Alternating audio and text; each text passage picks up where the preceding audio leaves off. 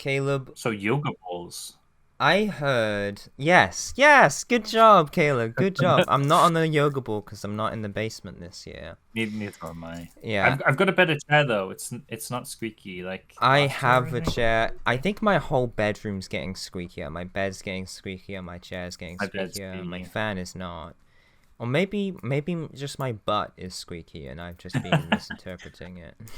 Oil the whole room up so nothing makes a noise. You just slip around We're, on the we're here, we're weekend. doing it. This is the 4th year running, baby. If this is your first time joining us, welcome. This year is going to be a bit shorter. I've taken notes, so hopefully I can be a bit more direct and less rambly. So, to do a little quick overview, S tiers are games that are strike above everything else, that really have an impact and feel special. For me, it's a game that I have few complaints with, and the complaints I do have are just overwhelmingly dismissed by the joy and the experience that it gives me. It usually means it's something unique also. If I go back and replay a game and just get the same good experience, I'm not going to put that down as an S as good as it is.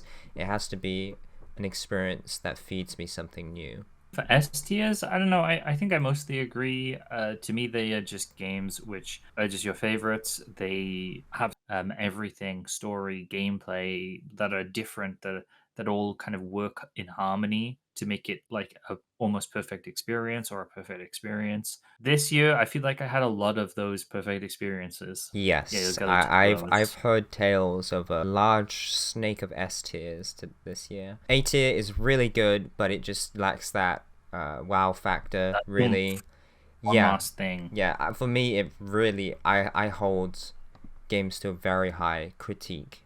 And if they pass it, then it goes to S tier. If it doesn't, if I have any hang-ups, it goes in A tier. B tier is solid. It's good.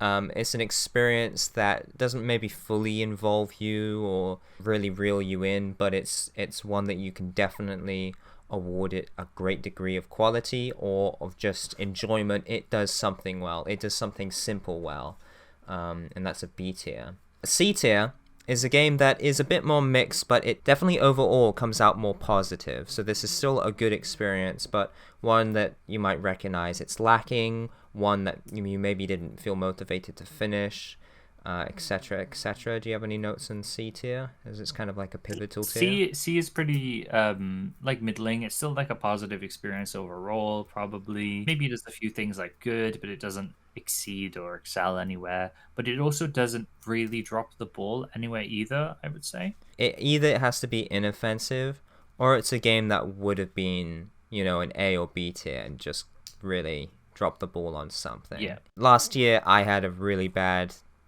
year for games. Most of mine were C tier. D tier is when we get into the disappointing area where it's very mixed. This is like a 5 out of 10 maybe.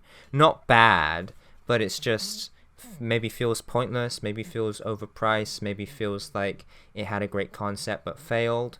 Moving down to E tier, these are bad games. These are bad experiences, whether something personal happened or whether it is just of abysmal quality, but it has some effort in it. It had a concept, it had some appeal, it did one or two mechanics in an interesting way. When we get to F tier, these are games that we have no respect for. Games we feel like should be taken down, that shouldn't be sold anymore, a la Silent Hill Homecoming, a The la Homecoming tier. Garfield Monkey Kart, Ball? Super Monkey Garfield Ball. Kart. Makes Yeah. you nauseous. If this game makes you physically sick, it's an F tier, sorry. If it's distasteful, it's an F tier. If it has pretty much no redeeming qualities or an overwhelming amount of negative, it's F tier. We wipe our hands clean of it and we get to shout about it on this show. This year, I don't have any F tiers. Last year, I think I had 5 of them, and that was miserable. So I've been Whoa. avoiding awful games like the plague. I'm a happy person now. Good. How did your year go overall in terms of Oh, right. gaming? Overall year. Just a quick sentence. Really good year. One of the best years I think ever for video games for me. Played a bunch of cool new stuff, not as much as I would like, but a lot of really good older Oh, stuff. good. I'm glad. My year went well. I told you I only had one S tier, and I think I've reconsidered. I definitely Okay. haven't had as many incredible games or experiences as you had, but compared to last year, where I think I only had one A tier, maybe two, this year's doing a lot better, and I don't have so many Fs and E tiers on my list. An improvement, to be sure. And we're just going to do a quick fire round of honorable mention. Okay, so for me, honorable mentions. First, Guilty Gear Strive, like always, has released a bunch of new characters this year, mainly including Abba, who I love to bits. She has an amazing song, probably the best in the game, and Guilty Gear has amazing songs. She has a really, really good like sub story, which I finished, and I love it to bits. And also, her gameplay is extremely fun. Lethal Company also got a ton of big updates this year with new interiors, new moons, tons of new items. It's been a blast to play that with friends all year round. The Long Dark also got a ton of updates this year, and I've gone back to it like usual, and I've had a ton of fun playing that, and even doing some of the challenge stuff, which I did with Freddie, which was a lot of fun to like stream together.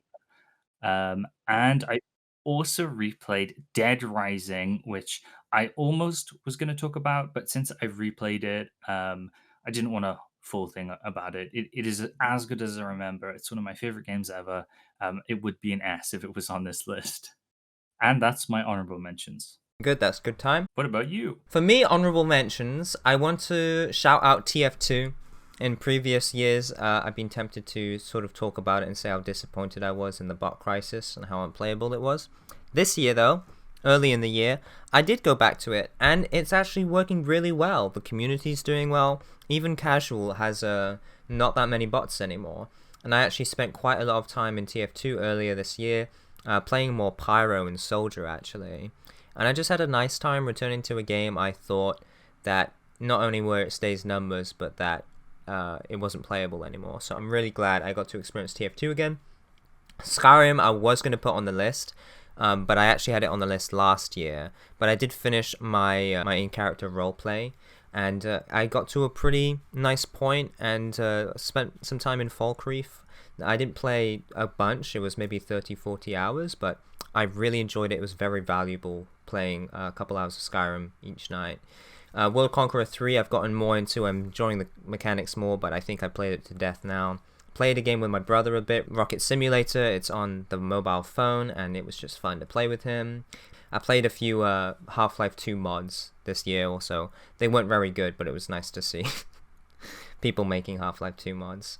And I was going to talk about Nier Automata, because I finished it again at the beginning of this year, but Caleb would be really angry at me if I bashed his favorite game. I decided to take that off the list just for the sake of you, Caleb. Thank you, I guess, unless that it's gonna sneakily come back. I have no idea. I just didn't want any F tiers on my list this year, so It's throwing shade. Let's make peace and not talk. Probably would have been maybe a B or C. Okay. But I just didn't think I had much interesting comments to make about it. Yeah. Okay. I have some more gripes this year. You have less. So for the bulk of the list, you will begin. Take it away. Okay. I'm gonna start with a game that came out this year. Actually, it's in early access, but most of the game is like fully playable. Harkens back to one of my best games from last year, Hades 2. So the sequel to Hades. Early access this year, it's had quite a few updates, and the core game is there, so I feel like this should count. Just like the first game, it has the same like congruity in its artwork, story, music, gameplay, like everything coming together to make this really perfect little game where everything feels perfect.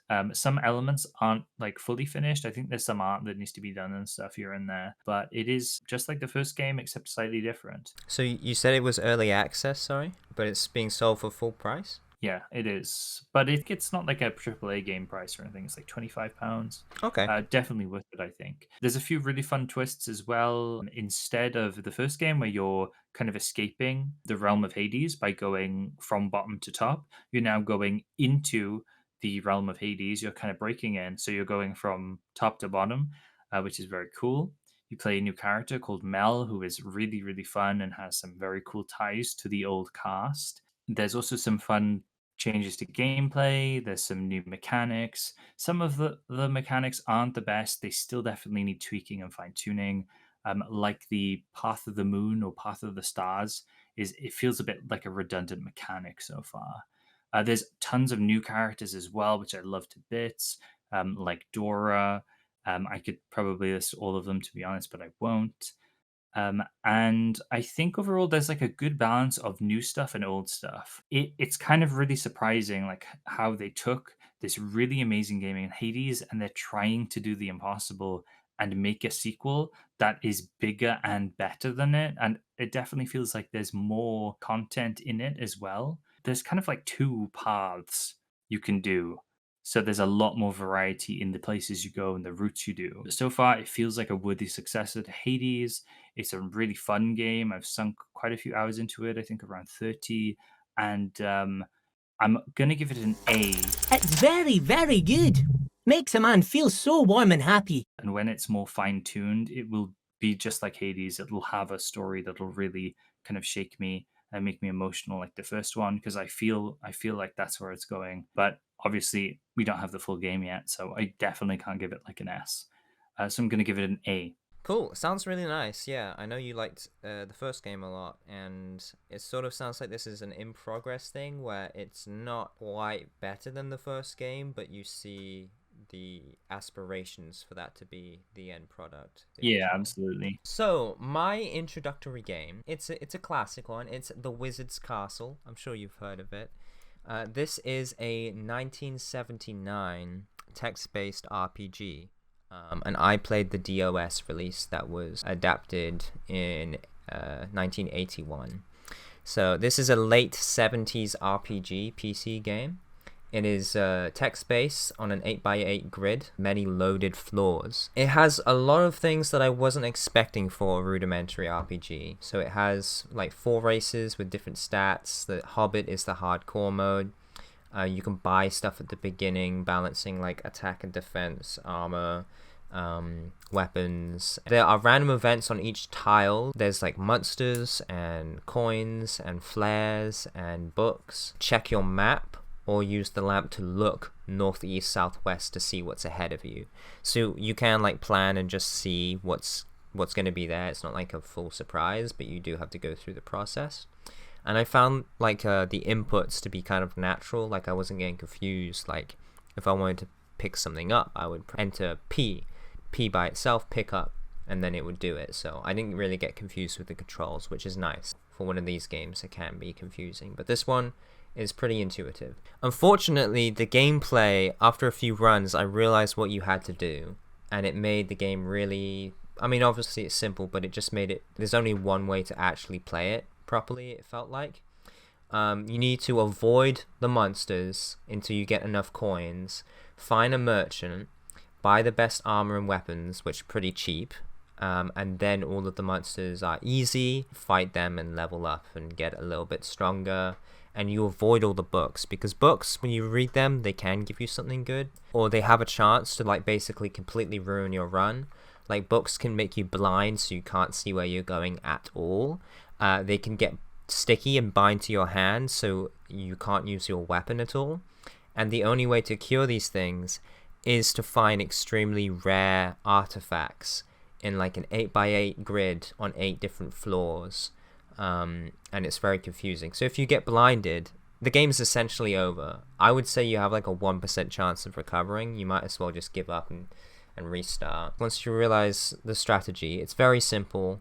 It probably takes about 40 minutes to get everything ready, and then you just need to go top to bottom to all the floors, and they're set. It doesn't get randomized or anything. You just thoroughly go through all the floors, and then you just need to find special items and then escape, essentially. So and that's literally the whole game. It's pretty interesting. There was some spells I didn't really get into, and for a 70s text RPG, it has its embellishments that I wouldn't expect, like rudimentary character building at the beginning. It even has like some references and minor humor. I didn't have the physical text book with me, like the guidebook, so I probably missed out on some personality. And that's surprising because it doesn't really have any new ideas. It just kind of does things by the books, like, and this is when people are just like trying to figure out how to do it. So I'm not like surprised it's generic. They have hobbits and elves and balrogs, minotaurs and wolves and magic crystals, but the experience still feels novel. It still has kind of it has its own touch, even 45 years later. and I enjoyed my time with it. I probably only played it for 3 or 4 hours, maybe a little bit more, but I played through it twice, and it was fun. The experience, it was the same strategy, it was slightly different, so it's not really made to be played over and over again. It's more like you figure out the strategy, you do it, maybe play it once a year or something. The game is almost twice my age, and I had some fun with it, so I have to respect the heck out of this game for being one of the first ones on the scene. Yet as an experience, it feels like there's only really one right way to play. Otherwise, it's really difficult, and you can get some unfair RNG. Like, it's just not worth doing anything RNG related, like reading the books. Yeah, and then once you get a good setup and get the best sword or whatever, it's basically just a grind to go through all the floors and find what you need to find. I'll give this game a C. Objectively, it was good for its time. The oldest game on my list, but this was more like a experience of seeing what RPGs were like back in the day. Yeah, that's probably going to be the oldest game we maybe cover ever. Like 79 is a long time back. That's a really interesting experience though, especially like text-based RPG, something so old. Yeah, I tried to do some research on different ones, because a lot of them are very similar, because basically since 78 through to like the mid 80s, people were trying to make them, like being inspired by the Lord of the Rings and stuff like that, and they were all kind of trying to take their own approach, all kind of covering very similar fantasy settings, but it really was just people figuring out how to make an interactive system using numbers and just text. There was several different translations of this game. Like I said, I played the DOS version, and some later versions had like some color and assets, but this one I played was just text, just black and white, but it was still nice. I still had some images in my head. Okay, so back to me. Yep. We are gonna do The Missing, J.J. Macfield and the Island of Memories, which came out in 2018, and I played it on the Switch. This is one of the first games I played in 2024. It was just like on my Switch for a while. I booted it up around New Year's, and it's a puzzle platformer game, which I usually do not like. The general premise is you play a girl called JJ who's on this island where she's gone camping with her best friend Emily, only for Emily to go missing, and now you have to find her. I think there's like a dedicated button to like call for Emily as well. It incorporates horror aspects into everything. It gets very psychological and surreal because you're gathering like fragmented bits of JJ's past. I think through collecting things, and also through a phone you have access to, where you'll get messages from your friends and family. And some of them are really weird, and they don't quite make sense until you get further and further into the game. How the horror elements like interact even more, though, is the puzzles throughout the game. A lot of them involve JJ dying in different ways to complete these puzzles. So for some of them, you'll need to like launch your body across an area, so you have to get hit by a wrecking ball. Or there's some where you have to get like bisected, so you're only a torso, so I think you can crawl under things. There's one where you have to set yourself on fire so you can burn through like roots and stuff. It's pretty brutal, and some of the voice work for JJ's character when this stuff happens is really good and quite disturbing. It's a really like mood game as well. I really like its vibes. It's very melancholic. And its general like messages and themes are really strong, especially towards the end. If you want a story about queer identity or gender identity, this is a really interesting one, I think. I won't go into any spoilers though. However, I did struggle with this game at points. I just think it's because I don't really like puzzle platformers that much. There were some parts I just had to attempt too many times, which I just didn't enjoy. But I think pretty much everything about this game is solid. Like the voice work, the graphics, the music, the general story on display is really strong. I have a C written down here because I think I didn't enjoy the actual gameplay experience as much. But if you like platformers, you might enjoy this a lot more than me. So I'm gonna give it a C. It's okay. I might not have been as disco, but at least I understand. I think that's JJ. If it sounds interesting, definitely have a look. It looks kind of interesting. I'm not really seeing much like gameplay when I'm looking it up. The gameplay is pretty basic, I think. It's a lot of like running around, climbing, doing puzzles and stuff. Cool. Back to you. Back to me. My next game is Starry Knight, which is a boss rush game essentially about Vincent van Gogh. And you play as Vincent van Gogh, and the bosses that you're fighting are characters from his paintings, and the arenas are his paintings. Every time you beat a boss, you gain an ability or buff for each win. Clearly, it's an interesting concept. Now, let's start with the bad stuff. The controls are laggy, and a big issue is the difficulty. There's easy, normal, and hard, and on normal they say this is the way the game is meant to be played, and I started on normal because I wanted to get the intended experience, and it was so difficult. I pursued through it, but eventually I had to switch it to easy, and even then I would struggle dozens of times against the same boss. And I didn't manage to beat the game because even on easy it was just too hard for me. And I think maybe the laggy controls add to that issue also. If the bosses were balanced well, that would help also, because some of them are really unfun and unfair, and it's a boss rush. There's nothing else aside from like some cutscenes in between. The layout of the controls are also a bit weird. Again, the input lag is what makes it feel awkward. But the good stuff is the progression of bosses is pretty wonderful. There's like this pseudo-narrative about following Vincent van Gogh's life loosely. There was this really unique fight with a sculpturer, and then you get this sequence kind of talking about Vincent deciding to become an artist, do a boss fight based on him like being afraid of women or something like that. And then the next fights, because he struggles as an artist and struggles to feed himself, to buy food and paint, and make any money. So the next boss fights are like poverty and starvation, and you fight in like a wheat field, which is important to him. How the gameplay actually works, it's very bare bones. It's just fight after fight, changing scenery, some text, and some minimal cutscenes. But it also acts as sort of like a biography of Van Gogh, which makes it maybe a bit confusing why the difficulty is so high. I get maybe it's supposed to show the struggle of his life, but at the same time, playing on easy, I shouldn't be getting frustrated and dying over and over again in like what seems to be a lovingly made biographical game about an artist. It just seems a little bit weird that it's so hard balanced. Uses characters like the Wheat Reaper from one of his paintings, and they come alive and fight you. It's pretty incredible, but the difficulty is the main thing I was concerned about, because I don't mind the controls not being great, but I wanted to experience the passion behind this project, but I just couldn't get through it because it was just too difficult for me. And I don't really understand why they tout the normal difficulty being like the way the game was meant to be played, as if it's like some super hardcore Ninja Gaiden, old Sega Genesis, whatever. And it's not just me, because if you look at the achievements on Steam, there's a very steep fall off, especially with the fights I struggled with.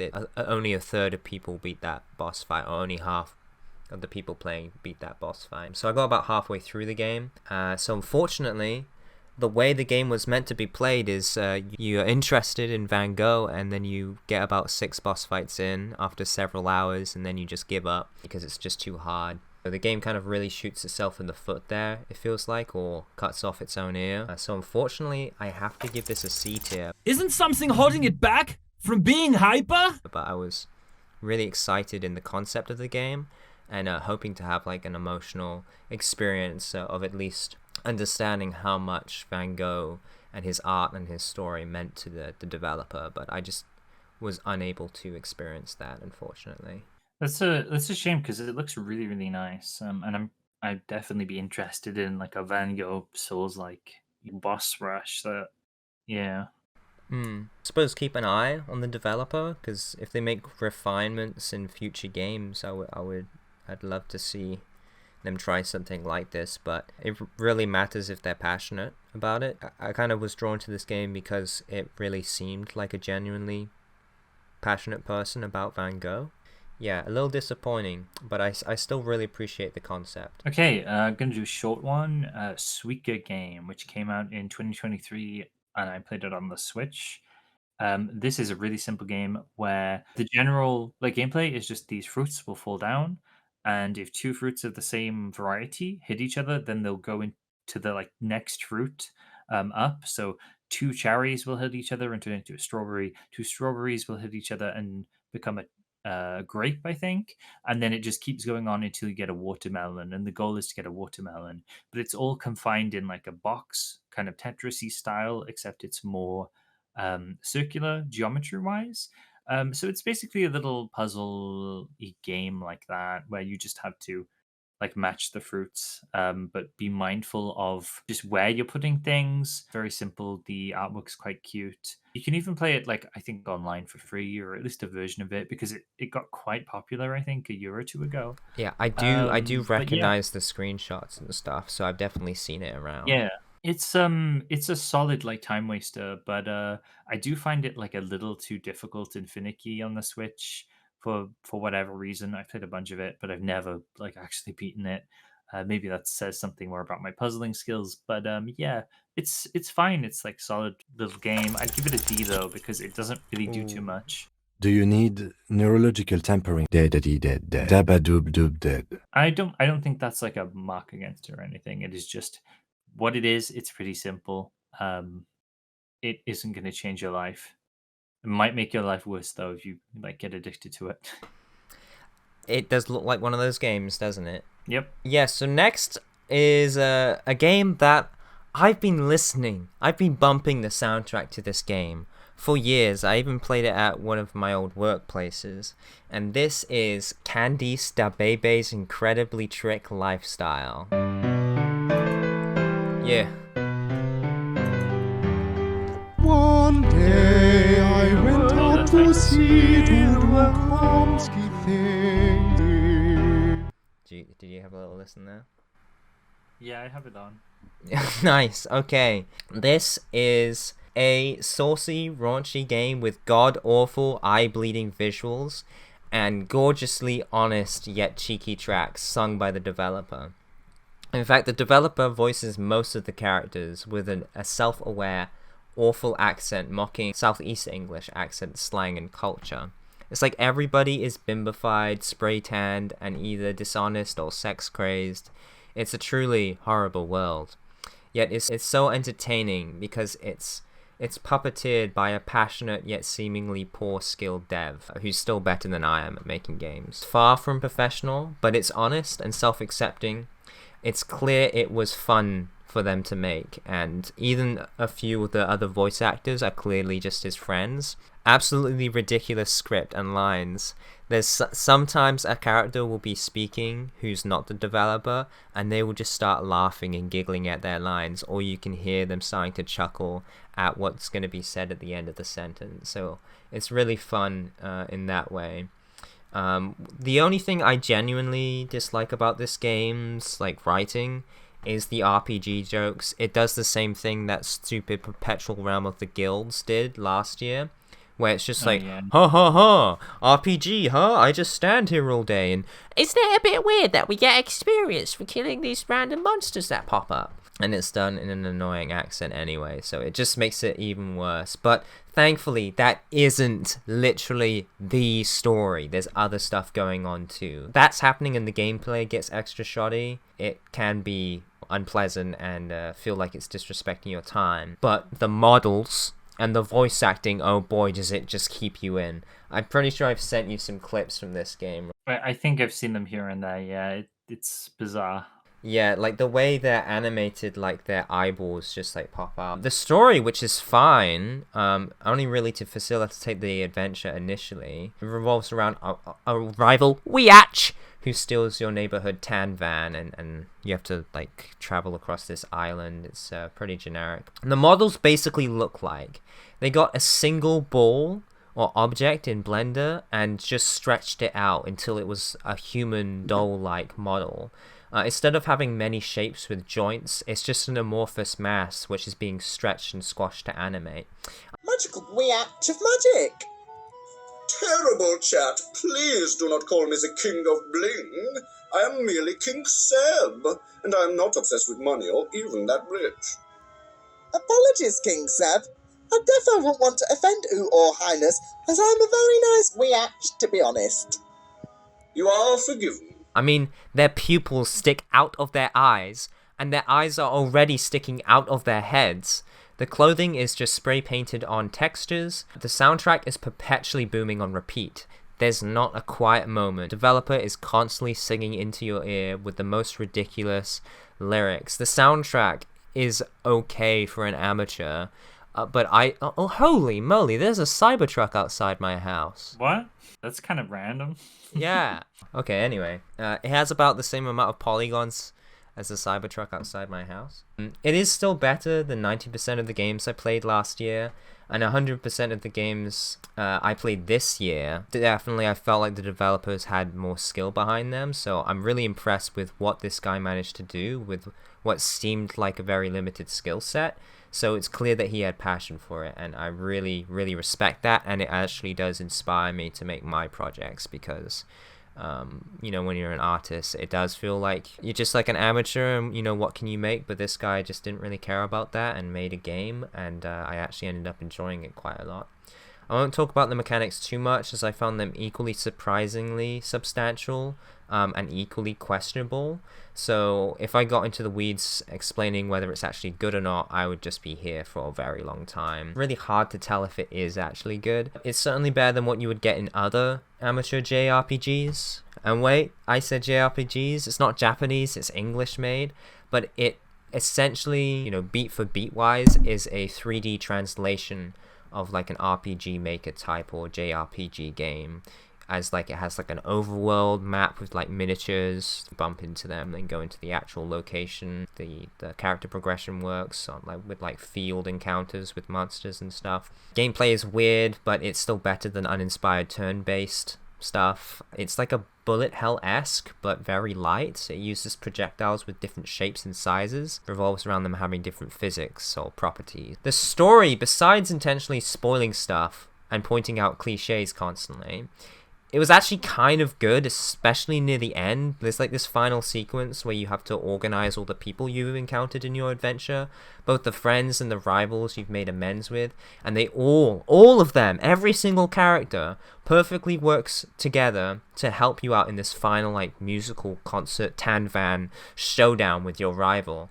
There's a plot twist that was really predictable and some drama, but they're totally aware and intentionally spoiled these predictable twists, and so they just ended up doing it in a really entertaining way. So there were some really funny moments there, even if it was very predictable.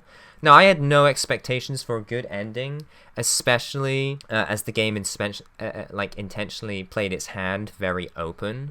I don't want to really draw comparisons to a game I'll be getting into, like Disco Elysium, but I do find it hilarious how I was disappointed by Disco Elysium's ending that I'll get into later, and this game surprisingly got me more than what I expected narratively and emotionally. It still wasn't quite as good as Disco Elysium, and Disco Elysium has such an incredible main body of its game, while this one just felt like very lowbrow filler, but the ending just really surprised me and actually put this game much higher in my books. Funny how grossly and poorly this game is made, yet the dev executes this ending with such skill and resourcefulness. So it was actually pretty darn captivating overall. Now, with its lowbrow humor and frequent sex jokes while keeping everything on-screen PG, I don't recommend it out of a sense of spiritual responsibility, but it also might just be because the songs are so stupid and catchy, and it's a bit embarrassing to be caught singing, "I had sex with a mermaid," or "I want to climb into your forest and see your lady goddess." The songs are just so catchy and they're constantly playing. So I don't know if I'd recommend it to everyone, but I would give it a very strong B, actually. Does this mean you're a very good game? Possibly. And there's also 3 sequels to this game, and Candice's design gets progressively more orange and deranged, so that's something. This is a very unique game, and I'm impressed with what the developer managed to do here. What do you think, Caleb? It sounds insane. From what I've seen, it looks like nightmarish, but I wouldn't have expected a kind of more positive review. What was the score, by the way? A B. B. Wow. Yeah, Okay. a pretty good B. I was definitely coming into it expecting to get fed up with it and not finish it. Yeah. And there was some sequences that were annoying, but I actually thought the gameplay was pretty alright, and it was a lot shorter than I expected to. It didn't waste my time. I felt like it actually used its characters pretty well, even if the characters weren't very great. So it was utilized well. Okay, I'm gonna do another B tier game, I guess, or a B tier game for me. Sure. Is Kingsfield 2 or Kingsfield JP2? So the Japanese Kingsfield 2, but Kingsfield 1 in the US. So this year I went back to play some old From Software games. Sorry, just to Kingsfield. jump in again, I actually also have this on my list, so I might make comments as you go and then speak about it a bit at the end. Sure. We can back and forth a bit. Yeah, I'll let you take the lead though. Yeah, so I originally played this this year. I wanted to go back and see what From Software had could kind of get done, and there'll be some other From Software games on this list / dungeon crawler games. Yes. Because that is a bit of a running theme. I also did play Kingsfield 3 or Kingsfield 2 US, but I won't be talking about that as much, or I'll only mention it here and there. Maybe at the end or something. But this is a dungeon exploration game. You go to this island called Melanet, and you're tasked with trying to find the Moonlight Sword to help defend or save the kingdom of Verdite. But inside the island of Melanet, there's all sorts of crazy creatures and people and traps, and you will die and die over and over again. Very much like its later brethren, Dark Souls and the Souls games, a game where you go in with no knowledge about anything really, about its mechanics, about its monsters, about its different weapons and how to use magic and etc. like that. And you gradually learn all of these things and just get better and better at the game to the point where you're just kind of owning everything. It's from 1995 as well, so it's pretty old and definitely looks old. It's a PS1 game. The environments are very polygonal, and some people do say they get very similar looking and mazy, but I think that is a feature and not a ill consideration. No, if that makes sense. I don't think it's too bad. getting I lost definitely I played is part this of in the it. summer, and I remember what the map is like. There's Yeah, some I bits where don't- it's like crossroads, and it's like, oh, which way goes where? But Yeah, it's a way to make the world feel larger, and not like Yeah. it's always just so easy. It's not like there's signposts everywhere so you can get to where you want to go quickly. It's like you have to feel it out and grow accustomed to it and take the wrong turn a few times. But it's not Yeah, that's actual the whole maze game. It's not like it's Wolfenstein 3D where everything looks the same. Parts of it do look the same, but there is definitely different areas and stuff all over. That's just a common criticism I've seen, but I also think that adds to it. Because stumbling through this dungeon, you should feel lost and afraid and be like, "Whoa, where does this way go?" It definitely nails that feeling and the anxiety of getting into a new area and you don't know what's going on. It's also very interconnected, which is one of my favorite things about this game. It's full of secret doors that link up to different areas, and it's really satisfying when you find one and you go back to an area you've been through before, because now you have Yes. a shortcut. You can quickly go through the game and bypass some of its annoying enemies or mechanics that are in there, like the rhombus key doors, which are interesting but frustrating. The castle was really cool when you make it to the castle, the Yeah. interior level. And graphically, it doesn't look that much like a castle, but somehow it feels like a castle. The music Yeah. changed, the guards, the room layouts. You know it's supposed to be a castle of some kind. And also I found the mines to be quite fun, because there were a lot of hidden doors there and confusing winding tunnels and stuff. So I enjoyed those interior dungeon areas a lot. Yeah, there's some really good ones. I think the beginning of the game is honestly amazing, because there's so many different directions you can actually go, and a lot of them do lead to dead ends. But it's like a playground of getting dropped in Firelink Shrine. You could go to the graveyard or the massive squid and die immediately, or you could find a probably correct kind of path and go that way. Well, I feel like the correct path is running into those tough enemies, because that's what the game wants you to do, so that you have plans in your mind how, when I find a better sword, when I buy a better shield, I can go back there. So I really do feel like that's part of the design. Yeah, Is yeah, having I just an area meant in mind that you way. want to go back to or you want to overcome. I think that's what it does exploration-wise, is like Firelink Shrine.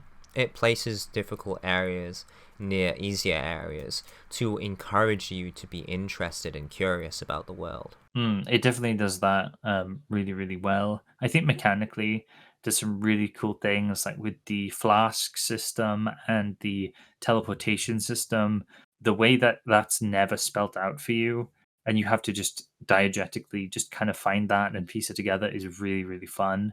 Yeah, like I have no idea what you're talking about Yeah. right now, but Yeah, I had cool stuff like finding the wizard in random rooms. Like it's not a set place he's gonna yeah. be. He just The turns up fortune teller. sometimes. Sometimes he'll turn up twice in the same room, but that's very rare. It happened to me once. The boss fights and ending portion are very interesting as well, and finding all the magic as well was very cool for me. I think the rhythm of combat is quite nice as well once you get the hang of it. It's a blast to just explore and find secrets and get better at this game, just like From Software's other games. And seeing the progression, I feel like you can really feel and see like elements which they've taken over their like decades and decades long run, which they're still using in their games today. Just a blast to play. I think everyone who likes Souls games should try out Kingsfield 2 especially. Quick mention about Kingsfield 3, because that's it kind of levels up visually. I think also tonally it levels up. It's a very oppressive game, and atmospheric wise, I think that atmosphere is more similar to some of the Souls games, but it's a lot more linear in its progression, which I didn't quite like as much. And I got about halfway, and I think I had a big crash and I lost some save data, so I ended up not finishing it. So this is more about Kingsfield 2. Do you have anything else to say about it though? Because it's on your list so as well. switching primarily to me, and this can take up my place in the list, and we can go back Sure. to you. I did not finish this game. I don't know how far I got, but I played for several hours, maybe like 12 hours or something. Explored a lot, and I hit a dead end. I had like some of the swan statues or crystals or whatever it was. Yeah, I am agreeing with pretty much everything you're saying. What I found the most fun was just how incredible the music was. Every single track was so cool and added so much personality to what otherwise is a very low polygon, just kind of different colored environments. But I think they use all of the assets. Like, I'm tempted to say like every polygon on screen is used well, because it's not like bare minimum. I mean, there's some complexity to objects and enemies, but it all just feels so intentional and purposeful, and it feels like the developers had a wistful idea of what they wanted, which is interesting because this game feels kind of aimless. It feels really like you're exploring, really finding your way through. I love that there were characters who just lived there. It felt less apocalyptic or post-apocalyptic than Dark Souls, and more kind of mysterious fantasy, but it still has this strange atmosphere, and the atmosphere was what I liked the most about it. I certainly appreciate stuff like the leveling up, the enemies, the movement, the combat, the spell system, finding items and figuring out stuff I thought were special items ended up just being like healing crystals or whatever. But it was the atmosphere that I loved, the music, the sound, the visuals, everything, and just exploring. It was just so refreshing. I also played another FromSoft game this year, and I played it in conjunction with Kingsfield, and it was just so refreshing. And although I didn't finish it, I got the experience out that I wanted from it, and I just really, really, really enjoyed this game. I personally would give it a B, definitely, even though I didn't finish Same it. with me then. Ah, yes. What class you said. Hell yeah. I'm glad to hear that. For a game of its time, and considering what I've heard about it, whenever I look at a YouTube video of Kingsfield, they're always very apologetic, like, oh, I recommend trying out this game. I know the controls are difficult or like really hard to figure out sometimes, or awkward. I didn't find that the case. I thought it actually controlled really smoothly, like moving the camera around. Obviously, it was back in the day where controls weren't standardized, but I think like figuring out the controls didn't take too long, and it was just like the environment. You just have to take a little bit of effort to figure it out. and then it's smooth sailing. And so a lot of the complaints and hang-ups that I hear people have about the Kingsfield, I didn't have at all. I really enjoyed the visuals and the controls and everything. I think the visual one is definitely. I think the visuals are great. They're like obviously polygonal, whatever. The controls, though, I think is a lot more valid a complaint. I remember having a bit of. It depends like how you set them, really. I think I had yeah. trouble at the very beginning, and then gradually I got used to them. And I think once you're used to them, they're fine. But that won't be everyone's experience. Yeah, I had I had a different kind of control scheme to you, I think, where when I attacked, my attack button was also binded to my camera. I actually kind of liked, because it made me have to like rest on my camera more, and it made the swings feel more impactful, because when I would attack, my camera would look down, so I'd have to constantly be like popping my head back up to keep my enemy in view. And then when I would swing downwards, or like with a charged attack, it was like I was leaning forwards into the attack because I was looking down on each swing. Weirdly, that little quirk I actually enjoyed. Okay, that sounds really annoying for sure. No, I liked it though. And it's all about movement and positioning anyway, so just having to also position my camera, it wasn't like out of the question in terms of gameplay philosophy. Respect on you, Kingsfield, and I'm going to pass it back to you because you have more on the list. Massive respect to Kingsfield, and I'm just going to go straight into a follow-up, basically. I'm going to talk about Shadow Tower, which is a 1998 PlayStation 1 game. And Shadow Tower is the same type of game. It is a dungeon crawler, but it isn't a Kingsfield game. It might be, I think, other than Echo Knight, their first step outside of Kingsfield and Armored Core. But it is very interesting, like how different it is from Kingsfield. You just wake up one day. Are you playing Kingsfield music? Me? I'm not playing anything. No, I thought I heard Kingsfield music playing. Okay, Shadow Tower. When you start the game, you wake up in the Shadow Tower. There is a way forward and there is a way back. If you try to go backwards, rubble blocks your path. So you have to go forwards. And in the tower, you can look up and you can look down, and it just keeps going like forever and ever. The only way, though, is to go through these doors, which lead to different worlds, which are all different areas. There's like Earth World, Human World, Beast World, Fire World, etc. There's quite a few of them.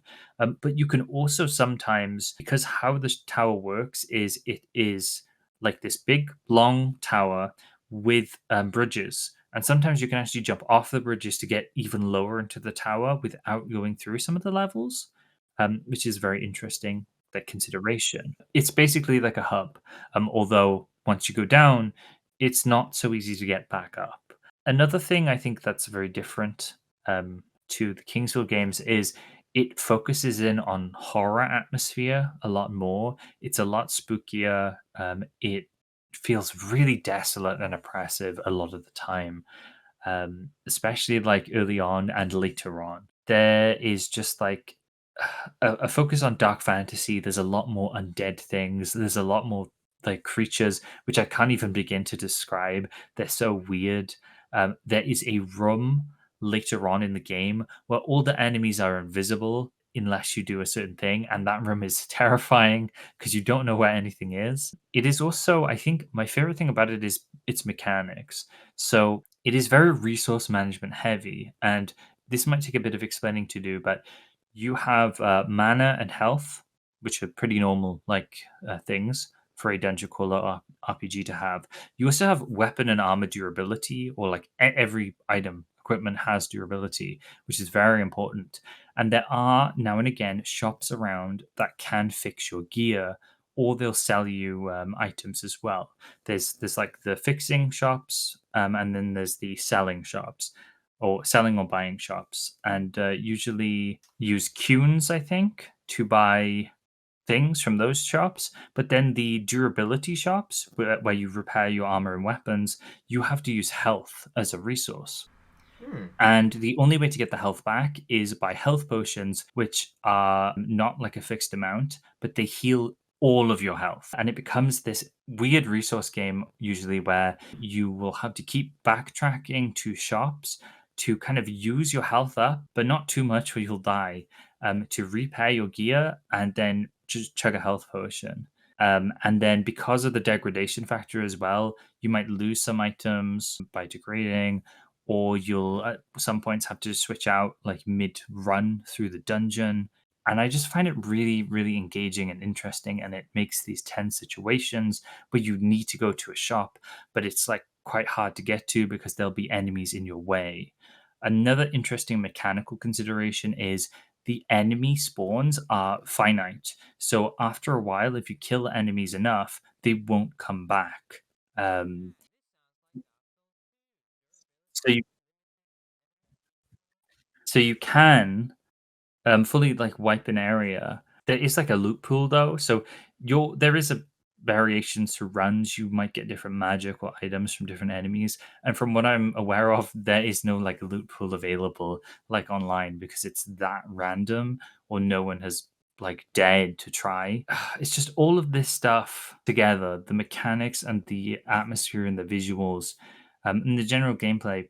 It makes this really obtuse game initially, which feels very puzzling and weird, and you're going through all of these different worlds, and gradually like you're figuring everything out, but then you're descending deeper into these crazier worlds, and it just gets like even more bizarre again. But eventually you'll learn about ways to go back up to the previous floors, and you start like running the game differently, so it kind of becomes roguelike-y in a way, which I really enjoyed.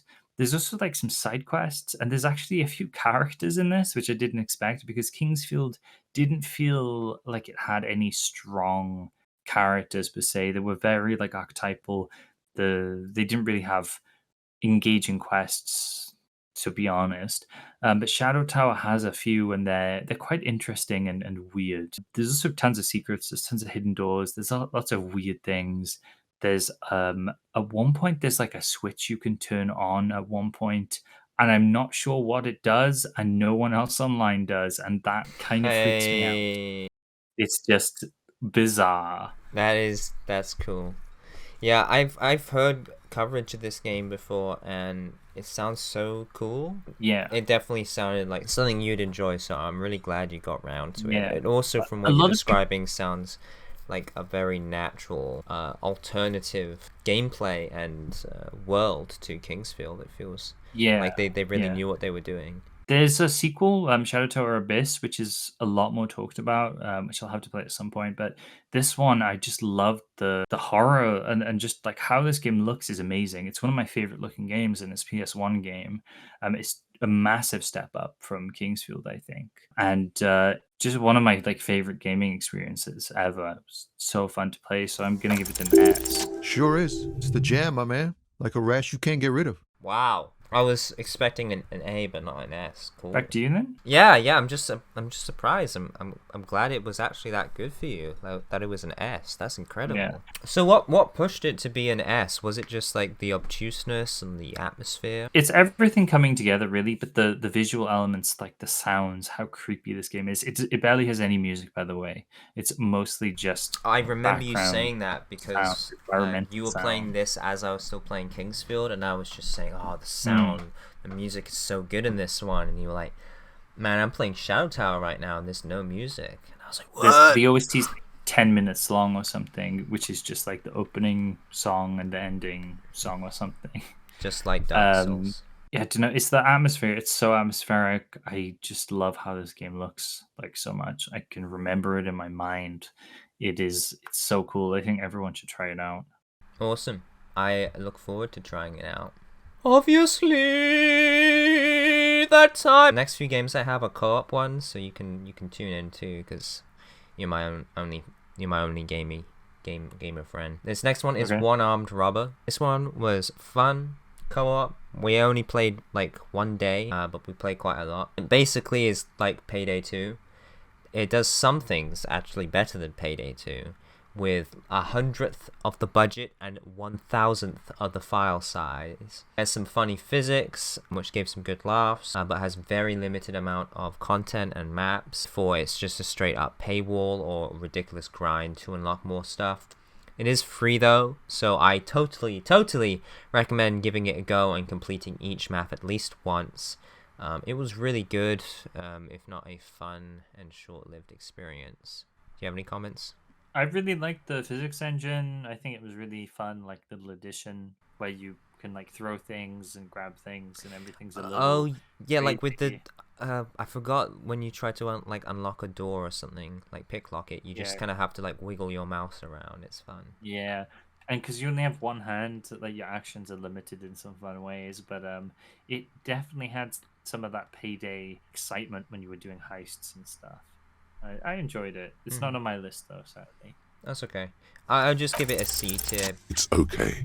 That wasn't so bad. See? because it is limited in terms of content. But again, I recommend it. It's free, and it'll only take you maybe 3 or 4 hours to blast through with a friend and have a short burst of fun for no cost. Okay, keeping with the dungeon crawler theme, we're going to talk about Lunacid, which came out not this year's Halloween, last year's Halloween in 2023. So it's still a pretty new game. It's basically the game that started my fascination with the dungeon crawlers and made me want to play Kingsfield. It's really beautiful. It takes like the aesthetics in Shadow Tower and Kingsfield.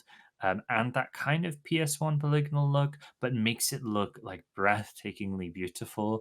There's so many amazing places in the Lunacid which look just really cool. The caves look great. The crypts look great. There is a whole sea of blood as one area, which I love to bits. It looks amazing. I love blood. It elevates a lot of Kingsfield ideas in some senses, but also modernizes it so it's easier to play, which I really like. It's just slightly clearer. It still keeps that dungeony kind of exploration feel, though, so you're still going to get lost. You're still going to die a ton, but I don't know. I guess the interfaces, just the way the game is paced, it feels a bit more. I don't know if diegetic's the right word, but it's just easier to approach. Musically as well, this game is phenomenal. I love so many of the tracks in this. Absolute bangers like the library theme, which is so cool. I think that one's done by Thor High Heels, who's a really cool YouTuber as well. It also has a slightly like interconnected map, not as much as like Kingsfield 2, but there's some cool like secret side areas. There's some cool connections between areas. There is some horror vibes. Some parts of this game feel more Kingsfieldy, more fantasy. Other parts feel a lot more Shadow Towery. They are creepy. They're really weird. The end game gets especially weird in parts. There's also 5 endings to Oh this game, wow. all of which are interesting.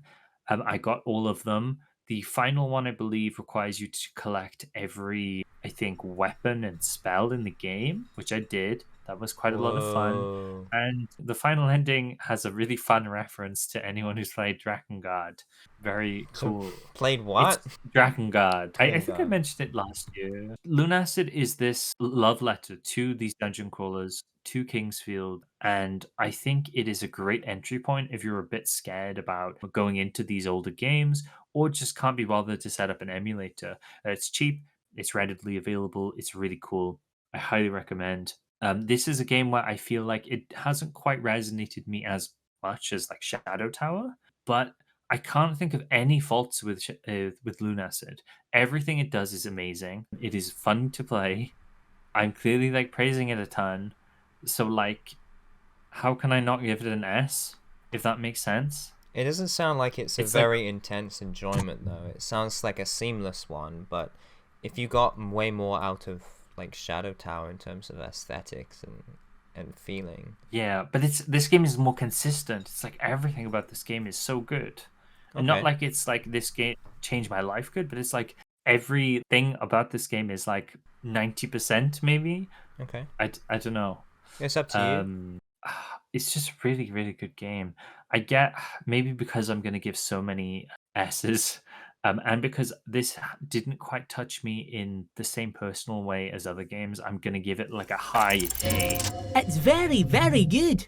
Makes a man feel so warm and happy. Okay. But just know, like this is like right on the edge. I'm like, is this an S? Is this an A? It's a really good game, regardless. Yeah, well, considering That's you Lunacid. finished it 5 times and stuff, it sounds like it was a very well-rounded experience that really motivated you to explore it. So yeah, high A definitely feels very worthy. It wasn't like 5 separate playthroughs, but more like The I ending. think you can replay after the save. I don't know, but I definitely put the extra effort in to like get everything out of it I could. Yeah, sounds which I don't usually do. Really good.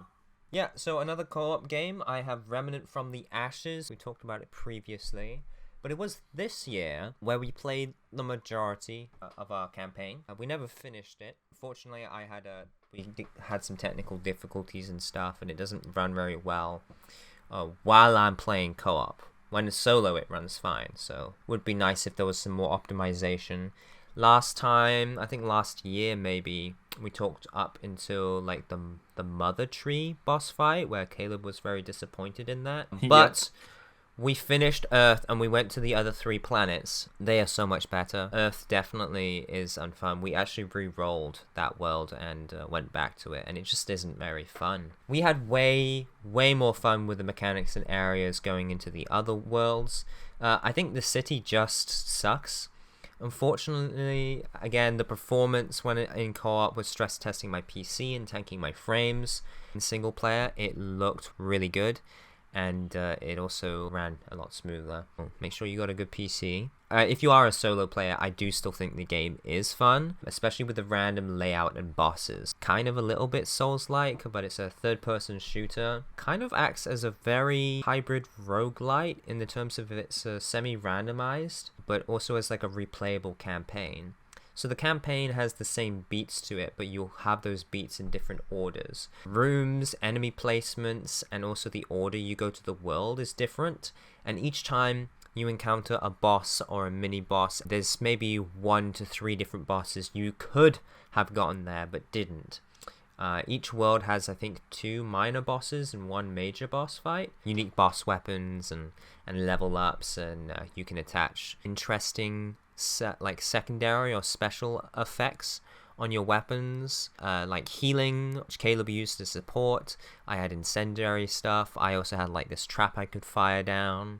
You also used sniper a lot. You were pretty good at that. Oh yeah, I focused in on sniping. Yeah.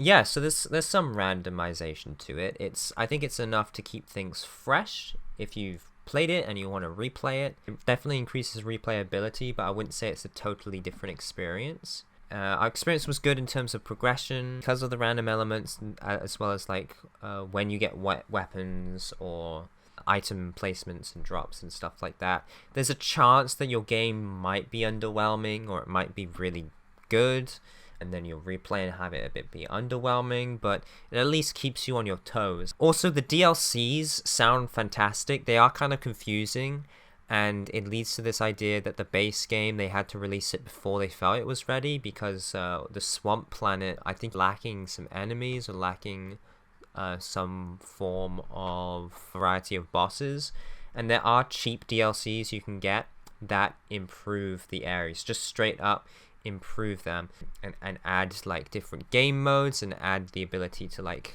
get crystals with challenge modes, which can earn you cosmetic items, which I think is a nice way of doing it. The DLC tends to be pretty cheap, so if you've played this game and you enjoy it and want to replay it again, I think the DLC is a no-brainer. Personally, we didn't get it because we never finished our first playthrough, but we really enjoyed the time that we had with it. And it definitely surprised me in some ways. I think Caleb can probably attest to how surprisingly fun this game was once we got off to the Earth level. We talked about it last year. I think I was pretty negative on it. I don't think it's like the best game ever made. I think we definitely hit into some of the worst designed bosses and enemies, because there are bad bosses, there are bad enemies, but there's also some good ones. There's some good stuff in there. The background to me is still not great, like the story and everything, but the gameplay got so much better after we like booted up the next session. The new worlds are a lot of fun. Some of the bosses we had to fight were really cool, like the bridge boss with the 2, was it like flying? Oh yeah, things? that one was so intense. We were like communicating and calling out to each other.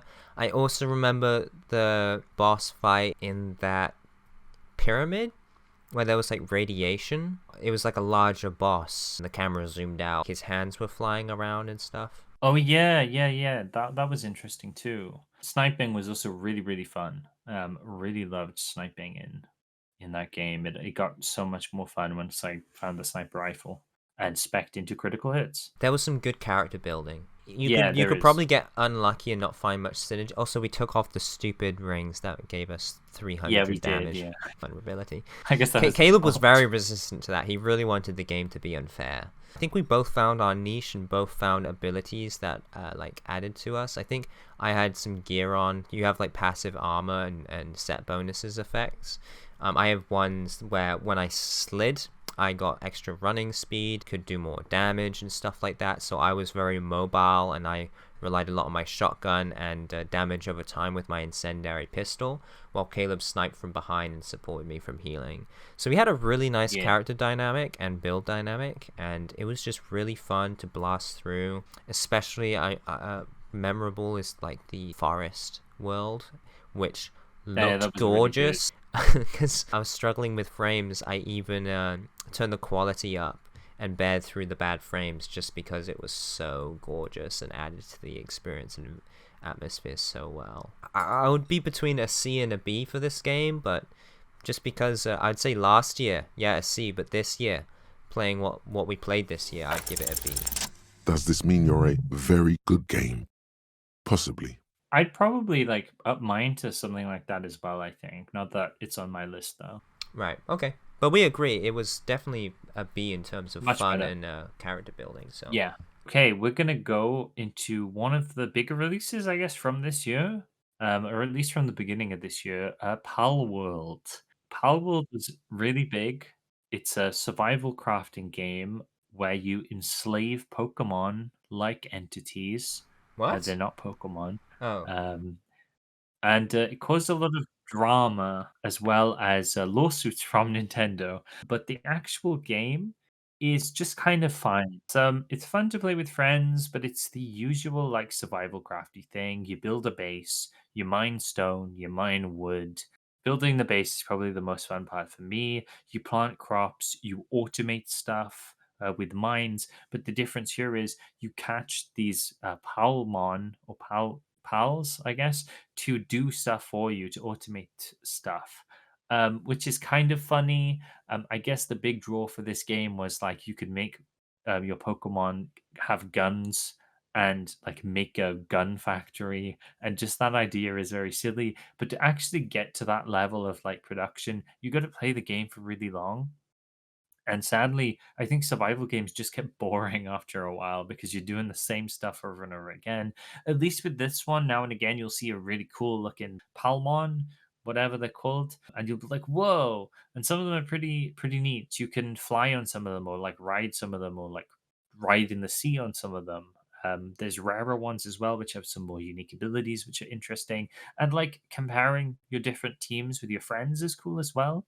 There's a battle element too, where you can go to these towers to fight these trainers, I guess. But we never really did much of that stuff. We just kind of made our base, caught some Pokemon for a while. When he but says eventually it's not me. I've not played this game. No, not Freddy. A few other friends. This game came out in January. Last time I played this game was in like January 26. I have not played it again. I have no desire to play it again. Interesting idea, but just like all the other survival like crafty games, it just becomes boring to me. So with that, I think I'd give it a D. And they sort of screwed it up like they always do. I don't think it does anything really else too interesting. Like it was kind of fun for a while with friends, but also a lot of the time was kind of boring. It was just mining stone and wood. In retrospect, I don't think visually it even looks that great. It doesn't have any good music or anything either. The designs sometimes are okay for the pals, and sometimes they're borderline ripoffs of Pokemon. They're not that creative. Yeah, I've actually heard a lot of very positive stuff about it. In terms of the lawsuit, it was kind of interesting because Nintendo filed for patent infringement. Yeah. Which is a really weird, unexpected angle for them to take legally. I got my entertainment out of that without having to play the game. So I'm surprised you rated it so low, but I understand what you're saying in terms of it. It's kind of I had the same problems with Ark Survival Evolved, and it basically looks like Ark Survival Evolved mixed with Sonic Frontiers, and that doesn't sound like a great mixture.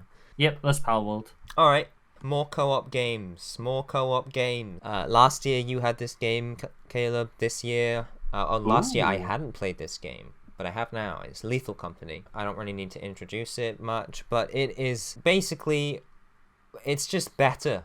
It's just better. The Phasmophobia. It's the same thing, but it's just infinitely better. Much more thoughtfully made and runs better. It's got better humor, better performance, better aesthetics, better sound. It's more immersive, it's spookier, and it's far, far, far more fun. And the lighting doesn't suck. Not a game I would binge, but it's really fun to play now and again. Me and Caleb have played this a lot. I've noticed, Caleb, you actually play this in very long sessions with other people, unless you're playing with alone. No, I play with other people. Yeah, I think 2 to 4 is probably the sweet spot. Probably 3 is the sweet spot, but I've been perfectly content with just playing with you and me. Like, what do you feel? Do you feel like it's more it gets beneficial? better with more people. It does. It's more fun with the full group of 4, I think. Although you get slightly different vibes with different amounts of people. Maybe you should invite me. Yeah, sure. I don't have much unique to say about it. I don't really know the game super well, but I have fun with it and I like it. Hanging out with me and my superior Klebe, the boss. He taught me on the job. Yeah. A lot of little quirks and details with how the AI works. So it's just good. It's just good. Has a crunchy visual style. It's nice. I'm not really dug too much into it either. So it continues to be updated, but I do kind of wish there was a bit more variety aesthetically.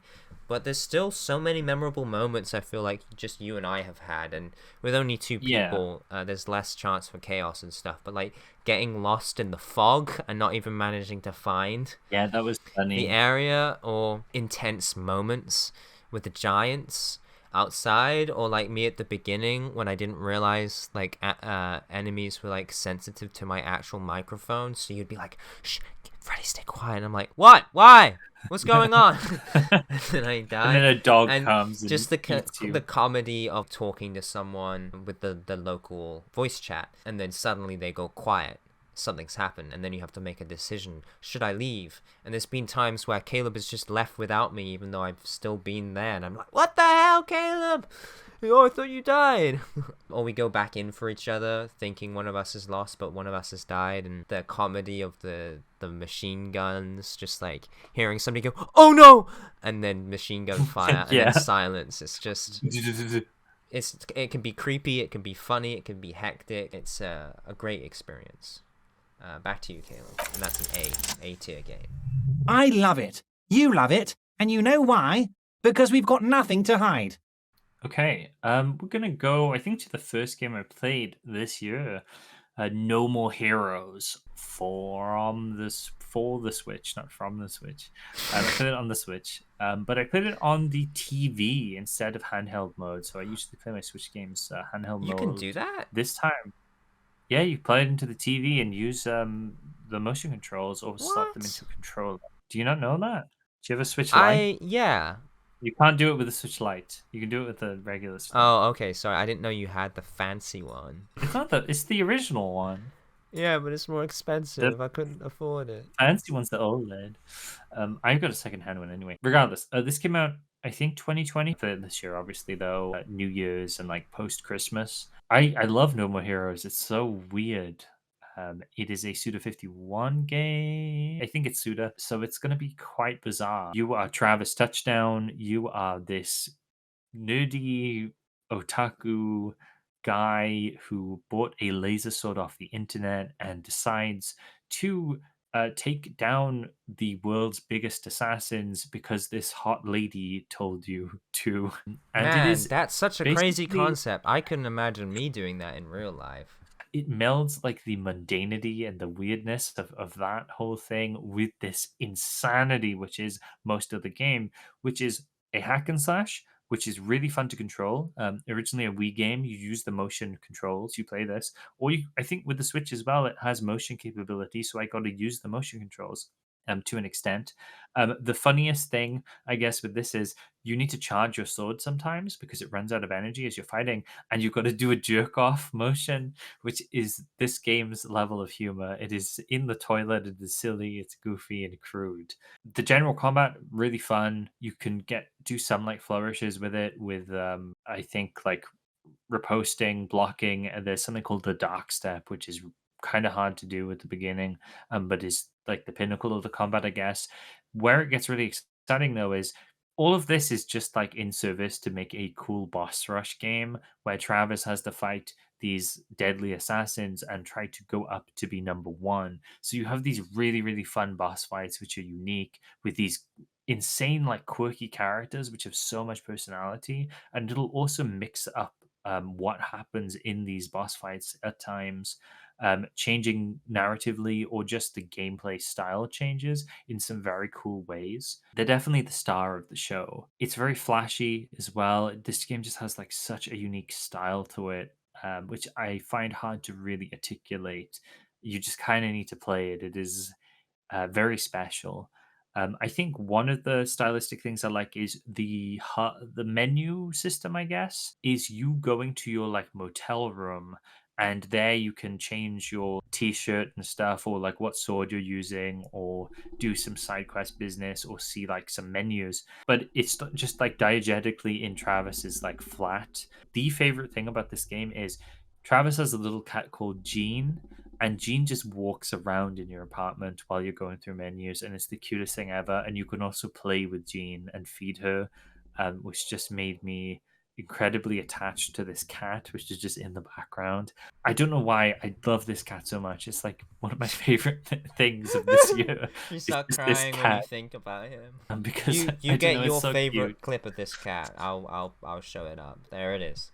I'll try to find it. Okay. There is some slightly unfun stuff though in No More Heroes.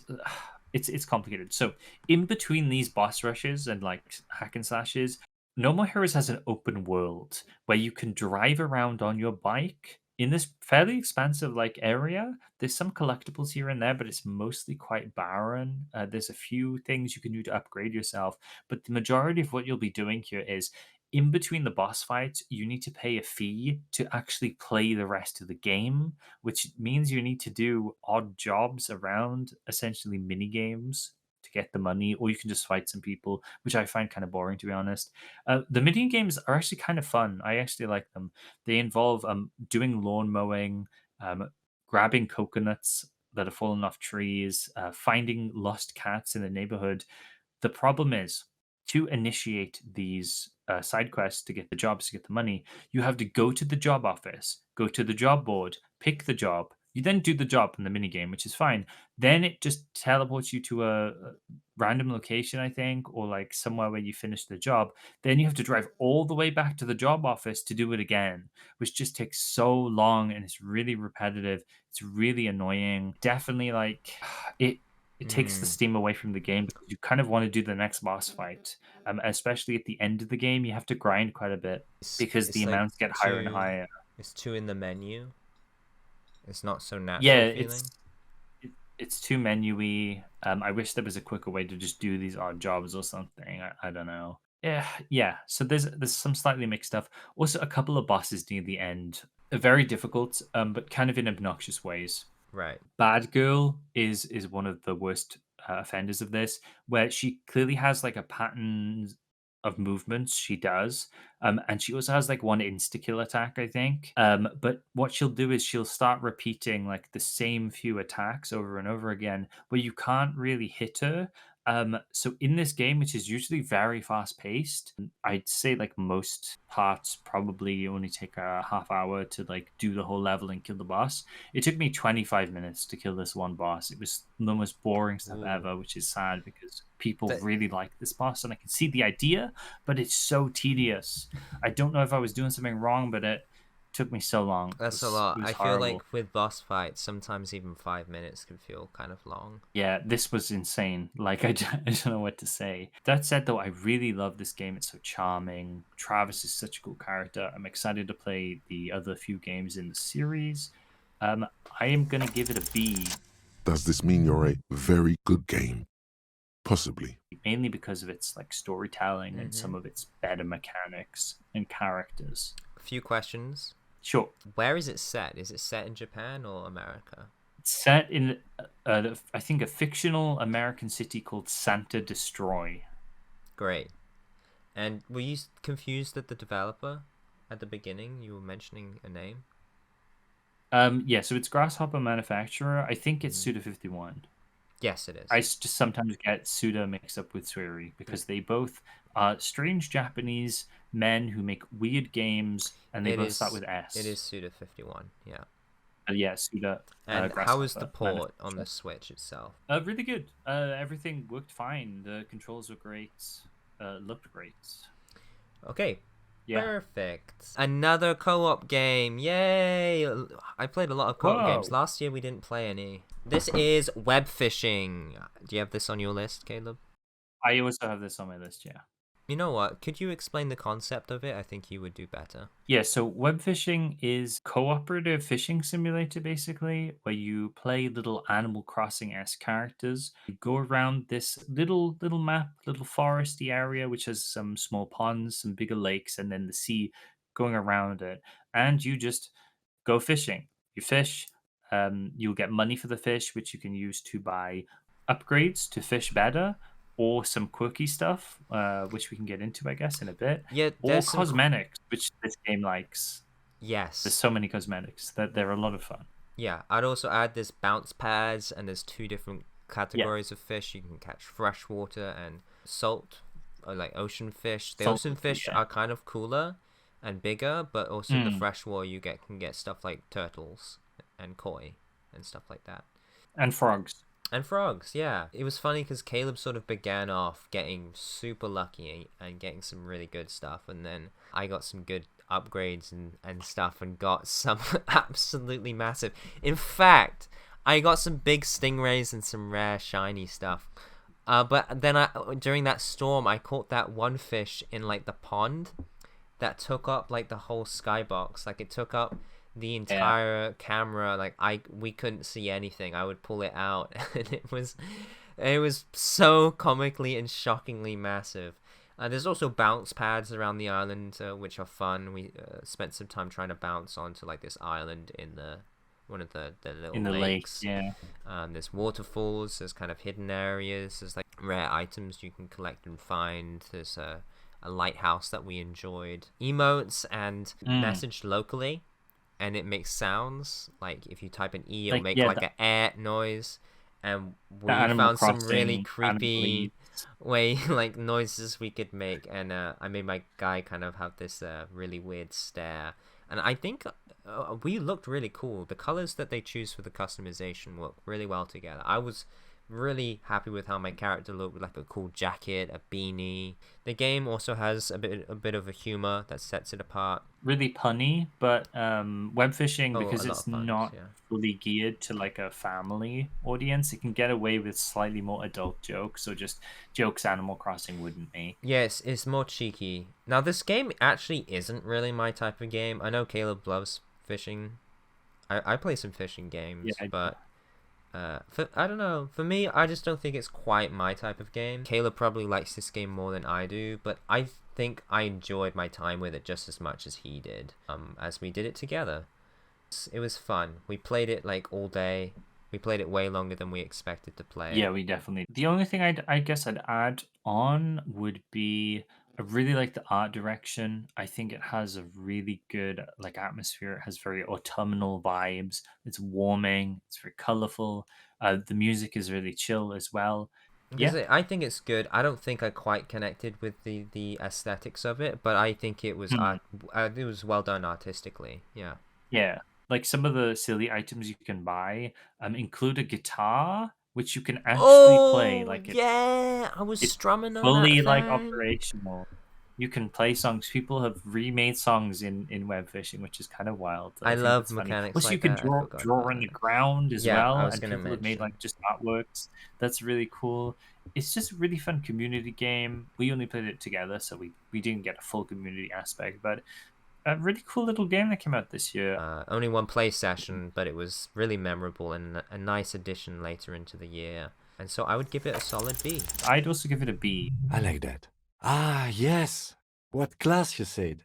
Very good. Mentioning the drawing and the guitar I forgot about. Yeah, I really like Yeah. that. I think those are very enriching aspects of the game that encourage you to be creative. So an even stronger B than I just said. Gotta do a demo. Gotta do a demo. Yeah. This year we have demo. This year we have Labyrinth of the Demon King, which I've been looking forward to for quite a long time, like a couple of years, I feel. This is a dungeon crawler. Caleb, is that all you game, played this kind of. year? I played co-op and you played dungeon It's crawler. But what it does is it melds a dungeon crawler with even more horror aspects than Shadow Oh my Tower. This one really takes influence, I feel, from games like Silent Hill, from games like Kuon and Fatal Frame. It is a kind of dark fantasy set in feudal Japan, and it has a lot of these. What's Fiddle Frame? Fiddle Frame? What's Fiddle? Did I say Fiddle Frame? Fatal Frame! Fatal Frame. I was like, Project Zero. I'm pretty sure you said Fiddle Frame, and I was like fiddling, like Maybe my fiddling with accent. something. I don't No, know. yeah, Fiddle, Fatal Frame. Don't. I like look up Fatal. Frame. Don't look up That's Fiddle. a Actually, I looked that's a up dark Fiddle Frame, game. and it. What is it? Ah, yeah, like a framed fiddle. Yeah, go Okay. on, look up Fiddle Frame. Go on, sorry. This is like big horror elements. It has that PS1 aesthetic where it's kind of gritty, polygonal, but it is like artistically extremely gritty. I just get the feeling of rust and dirt and decay when I play this game, especially in the interior dungeon areas. It is really creepy. Some of the creatures in this are extremely panic-inducing and spooky. There's a part where you have to go through a cave, which kind of upset me. And there's a part where you'll read like notes people have left, and they will allude to things that are coming, and it makes you incredibly uneasy. Is this in-game or I- is this multiplayer, like Dark Souls? It's notes, a something like that? it's a solo game. Like it's like something like yokai around. If you do this certain thing, something Okay. will happen. So it's and then you'll in-world provoke messages. to do that sort of thing. In-world messages, yeah. Okay. Just really cool like art direction, really cool atmosphere to this. It's incredibly creepy. There definitely is some things that need to be tweaked. There was some tiny enemies, rats or bugs, that are really, really hard to hit, and they poison you, and poison in this game is no joke, and the poison antidote consumables are really, really expensive for some reason. That feels like an issue, which I think I message the devs about it or something to just put my feedback in there. The UI as well and the sounds definitely take me back to these old PS1, PS2 horror games, which I really, really love. And after playing, I'm really excited for this one. I love dungeon crawlers even more now. I love my older horror games, so this is something like straight up my alley. And if the demo is available, it might be worth checking it out.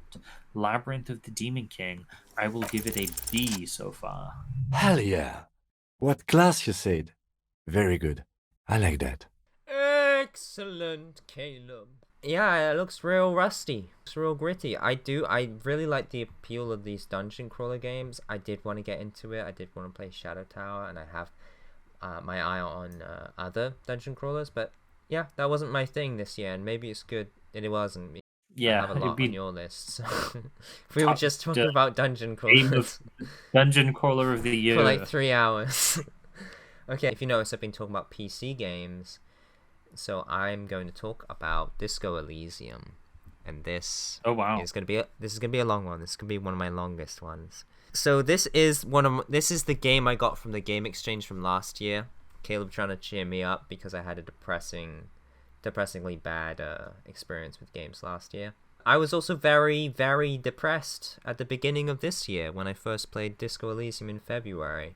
I've had a lot of heartbreaks this year, and so I was had a really great first experience with this game because it is about a heartbroken character who is I guess I'll be talking a little bit about suicide and drugs or mentioning them, but he begins the game and you get a good idea of how like down in the dumps he is, and the more you go in the game you realize that he's lost his badge, that he's a policeman, by the way. A realistic, fictional, and highly politically formed world, filled with unsavory and complex, yet very human characters. all of whom who have secrets which might be relevant or irrelevant to the mystery. And the big mystery is this man who has been hanged, connected to a mercenary group and this union and some people demanding work. There's like this whole blockade, very, very big like socio-economic political stuff going on. You're caught in the middle of it in a unsavory part of town in Revachol in Martinez. The area that you're in is a lot of people. There's a lot of French linguistics, a lot of terminology deriving from Romantic languages. And your character, like, he's lost his badge, he's lost his gun, he's crashed his car. You find out more about him, about like deeply embarrassing stuff that he's been doing for the last week, which you don't know because you take control as he wakes up from a drug-induced coma where he has amnesia. And Caleb talked about this game a lot a few years ago, I think in 2021. It was our first one, I think. Yeah. So he talks about how well the amnesia is used in this game. And it was just very comforting for me to be with this character who I didn't know the name of. And oh boy, I mean, the character portraits are worth the price of admission. There's some great art in this game. There's a fully voiced 350,000 lines of dialogue, which are written well and voiced well in this game. For reference, Skyrim has 60,000 lines of dialogue. That's 60,000 lines in Skyrim of voiced dialogue compared to 350,000. There's so much effort and love and passion and talent put into this game. This is Caleb's favorite game, and oh boy, do I not blame him. This game is, again, the one I got from the Game Exchange to console me, and indeed, it was better than anything I played last year. And yes, that means it's better than Skyrim, it's better than Armored Core 6, it's better than Swan Song. But those are all B-tier games for me, and my only A-tier game last year was Mass Effect. I love Mass Effect despite its flaws. And is this game better than Mass Effect? Well, let's talk about it. I went into this game with extremely high expectations, but not without good reason, as I've heard nothing but the highest praise for this game from many people I respect the opinion and tastes of when it comes to games. Caleb, my best buddy, it's his very, very favorite game that touched him and moved him to tears. And when I was just completely on board with this game, on board with the themes it was using, on board with the characters, on board with the gameplay, and on board for this game to be really good. So I had high expectations, which is unusual for me. I was very touched by the main character, who was at the lowest point in his life, as I've mentioned. He's up there with me, with Arthur Morgan, Bradley Armstrong, the Butcher of Blaviken, Geralt of Rivia, in the Hall of Fame of my favorite characters of all time, which happen to all be middle-aged men with emotional crises. His partner, Kim. He is one of the sweetest, sternest, and most lovingly accepting character whom is impossible not to love and be fond of. Kim is your lieutenant, he's your partner, not in crime, but in solving the mystery of the murder of the hanged man. The first day and night was so good, so good! For me, I played picking like dialogue where I was just honest, I was apologetic. When people ask me, like, I think one of the first things I did is I went downstairs in the motel I was staying at. There's like an old lady, and I don't talk to Kim. I don't tell Kim, oh, hey, I can't remember anything. I just let Kim listen into a conversation I have with this old woman, and I'm like, I don't remember anything. I don't remember a thing. Where am I? You know, what is this? I'm having trouble with understanding what currency is. I don't know what country I'm in. And Kim just watches without judging and makes his own judgment, which you get at the end of the game, which is a nice moment. I was honestly owning up to this bottomless self-pity while my character was doing their best to get started on this murder mystery. And what a brilliant mystery it was. The first night, I felt so proud of Harry, which is his name, for getting through the day. Continue to discover just how low things have gone for him, and the memories you've lost, past relationships, important documents and notes that you've taken, even your bloody car. But at the end of the day, you go to sleep, you have this haunting and emotional dream with really powerful imagery that moved me a lot, and you wake up feeling more miserable and hungover than the first day. and it just feels like this weight that it wasn't easy to shrug off the hangover. That not only like your first day and I stayed clean and everything, like, oh, now things are going to be better, and Kim's saying like, we really need to get working on this mystery, there's so much to do, but you wake up just feeling worse, and so it just raises the stakes for Harry to try and fight and regain his life and understand what's going on and do the right thing and make himself a new person, which really resonates with what happened to me personally this year. This game is 90% conversations. It has a handful of mechanics along with quality writing and voice acting, and it was an incredibly entertaining 40 hours.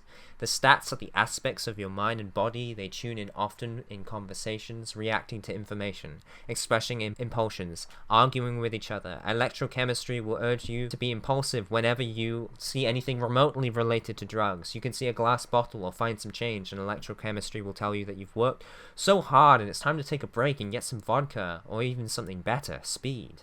Empathy will let you relate to others, notice small emotional details and underlying issues. This can also get you connected with characters and learn info. But if you have really high empathy, if you like have a lot in that stat, maybe you'll believe when you're being emotionally manipulated.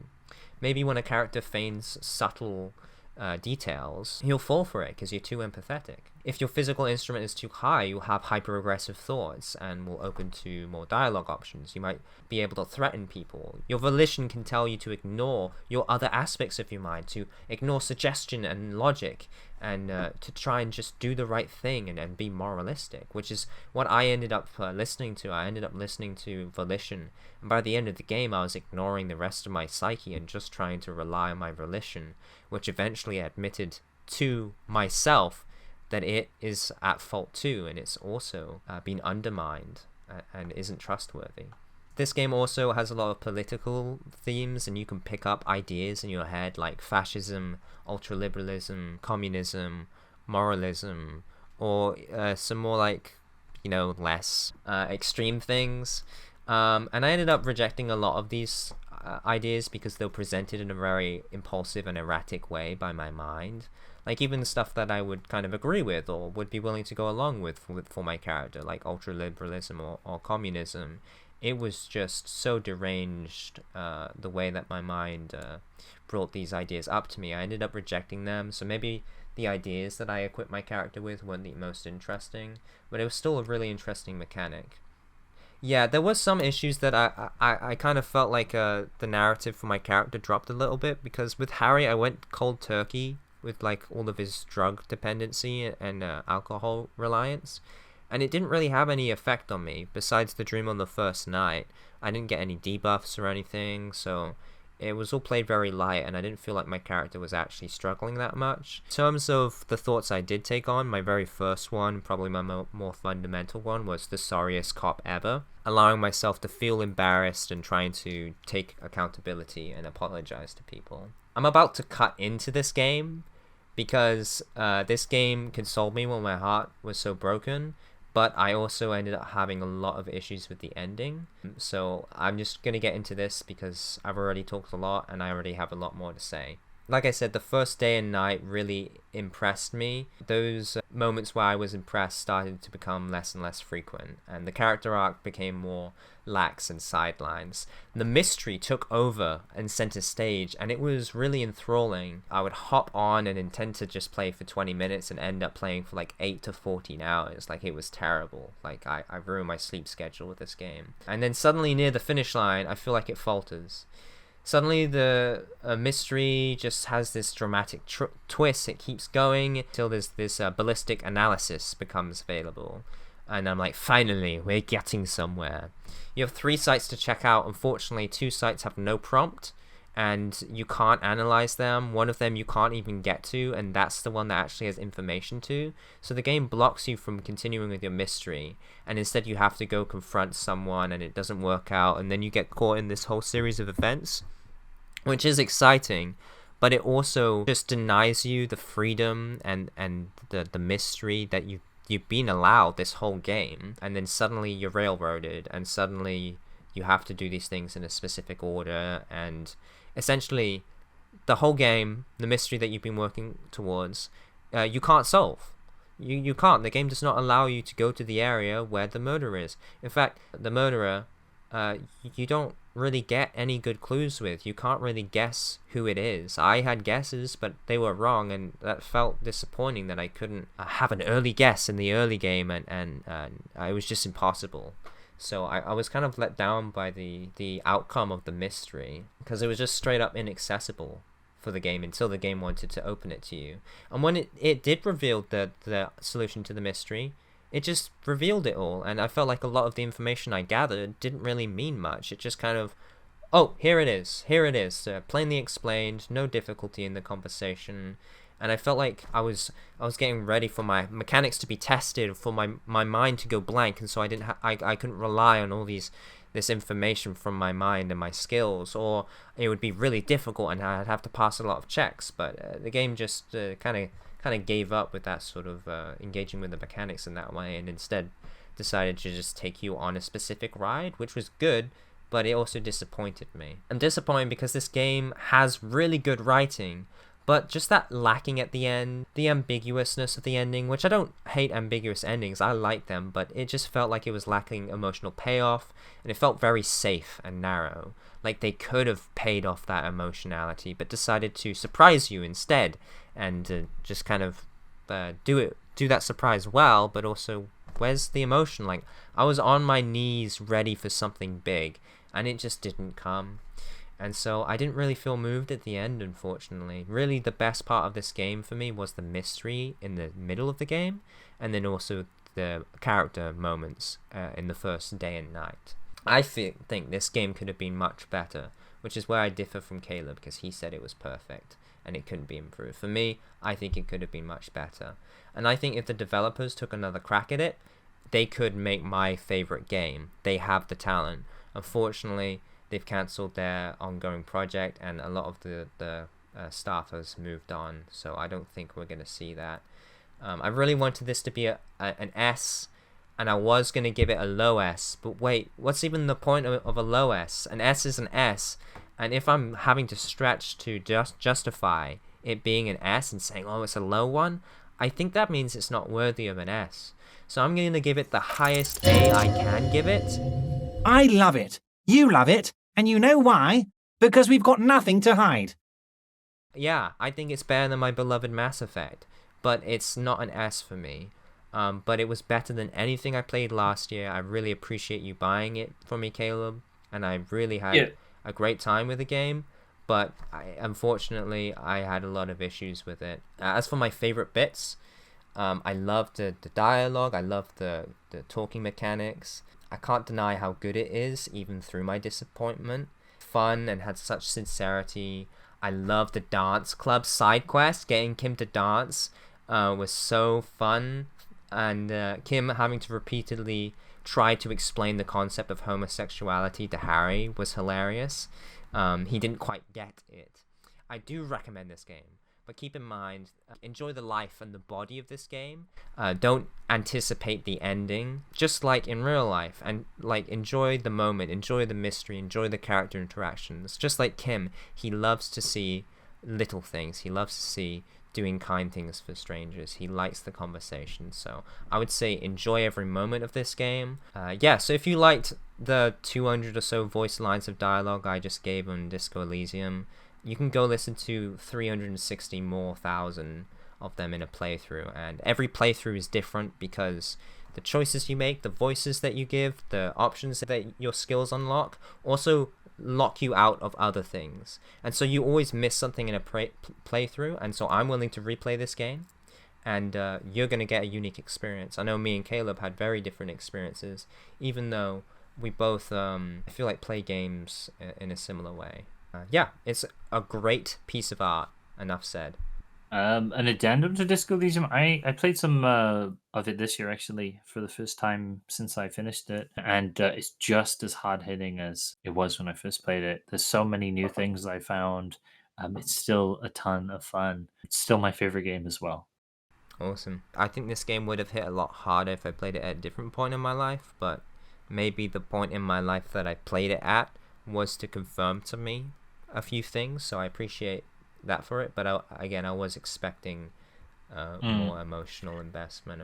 It's a little sad to me because the ending for me was one of the best things I've ever experienced. Yeah, we talked about it, but basically the best thing from his ending I just didn't get, and I actually went back, Caleb, to try and get that interaction, and I cheesed it and I cheated it and I reloaded and did this like the skill check on that, and it's impossible to do. You have to roll a 20 to beat it. I rolled a 21 after like 30 attempts, and it still failed for me. So I have no idea how you got that interaction out of them, but I just did not have the option.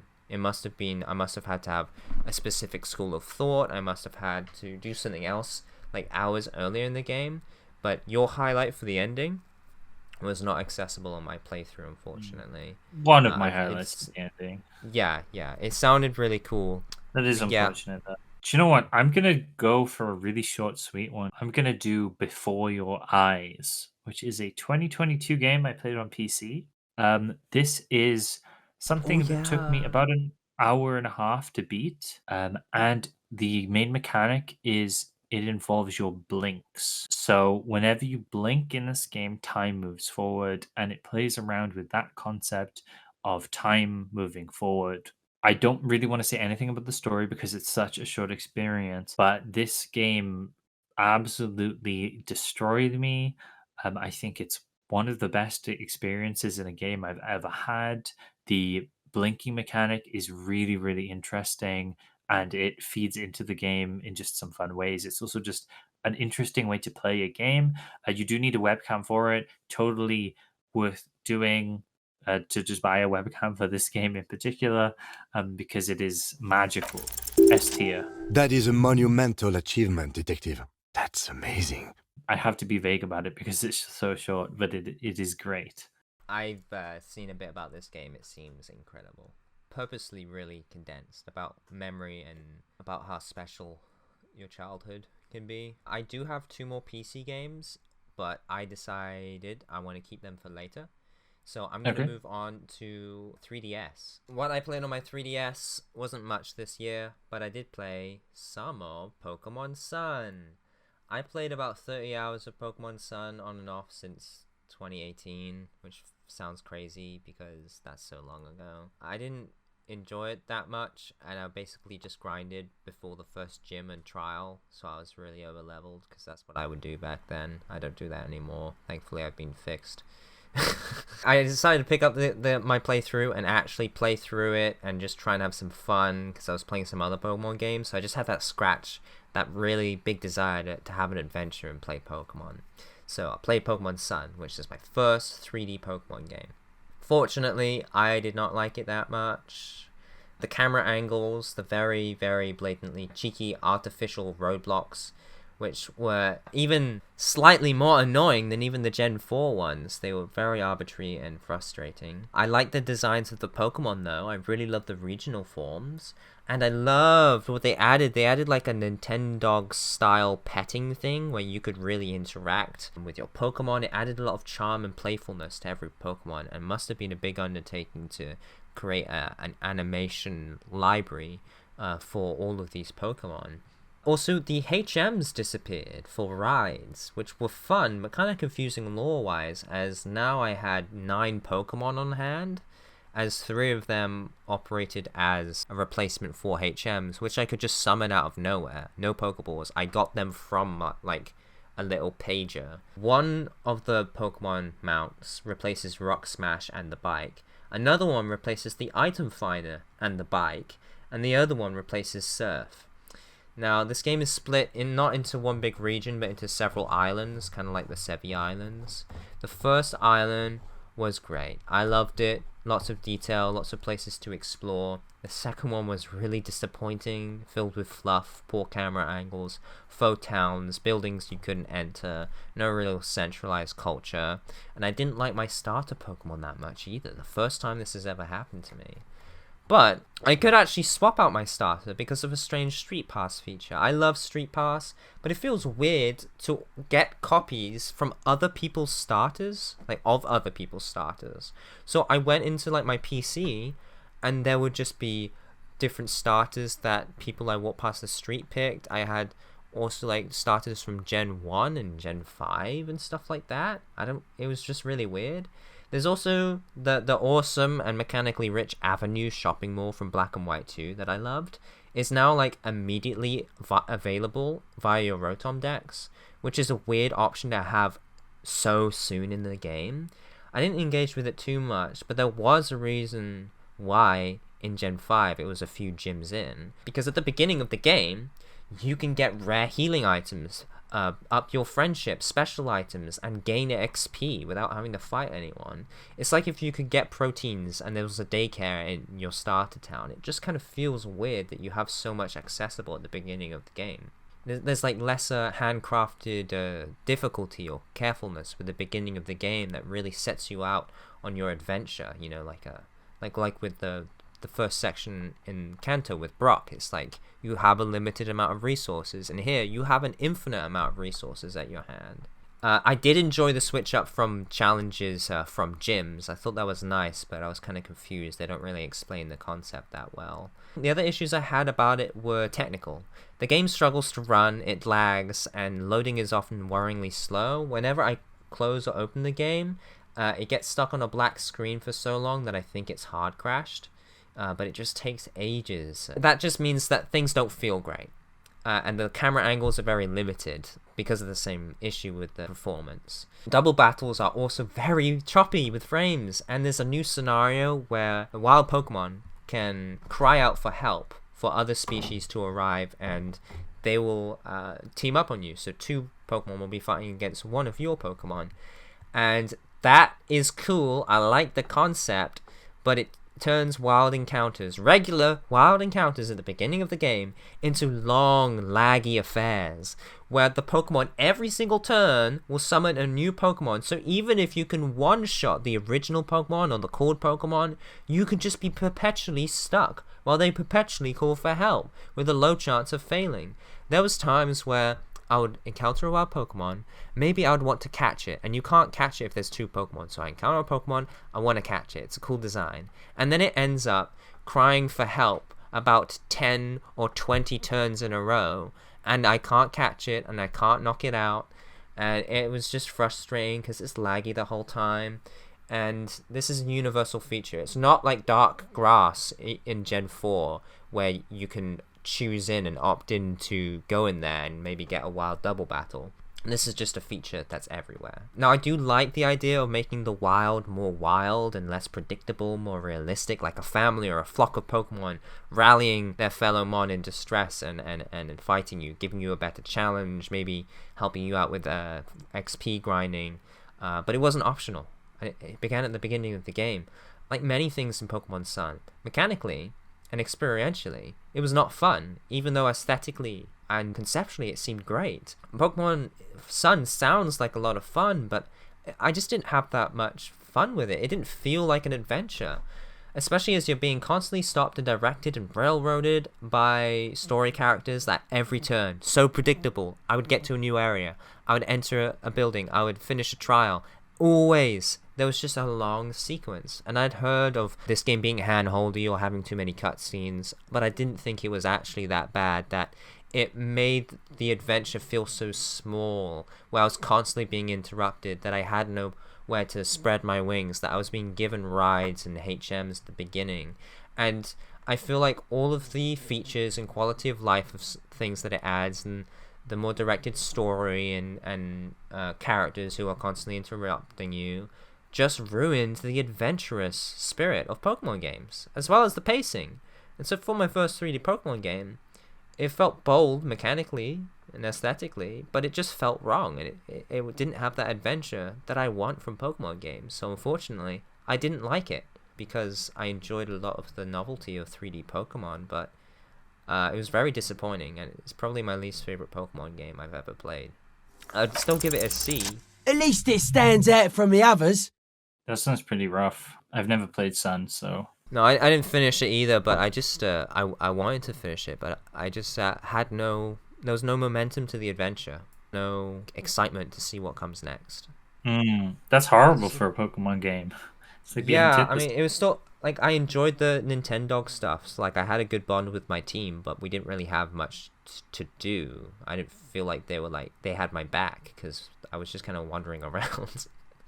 Yeah. I do give it a low C. Next, we're gonna do Rumble Roses from 2004. This is a PS2 game, and it is an all-female wrestling game. Super over the top, super silly, polygonal women beating the crap out of each other. This is pretty much all it is. The reason I played this game is because I found some music, particularly the track Look at the Sky, which was so good. I was like, whoa, what is this from? It's from this PS2 wrestling game. Let's try to find, let's see where this is from. And I just got exposed to this weird, gem of a PS2 game. And I was surprised to find each character has their own track fitting them. So Look at the Sky is a kind of J-rock track, which fits the kind of main protagonist, Japanese wrestler. But then you have Dixie Clements, the cowgirl American wrestler who has a theme of an actual American song. I forget what it is, but it's lyrically very American. It's preaching kind of very American values about freedom and all that. And each character has a song like this. I thought that was really cool. It's very wrestling-y. Each character has a very defined persona they're putting out. And there's also alternatives to each character. So every character has a face and a heel personality. So a good guy and bad guy. I thought that was a really fun way to have, I guess, different skins, slightly different movesets, because heels are going to have more brutal attacks.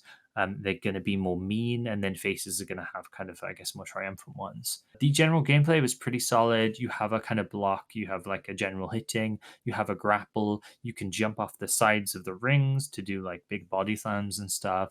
It's pretty fun. Now and again, there'll be a cool special move as well. There is also a mud wrestling mode, which is just silly, where you can fight in a mud pit.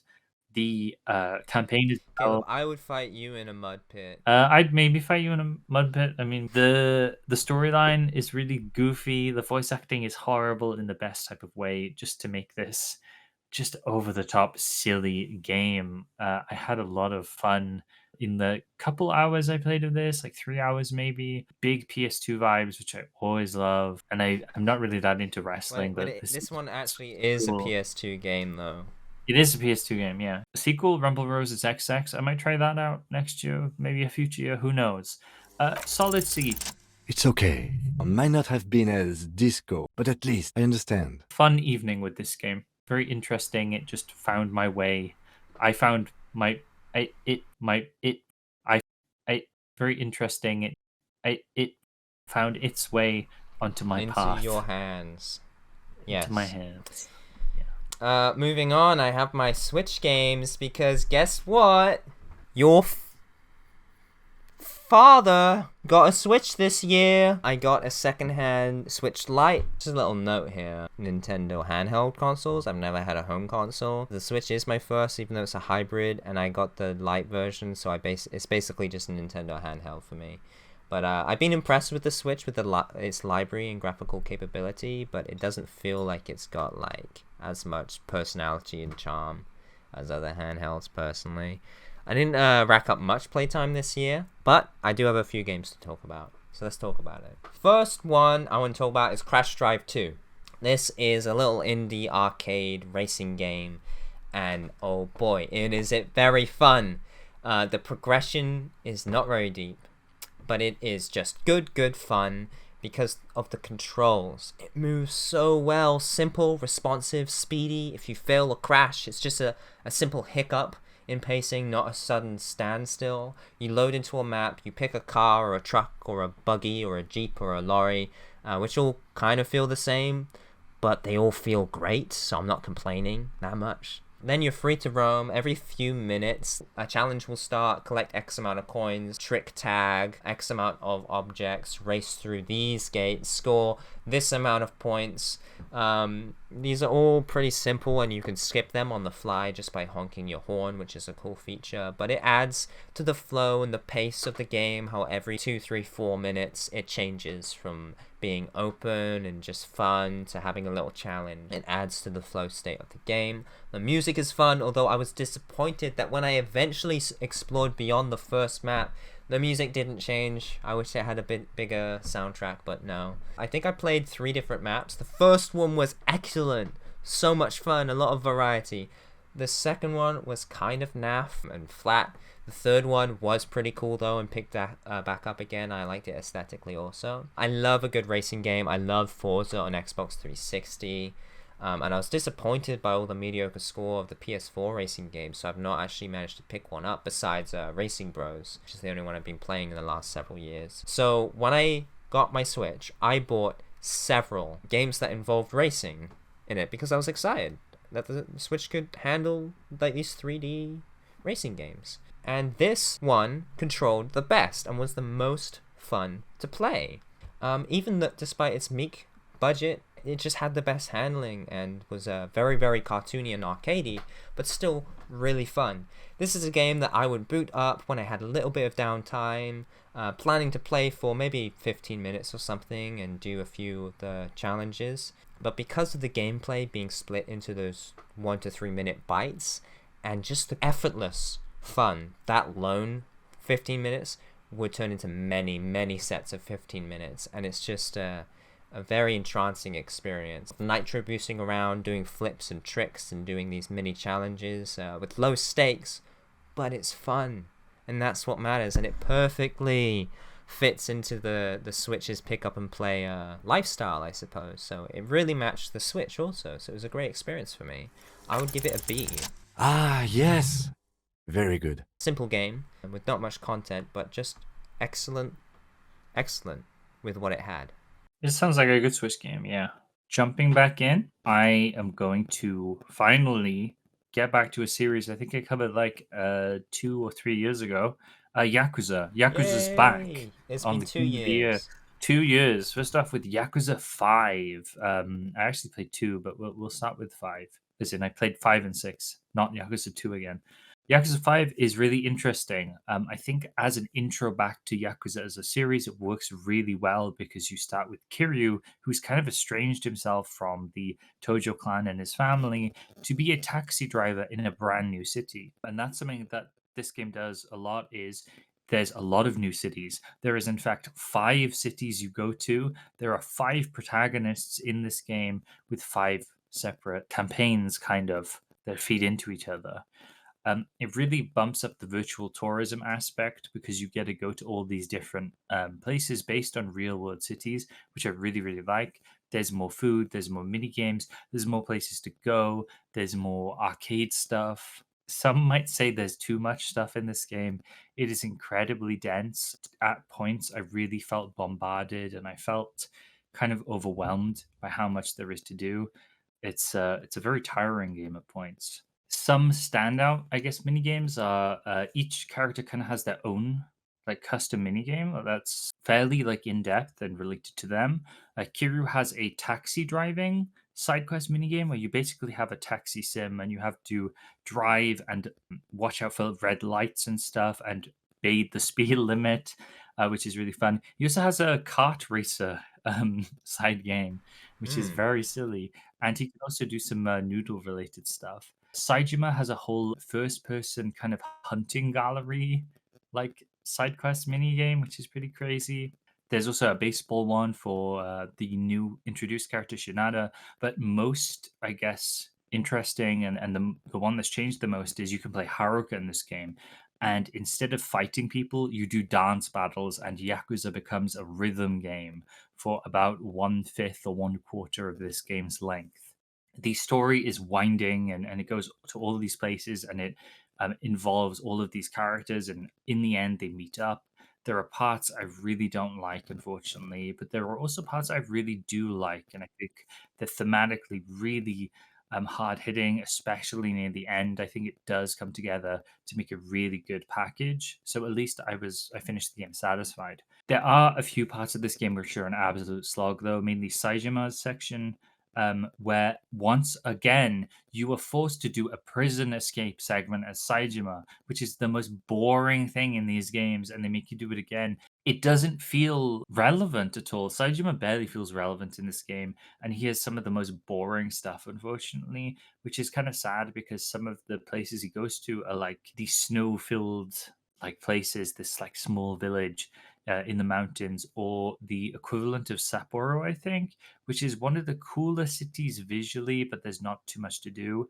They even have a replica of the snow festival there, which happens, I think, around February. I did a bunch of research into it at one point because it's so interesting, where a bunch of people just make these insane snow sculptures, which are on exhibition, and there's like a festival in Yakuza 5 of this, with like a Hatsune Miku sculpture and a bunch of other cool stuff.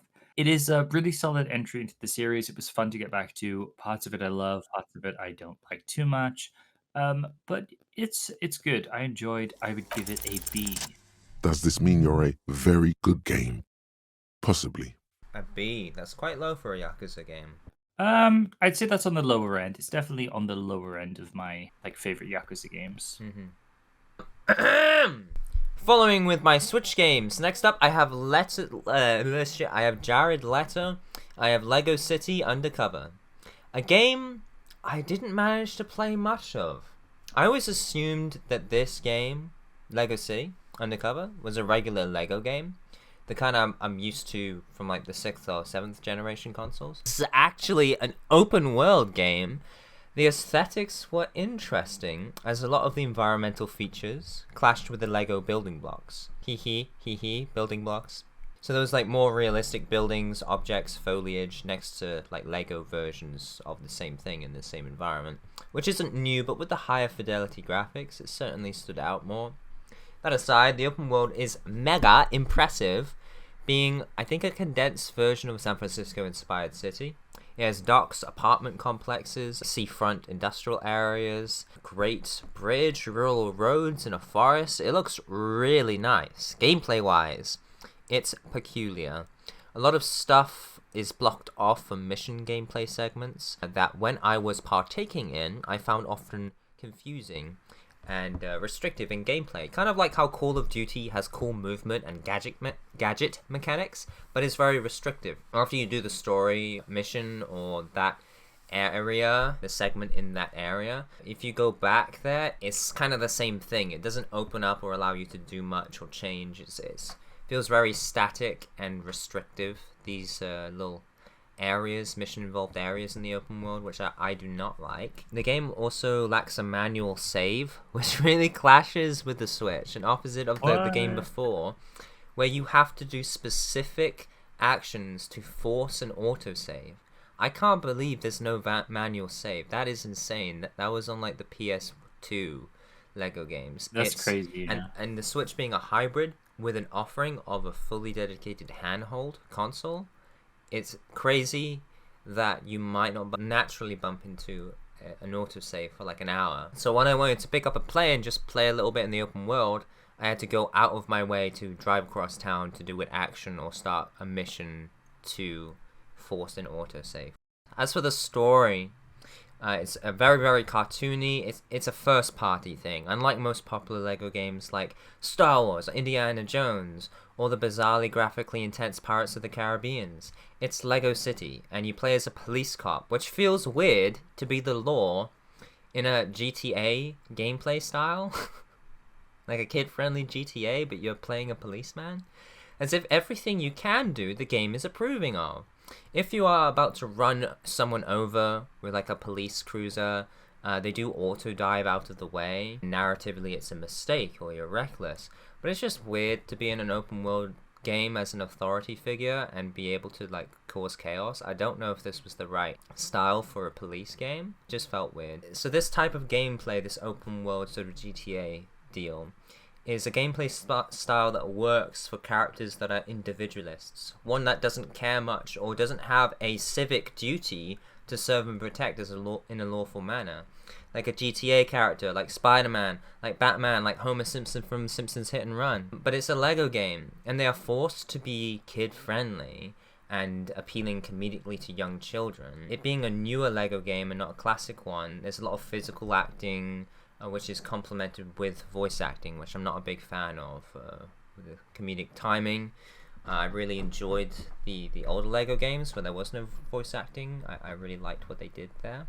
The tone of the game feels weird. The ability to communicate or imitate characters, interactions, or a story works best when you already know the story. Like you've seen Star Wars, so when you play Lego Star Wars, you get what the plot is, and so they can be cartoony and gestating and overreacting and having a degree of slapstick and parody, and it works. But because this is a first party thing and it has to tell a story, what it leads to is a poor narrative that clashes with the mechanics, with a weird story, and the characters in the cutscenes are super dramatic and are just infested with awfully childish jokes and comedy. It shocks me how sometimes this game actually is funny and has genuinely moments that I just remember and catches me off guard. But for the majority of it basically just feels like I'm watching a TV show aimed exclusively at young children, like 3 to 7. 90% of the time, either the totally predictable thing happens or a cringy, lol, random moment happens, with a few moments of actually appreciated comedy. This also goes hand in hand with the constant nagging and hand-holding in the open world. This game also doesn't run well. Apparently it ran even worse and looked worse on the Wii U. And I am really impressed with the open world in terms of aesthetics and how it runs on the Switch. I enjoyed this more than like Lego Pirates of the Caribbean on 360, but my experience really didn't inspire me to continue with this game, especially because the story sucked and there's no manual save to keep my own progress as I avoid the story missions. So I think this game is just poorly suited to the Switch and poorly designed, but it has some really impressive elements, and I did really like exploring the city. So for me, it was more like a tech demo, and so I'm really between a C and a D tier here. And I guess the more I talk about it, the more it sounds like a D tier, but yeah, I guess I would give it a D tier. This might be a very bad game. Never mind. It's pretty bad. But I'm open to playing it more. Okay, continuing with the Yakuza games, we're going to do Yakuza 6. Is a marked difference from 5. It takes all of the tons of stuff they added in 5 and dials it way back. Only one protagonist this time, only 2 locations this time. First game on the Dragon engine as well, which spruced up how the series looked a ton. This game looks brilliant. It has some new physics engines and stuff. It has some seamless interiors, so there's no loading screens when you go into someone's house or a shop or anything, which is always really cool. My favorite thing about Yakuza 6, though, is its second city, Onomichi, which is, I think, my favorite location in a Yakuza game. And just from going here in Yakuza, it's made me want to go here in real life. It's such a beautiful, serene location that's really befitting for this game and some of its ideas and themes it's messing with. I think it jumps off of the end of 5 and it embroils Kiryu in this bizarre journey where his daughter has gone missing, Haruka, and he is thrusted into his arms a young baby. And a lot of this game, you take care of this little baby and you got to do little mini games with him. You've got to calm him down and stuff. So I feel like the pace of this game is much slower. It wants you to just relax and take things in and look after baby Haruto, while also doing like a mystery of trying to discover like who is this baby, who does he belong to, who's the father, stuff like that. Interesting departure from the Yakuza series, an interesting new way to experience things.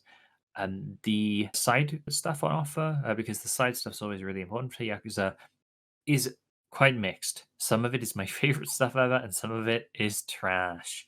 The trash stuff, you have Rizap, which is a real life gym place. You basically have to do some button mashing for a bit. It's really boring. There is clan creator stuff I really don't like. I've never liked. I find it really boring, so I barely engaged with that. But then there's also some really, really good things like the live chatting game where Kiryu has to live chat to ladies stripping online. It's incredibly funny. There's the spearfishing side quest, which is basically side game, which is basically like a arcade gun cabinet kind of deal, side mini game where you just go to this bar at night and talk to the local people there who are around Kiryu's age. And for like the first time ever, Kiryu gets to make normal friends with people his age, and it's just really, really nice. That's cool. So much of this game is just comforting like that.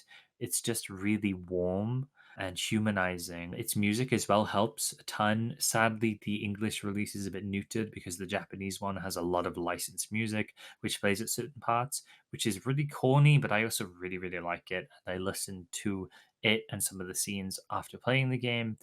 Then you have like the actual main plot and the action and the bigger mysteries unfolded stuff. A lot of it is kind of silly and wild, but I really like it.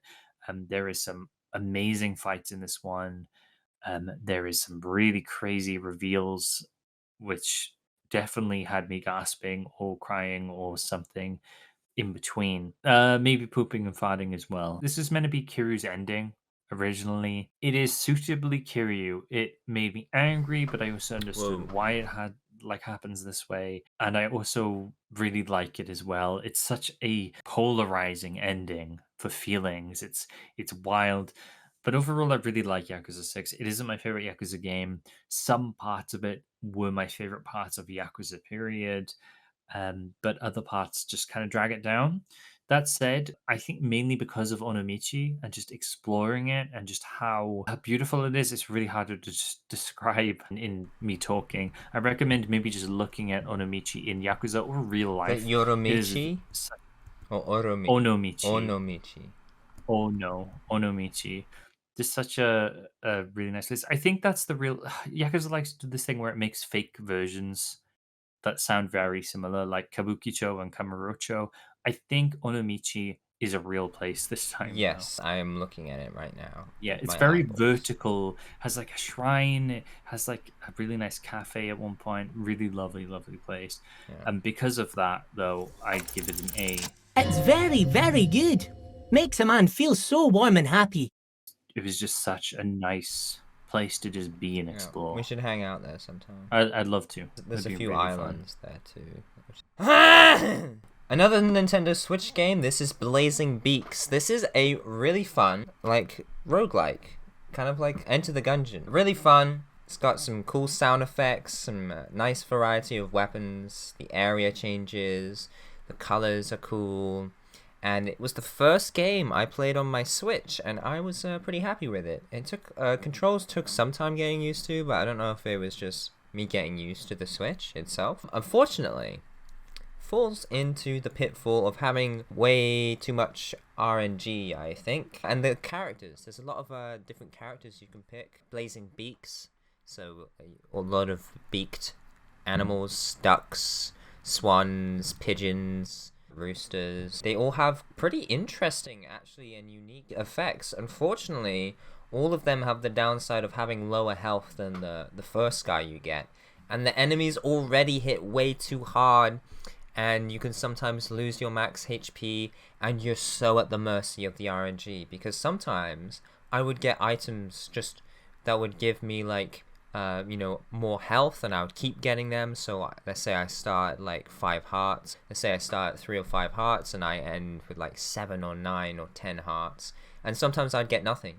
Or sometimes I would, if I would pick one of the other characters that start with 1 heart, I just get one shot by everything, and it's not fun. So unfortunately, the balancing seems off here. So I mostly stick with the first guy, and I had a lot of fun. There's daily challenges and leaderboards, which were really fun to engage with, to get on and see how I went against other people, because it's kind of a smaller game, so the daily leaderboard was maybe like between 40 and 200 people, I would say, at maximum. So that was nice. I enjoyed that. I hate it when you go to a game and the leaderboard is like filled with like 100,000 people, and it just feels kind of pointless. Lots and lots of fun guns, very powerful one too. It feels so great to get a gun that feels unique and punchy and has cool effects, and there's so much more variation and like synergy you can make. Now, probably the best thing about this game is the way you upgrade your character as you go. Is you can get items that just give you a boost. I can't quite remember what they're called. Or you can get artifacts, and these artifacts have a risk point. system to them.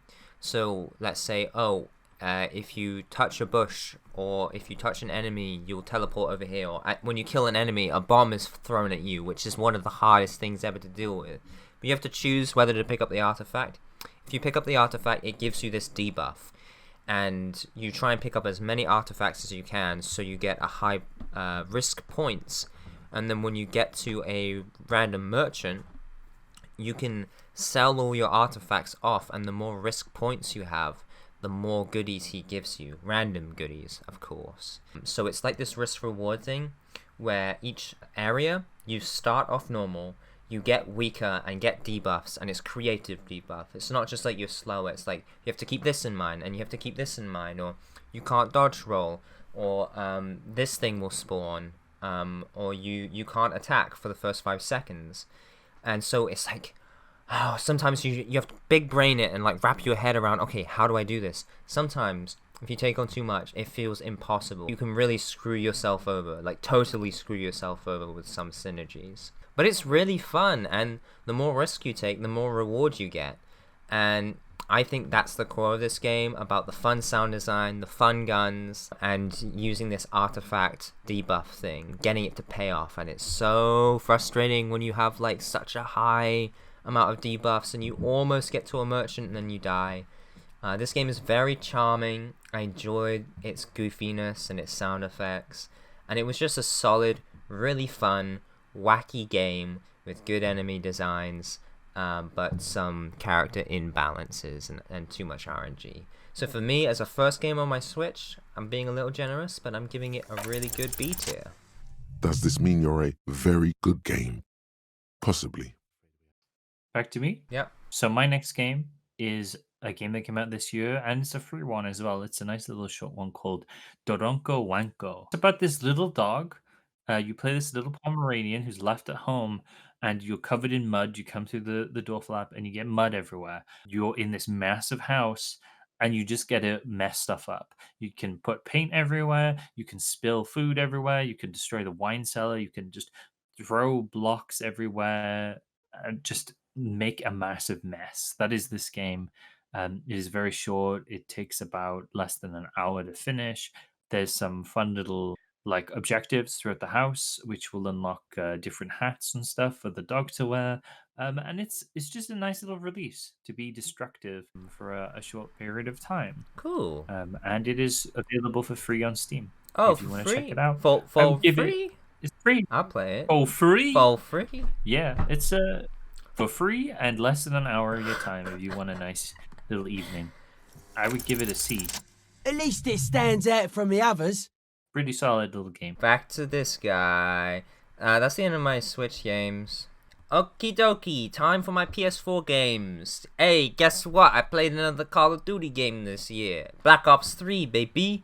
Black Ops 3 has a good reputation in the Call of Duty community. Last time I spoke about Advanced Warfare, which I actually like more because I played even more with my brother. And I would give it a B. I probably would give it a B now. I was just upset about the whole zombie thing, but to be fair, the Exo Survival is a great substitute for it. But Black Ops 3, unfortunately, I don't like that much. Black Ops 3 has a lot of game modes, so let's go through them systematically. Beginning with the multiplayer, I didn't like it that much. It was a little bit cringy with like its characters and stuff. It was more character based, where you have like a special attack. To be completely honest, the guns felt like toys to me. They felt plasticky. They didn't have the inventiveness and the awesome sound design and solidness that they had in Advanced Warfare. My brother doesn't really play many shooter games at all. He also was underwhelmed by the game and said that it didn't feel quite nice. And also the split screen is terrible because it doesn't use the whole screen. It's small on my screen. It's like shrunken down. I don't... what is that? That's like incompetent to even do, like implement split screen? Like it was just enough where I couldn't quite read what I was doing on split screen. The maps were really fun to explore, very well detailed, but again, not quite as fun as Advanced Warfare. There was also this runner game mode where you would like run in these little mazes. It was very ambiguous and like floating in the sky, glass and stuff. That was fun, but there's not much content. Then probably the best thing in the whole package is this very cheap looking top-down twin-stick shooter thing about chasing like a gorilla. Like the intro cutscene is awesome. It's like this old arcade thing. It's super surprising for a Call of Duty to have this. Dead Ops Arcade 2. I really liked it. I only played it a little bit with my brother, but my brother said it was his highlight for the whole game, and I really appreciate that they put it in. All of these modes are very mixed, but this is one I'm really glad it was actually here. The zombies. I was excited to actually play my first proper Call of Duty game with zombies, and it's really good aesthetically. It's really good like thematically. You have these 4 characters who seem interesting, art deco and noir feeling. It's a really nice aesthetic.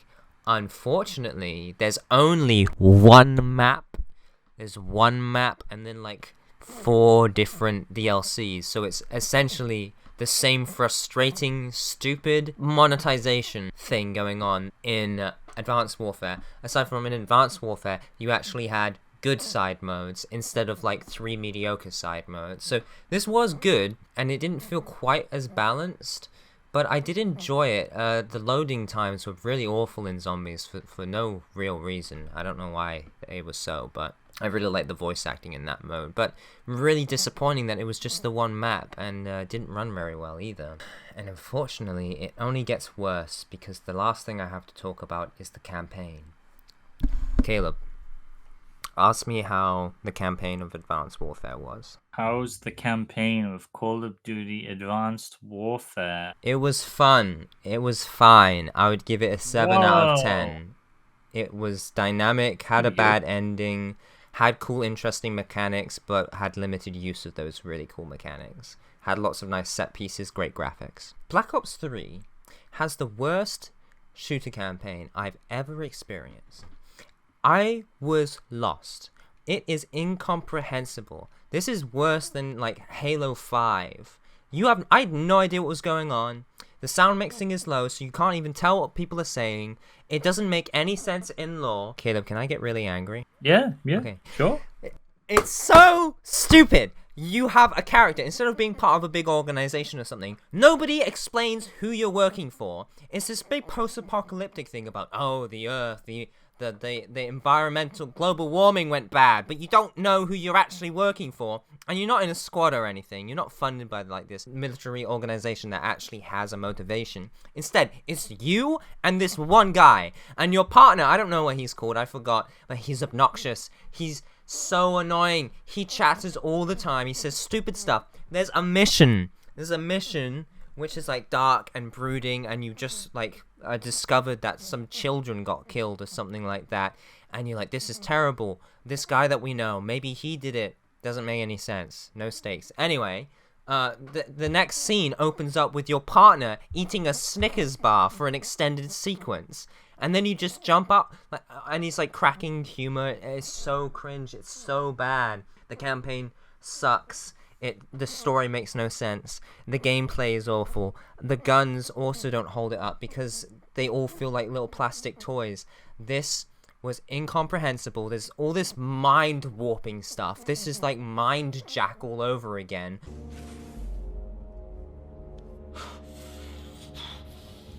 What? What the fuck have we been doing for the past 6 hours?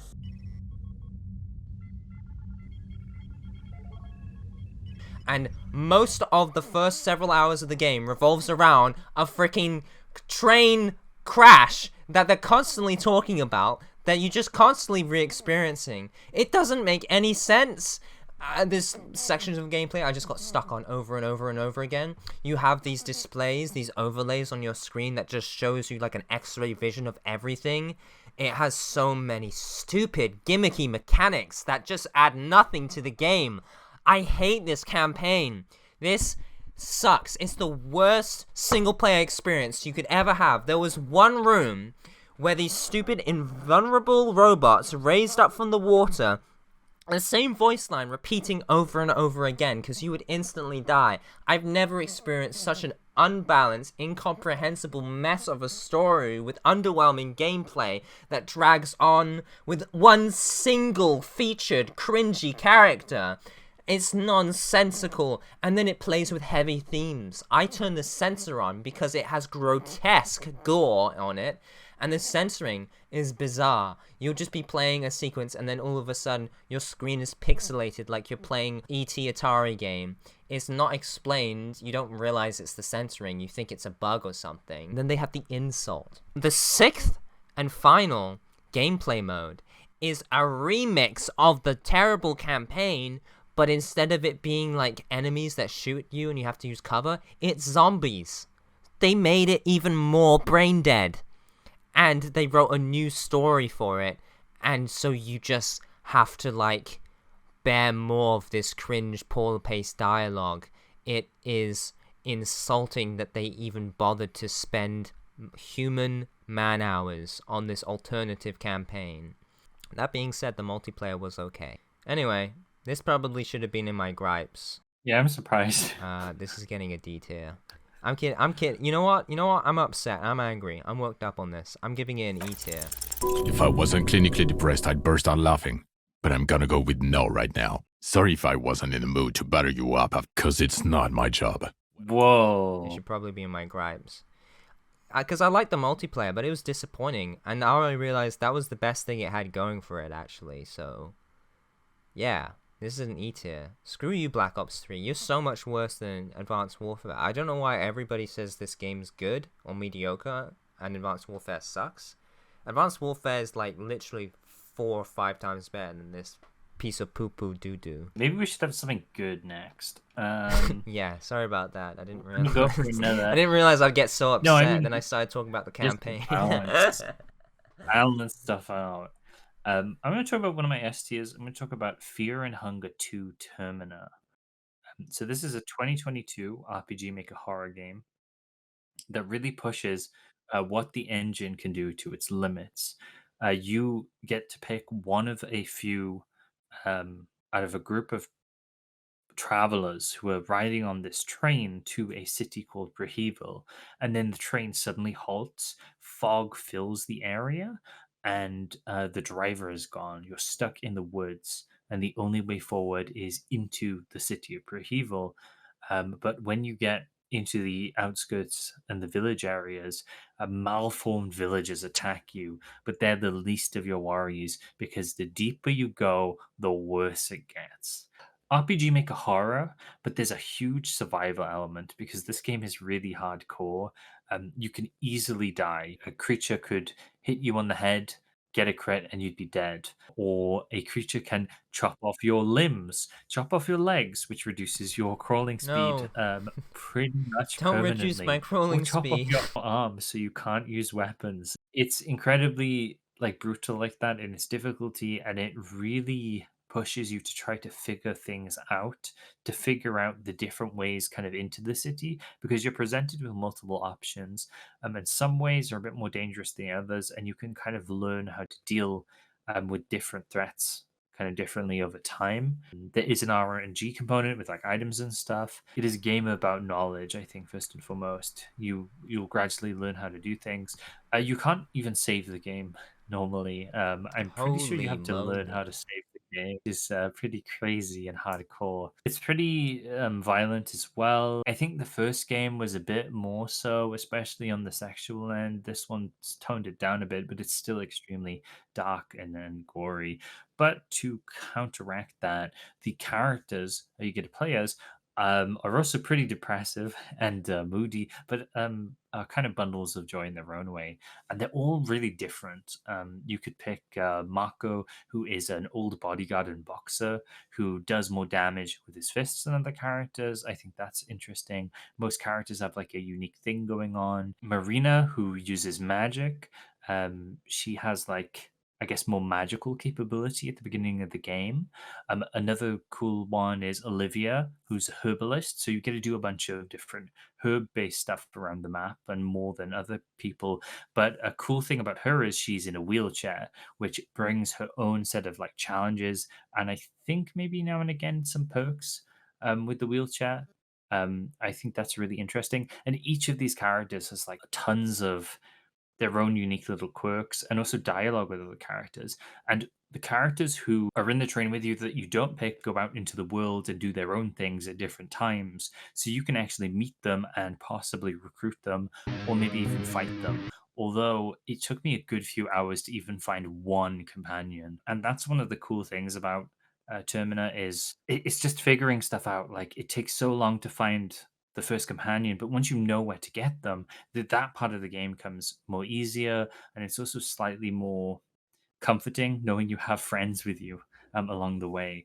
It's like a big puzzle box in a way. I see why it was not on my Steam, because it's marked as adult only. Yeah, it is definitely. But it has some themes of child abuse. That doesn't sound like adult only. That sounds like an adult and a child. It's a joke about child abuse, by the way. I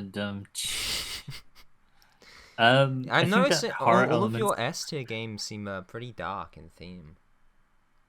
Oh, we'll get there. Caleb, are you doing okay?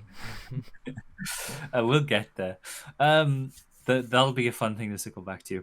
Horror elements are really strong in this. There's some kind of Cthulhu-y type horror. There's just some general dark stuff, but also the horror of just playing this game, of getting into a new area which you do not know with enemies you do not know, is so frightening because you don't know what they'll do. And there are certain enemies in this game which you will see and you will learn to just nope the heck out of that area, because they'll chase you down and you do not want them to get you. Mainly talking about needles and those guys who come out the coffins who scare the shit out of me every time it happens. It sounds like I think finding your way in like a small conservative village. I guess I don't really. I think the story is pretty interesting. There's a really deep lore to the Fear and Hunger verse. I haven't fully played the first game, so I'm gonna, I guess, retroactively go back. But if you know stuff about that game, it kind of carries through, but years and years and years later, which is very cool. And I think my favorite part of the game is, and while I was selecting my character, I was trying a few out and I kept dying because that's kind of how the game works.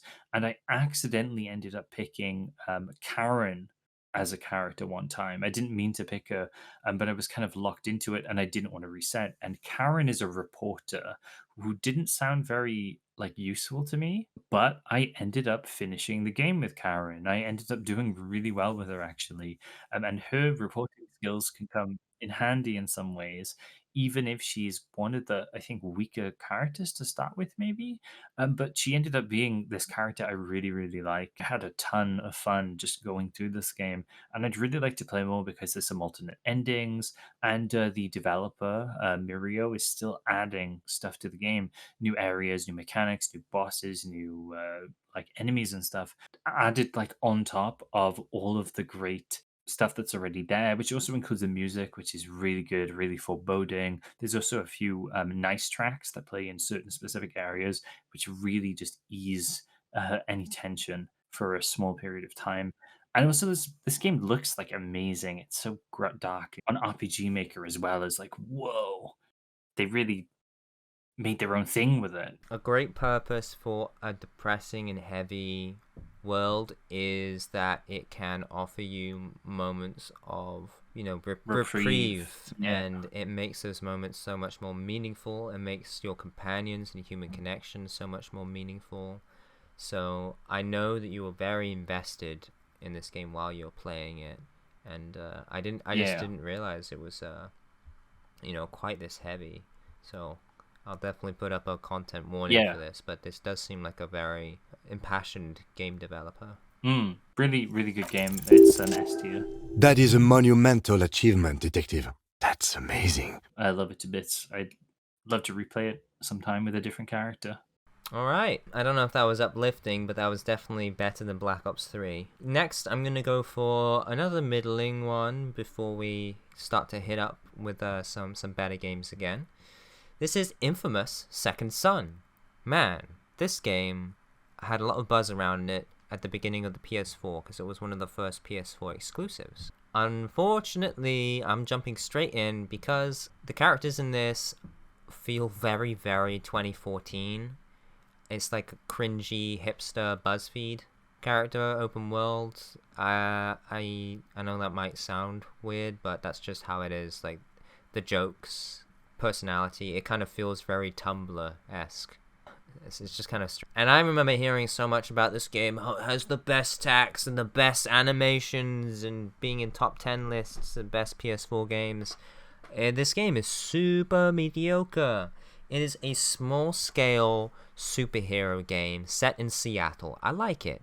I like that because that's near where I live. So I like the environment, the Pacific Northwest. And your characters, their power is like smoke, so you can like smoke dash and like go into vents and get spurted out and jump up, and then you get all like these missile things, and there's like a learning tree and whatnot. You just get some upgrades, and when you get those upgrades, you're invincible. You get like this smoke bomb, and you can throw it, and it's massive, and you can have several charges at once, and it incapacitates every single enemy in the vicinity essentially for several seconds. And then you just go around and hit triangle on them, and it just gets so easy when you unlock like a specific ability.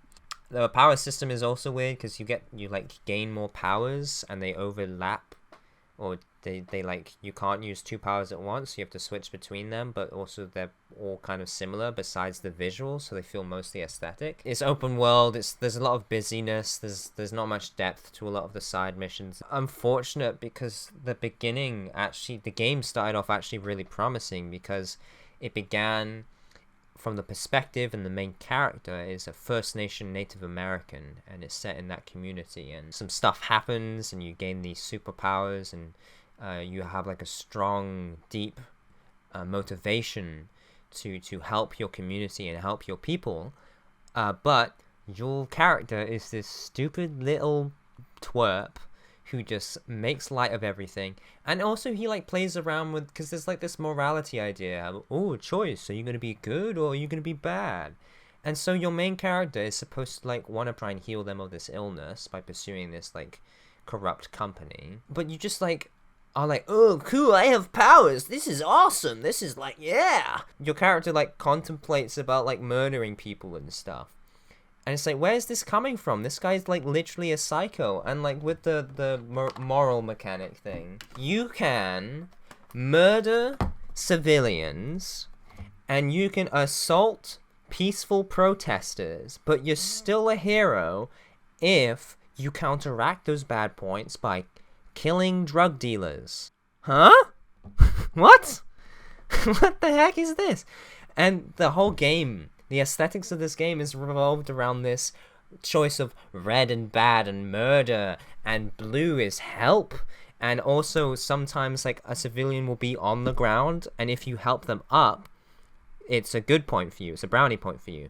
But if you're the one who knocked them down and you then press the same button on them, you get bad points. So what?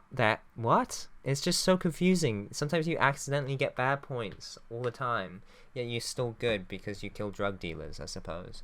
So there's this red and blue contrast, and then the whole game is red and blue. Like everything's high contrast, red and blue. I think it was just the aesthetics of like color grading and photography, high contrast, blue, red lighting in like 2014.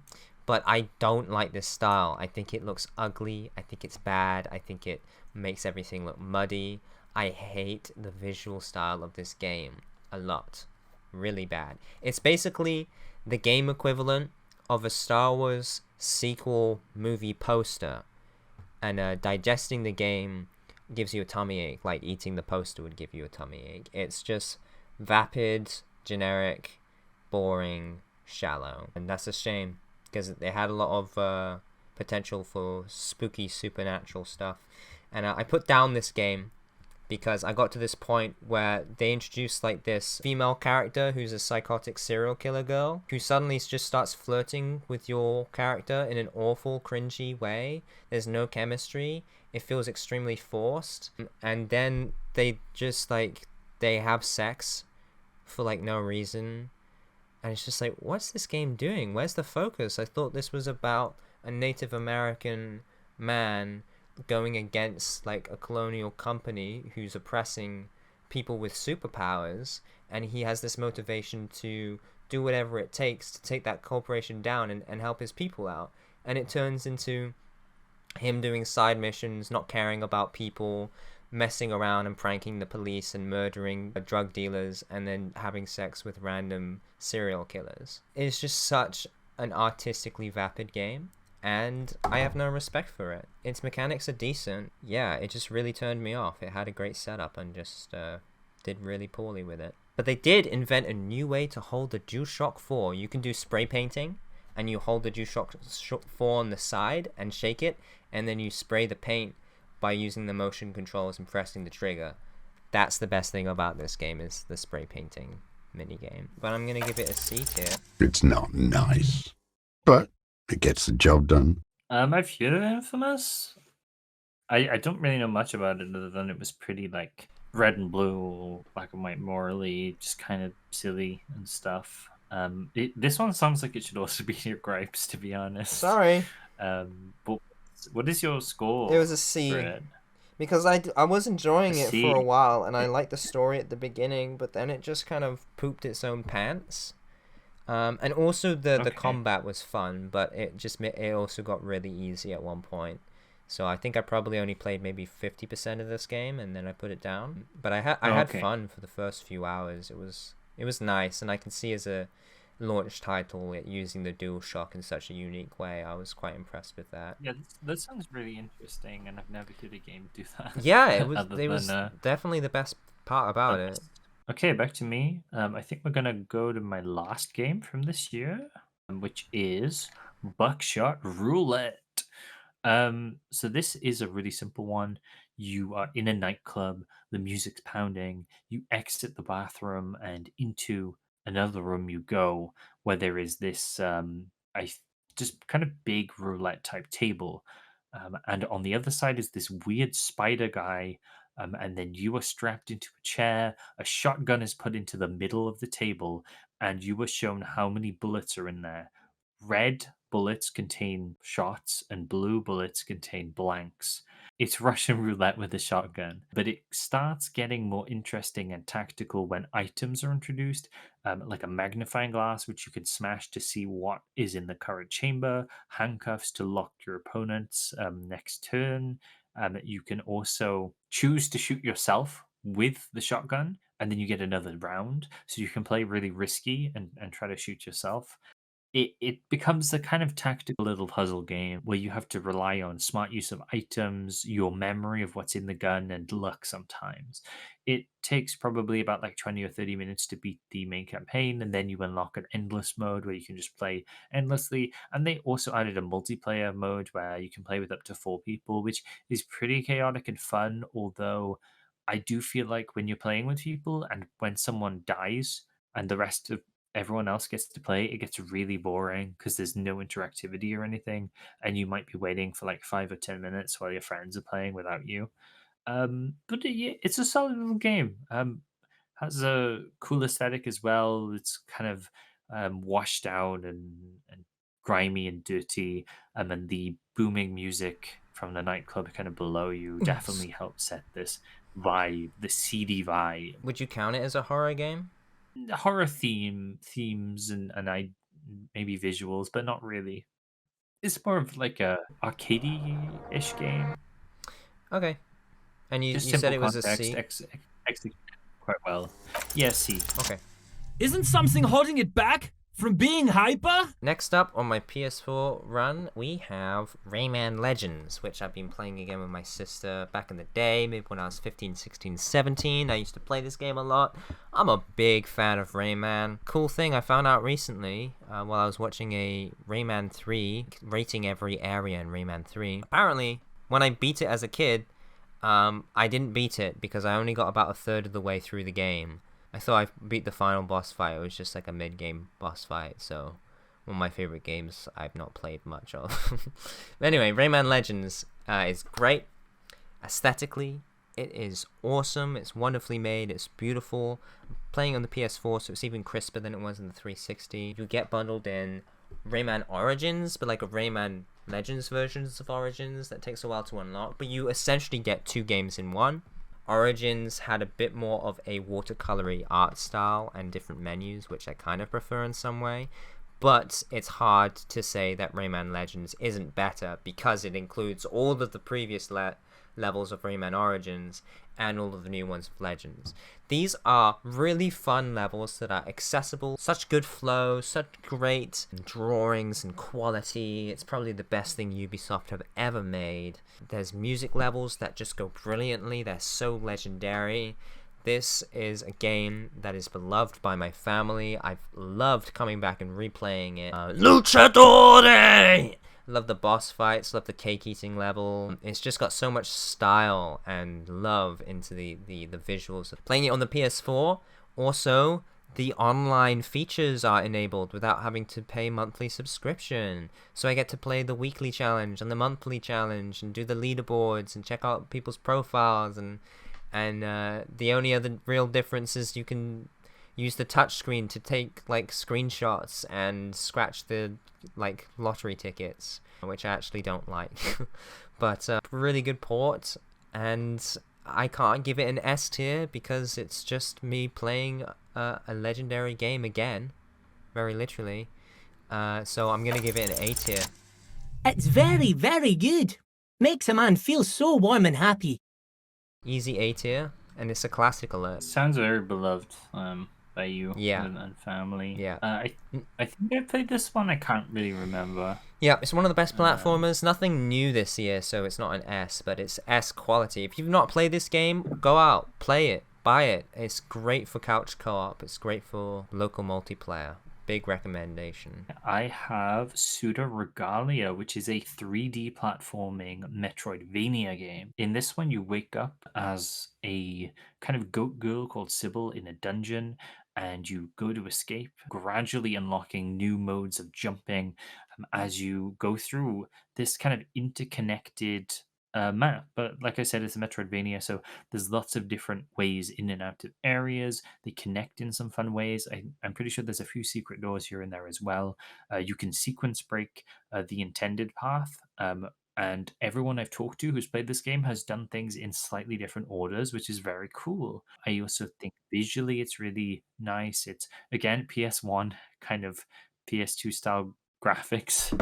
Caleb, I feel like you've figured out what games you like and you've only been playing them this year. Yeah, but I've been playing different kind of types of games as well, because I don't usually like platformers, but this one I really enjoyed because its movement's so fluid. Like, it's just so fun to like jump around and run through this game, and then you get the power-ups and they make you even more fluid. Like when you get the wall run power-up, the game changes completely. It's so cool. It's insane. And again, going back to the visuals as well, I think all the areas are unique. They're really well designed. Their colors really pop. The character designs as well are really, really cool. I love the little enemies as well.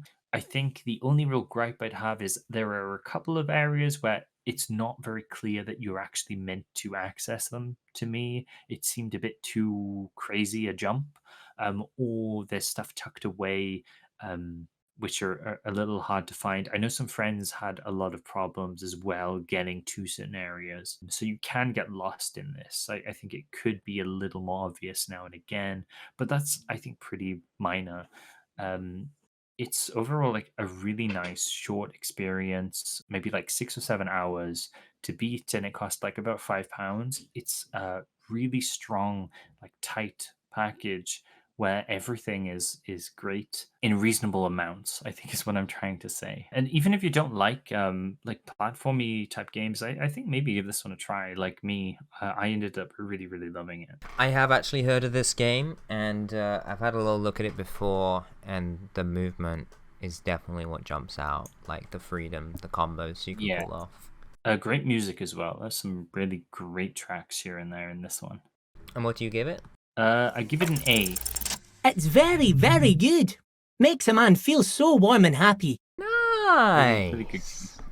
Good. Back to you then. Oh, baby, PS4 Minecraft! I had this last year because the Bedrock Edition on PS4 sucks real big bad. Yeah. So, what I can do on PS4 is I can turn my Wi-Fi off, uninstall the game, reinstall the game, and I get the release version of the PS4 Minecraft. And this is nice because I was used to the 360, pretty much the base 360 Minecraft. So base PS4 Minecraft just looks cleaner and has a few, like several minor to moderate updates along. So I was getting the experience I wanted from the 360 days, and I do like some of the new stuff from Minecraft. I don't like some of the new stuff from Minecraft. But having this, where I get pretty much the same experience, but with a few extra updates, is just nice. It's nice to have those newer things, but I don't have everything. But for me, that was perfect. That's what I wanted. I just really wanted to explore a limited Minecraft world and see how the environment works and the different biomes interacting, and I just really wanted to explore. I love the concept of Minecraft. It's so great. And I had a lot of fun with this. Unfortunately, the drawbacks with this method is you don't get any of the patches, so the game runs kind of bad. There's a lot of lag and often it stutters and freezes. I don't get the day one patch, I don't get the week after patch because I can't download it at all. I can't do anything. If I turn my Wi-Fi on, Minecraft starts to like update like 3 times over. I have to cancel it like 3 times. It's annoying. I don't like new Minecraft. I think I gave it a D. This Minecraft, I don't have to explain myself. This is a B for me. Does this mean you're a very good game? Possibly. Unfortunately, I wanted to play a bit more, but my disc itself got scratched up, and I spent several weeks like using it and having to like try 8 or 9 times to put it in for it to read. It's kind of annoying that even though you download it, you still need the disc. That's a stupid thing about the 8th generation consoles, but I won't mind. Essentially, my Minecraft disc is broken, but I got to relive the old Minecraft days for a little bit with a few new updates. So I had a lot of fun, and it's a B tier, much better than new Minecraft for me personally. And I'm handing that back to you. Yeah, I definitely have similar thoughts. Like brand new Minecraft, I'm not too fond. So it's cool you got to go back and experience an older version. Mm-hmm. I wouldn't mind trying at some point. Yeah, it was fun. I got trading and stuff, which I didn't have in the 360. Okay, back to me. Yes. I think I'm going to go through my last lower ranked game before I get into some of my high ideas. Next up is Needy Streamer Overload, which came out in 2022, and I played this on Steam, PC. This is a streamer management kind of visual novel-esque game where you look after and help your partner, Ame, and you manage her streaming career, but also her life basically, because she struggles greatly with mental health. You choose kind of what streams she does, you choose what kind of research she might do, or relaxing events you can do. You can also take her on dates or take her outside as well. And all of these change a few of her different meters, and you want to try and balance them so they don't go too high or too low. You basically keep doing this and you keep doing these streams until you get an ending, and there is a lot of endings. I think maybe around 30. Games don't actually take that long to finish. It could be like maybe an hour or even less than that, half an hour maybe. You can also fast forward through stuff you've seen before. I didn't get every ending, but I got a lot of them, and they vary. Some of them end with Ame having a normal life and being relatively stable. Some of them are extremely dark, and some of them are just really weird. There's also a whole drug mechanic where you can give Ame different drugs, which do various effects and change the meters and do a wide variety of wacky things, with drug use being I guess, main motif and theme of the game. But it covers a lot of other topics like depression, general mental health, social media use, streaming, parasociality. Really like looks into all of these different things, and they work really well together.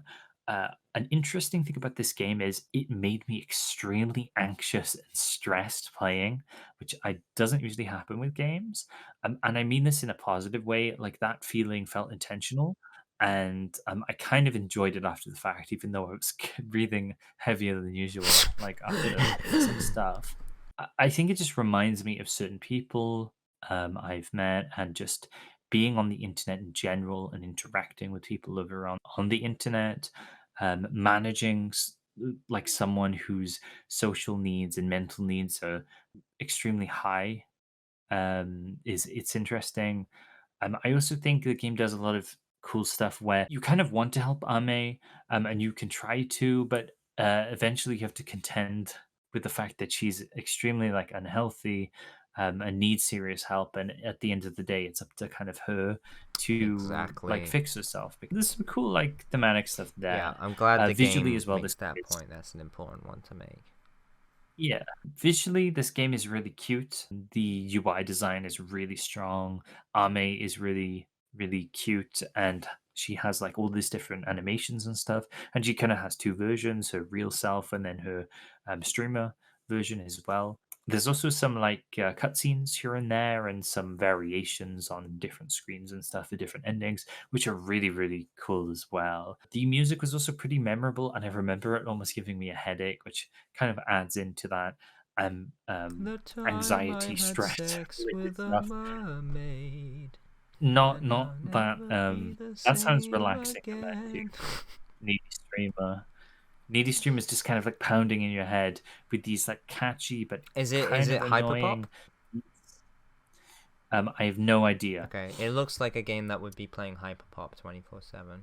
Maybe, but yeah, it's a really interesting experience tackling an aspect of modern day humanity which you don't see too much tackled in media yet, because it's like media itself currently. I put this down as a C originally, but I think I might bump it up to a B.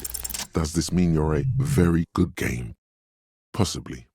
Because in hindsight, I do like a lot of what it does, even though I didn't get like every ending. But I think getting every ending would burn you out anyway. Caleb, it sounds like a B.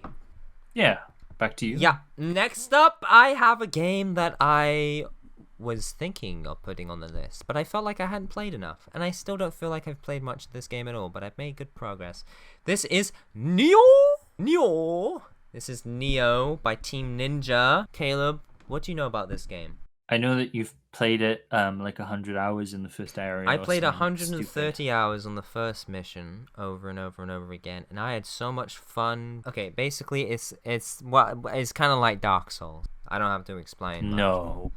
It has different weapon types. It kind of has like a Diablo-esque weapon system where you get drops and dupes and stuff like that with small changes, but you can find one that you like. You can build familiarity with it, which increases its value and increases its attack. There's like 6 different weapon types in the base game, all of which have 3 different stances, all of which have a strong and weak attack, and they got running attacks, and then you also can level up, earn points, earn ninja points, and then put them into different weapons, so you can do like a forward light attack, which adds an extra thing, or you can do a kick or a twirl or a monkey vault with the spear, and I love it.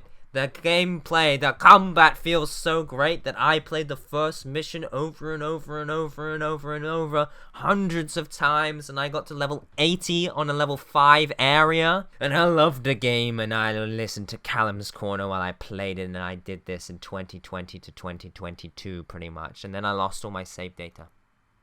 It was a horrible day. I didn't even get to steamroll the boss. I started again, and instead of taking me 130 hours to beat the first mission, it took me maybe 8 hours, still quite a lot. And I fought the boss, and then I realized that this game is mission-based. It's not like Dark Souls, it's a mission-based game. There's like a hub area, there's like a forge you could talk to. There's way more mechanical depth than I thought before, and I thought it was already mechanically deep. There's challenge versions of areas, and the area that I've been playing through for 130 hours had 2 different alternative maps. So I got to play even more of the same place again. But they actually intended you to replay that, and not the way I did it originally. Then I played through a caves level, and that's pretty much what I did, but I still played for like another 30 hours, and I know it sounds insane that I only managed to see about 5 missions in 130 hours, but keep in mind, I was perfectly content with the combat, just playing the first mission over and over again. I'm not counting the tutorial, the first real mission. This game, I can't really say, oh, the story was great, or I love the ending, because I didn't get anywhere near, but this game has such a wealth of content, such a quality of gameplay, such unique stuff, like the timed stamina action reload, like Gears of War, it puts a lot more on the formula than just a Dark Souls clone. I love this game. I love it. It has such a massive scope, so many interesting enemies, and even though I was super over leveled, it still challenged me. This is a difficult, challenging game. It's got yokai, it's got guys and armor, it's got really cool different designs of armors and sets, and I collected them all, and there's mechanics where on the PS4 without paying you can still fight like spirits of other players. It's so cool. It's such a good game with so solid foundation and mechanics. I could play this game for 1,000 hours. I could surpass it on playtime than Dark Souls 2, but I just don't have the time, unfortunately. So I can't give it an S, but I'm gonna give it a really, really good A tier. It's very, very good. Makes a man feel so warm and happy. Because this game is just so strong. I'm glad to hear you progressed past the first area. Yes, I'm breaking out of my my cage. Ground. Only 6% of the way through the game. Let's go. But I've had such fun with it though. If you have been having fun, like that much fun with it without playing anymore, I mean that's amazing. I think that's crazy. It is an S tier, but I just not. It could like poop its pants or something, you know. It could really screw up, so I can't give it an S tier. It's an A tier. Okay. And most of my playing was a few years ago, so it doesn't feel right to give it an S tier, so it's an A. Yeah, I get you. Back to you. Next up, we have a multiplayer game. I haven't played with you. Played with a bunch of other friends. Dokapon Kingdom Connect. This is a re-release of a old Japanese PS2 game that came out in 2007, but this re-release came out last year for PS2 vibes. PS2 vibes again. This is Mario Party, except it blends in classic JRPG elements, and also it wants to kill you and ruin your relationship with all your friends. It's extremely like competitive. It really pushes you and to like screw each other over. There's so much like silly stuff you can do in this. So you can fight each other. And then steal each other's items, or you can change someone's hairstyle to be something goofy, or you can write something on their face, or even change their in-game name to something stupid. That's really cool. Which is really fun. The core gameplay loop is it's like Mario Party, except you're going around getting better armor, better weapons, fighting monsters, leveling up, getting spells. To gradually like do these quests the King of Dokapon sends you on, and once you do a few quests the map opens up and you get the next area, then you get the next area, and there's like 7 areas, and I think I've played a bunch with my friends but only gone through like 3 of these maps. It's so long. It's basically an entire JRPG campaign that's also a Mario Party game where you're screwing over your friends. There is like character class customization as well. So at the beginning, you can be a warrior, a mage, or a thief. Thief is the one I picked because whenever you run past someone, you steal something from them, which is really funny and pisses everyone off. But then you get access to other classes that are on, like a cleric, acrobat. You can also tweak the game settings to not have a massive full-on JRPG campaign. You could probably finish it in one night instead. But the big JRPG campaign stuff is quite fun. Also visually, again, like PS2 vibes. I love the art style and aesthetic of this one. It reminds me of Gregory Horror Show from last year. Very cute characters, very vibrant. Gregory House. Gregory House. I should have said Gregory House. It just has these really nice quick designs. And I'd recommend this if you have a friend group. If it's on sale, if you have like 3 or 4 people, it is a fun time. A Mario Party-like game. So how many friends did you play this with?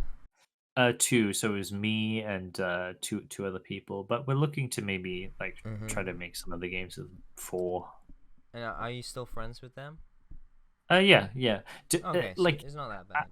No, I'm definitely like overblowing it just for fun, but it does make you like curse at each other in like a fun way, like bantery, if that makes sense. I'm not actually mad at my friends when I play this. It's fun to pretend to be, though. I'd give it a B. Ah, yes. Very good. Hell yeah. I like that. Like it's really solid. Haven't finished it. There's definitely a few little things that like bring it down a notch, but where I am right now, solid B. I'm on my last game before Gripes. So I have 2 games. I had one that I planned to have as my special pick. I'm in the same boat, actually. I'm between 2 games. I think I'm going to switch out my special pick. So this was my special pick. It's The Long Dark. Oh, okay. It's a game that Caleb introduced me to. I played a little tiny bit a few years ago, but I played it again this autumn, and I love it. I love it. I love it. I love it. I love it. It's interesting because I've gotten into camping now, and so I know a lot about surviving the Canadian wilderness, or at least theoretically. So far, I've done okay. So I was just so surprised about how realistic it is. It gets a lot of things really right, and I am very fond of games that prioritize like realism and stuff like that, because I value immersion and role-playing so much. With Red Dead Redemption 2, that's another game that I played a lot of in like 2020, but haven't played enough of for me to like confidently put it on the list. But I love that game. And people complain about how slow it is, but I love how slow it is. This game is similar. There's a lot of stress and pressure, and it took me a few runs to like realize like how to do stuff, how to feed myself, how to make tea and stuff like that.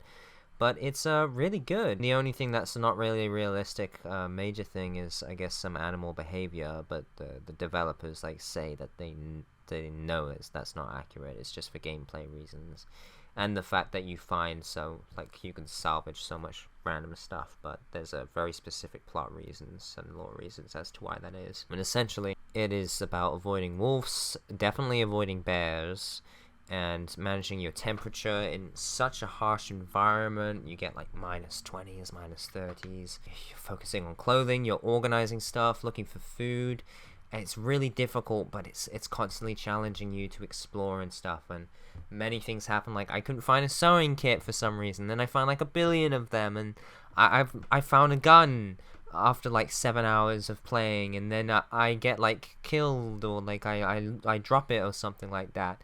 And I've just had so much like natural storytelling moments in this game where I have to decide, and it feels so similar in terms of making a story as it is going out in the wild and having, a crazy time. Like, you can't really expect how it's gonna go. Unexpected things happen. Even when you have good gear and you feel safe, things are gonna happen. You're not gonna be able to light that fire. You're gonna have an encounter with a wolf. You're gonna get stuck here. I love this game. It is so good, and it's inspired me to feel like I need to prepare myself for more camping adventures. And in fact, I played it because I was like thinking about going into the mountains and stuff, and this game does warn you, hey, don't take this game for advice, but I promise I wasn't doing that. But I went into the mountains like a few weeks ago, in the Canadian mountains, in the snow, just like in the game. And let me tell you, it's not fun doing it in real life. I actually got hypothermia and my legs stopped working. So play The Long Dark instead. It's way more fun than actually freezing in Canada. Kindles that spirit that I've had in me for a while about going out and camping. But it's done in a safe way, obviously, and you still get those really cool story moments. So this is just a really wonderful game. I find it so funny that Caleb played it many years ago and plays it regularly, and now it's like a game that fits so much into what I'm aspiring to do and what I'm learning to do in Canada, about learning how to take care of myself outside. Really glad you're enjoying it, and it's like so like personally relevant to you. Yeah.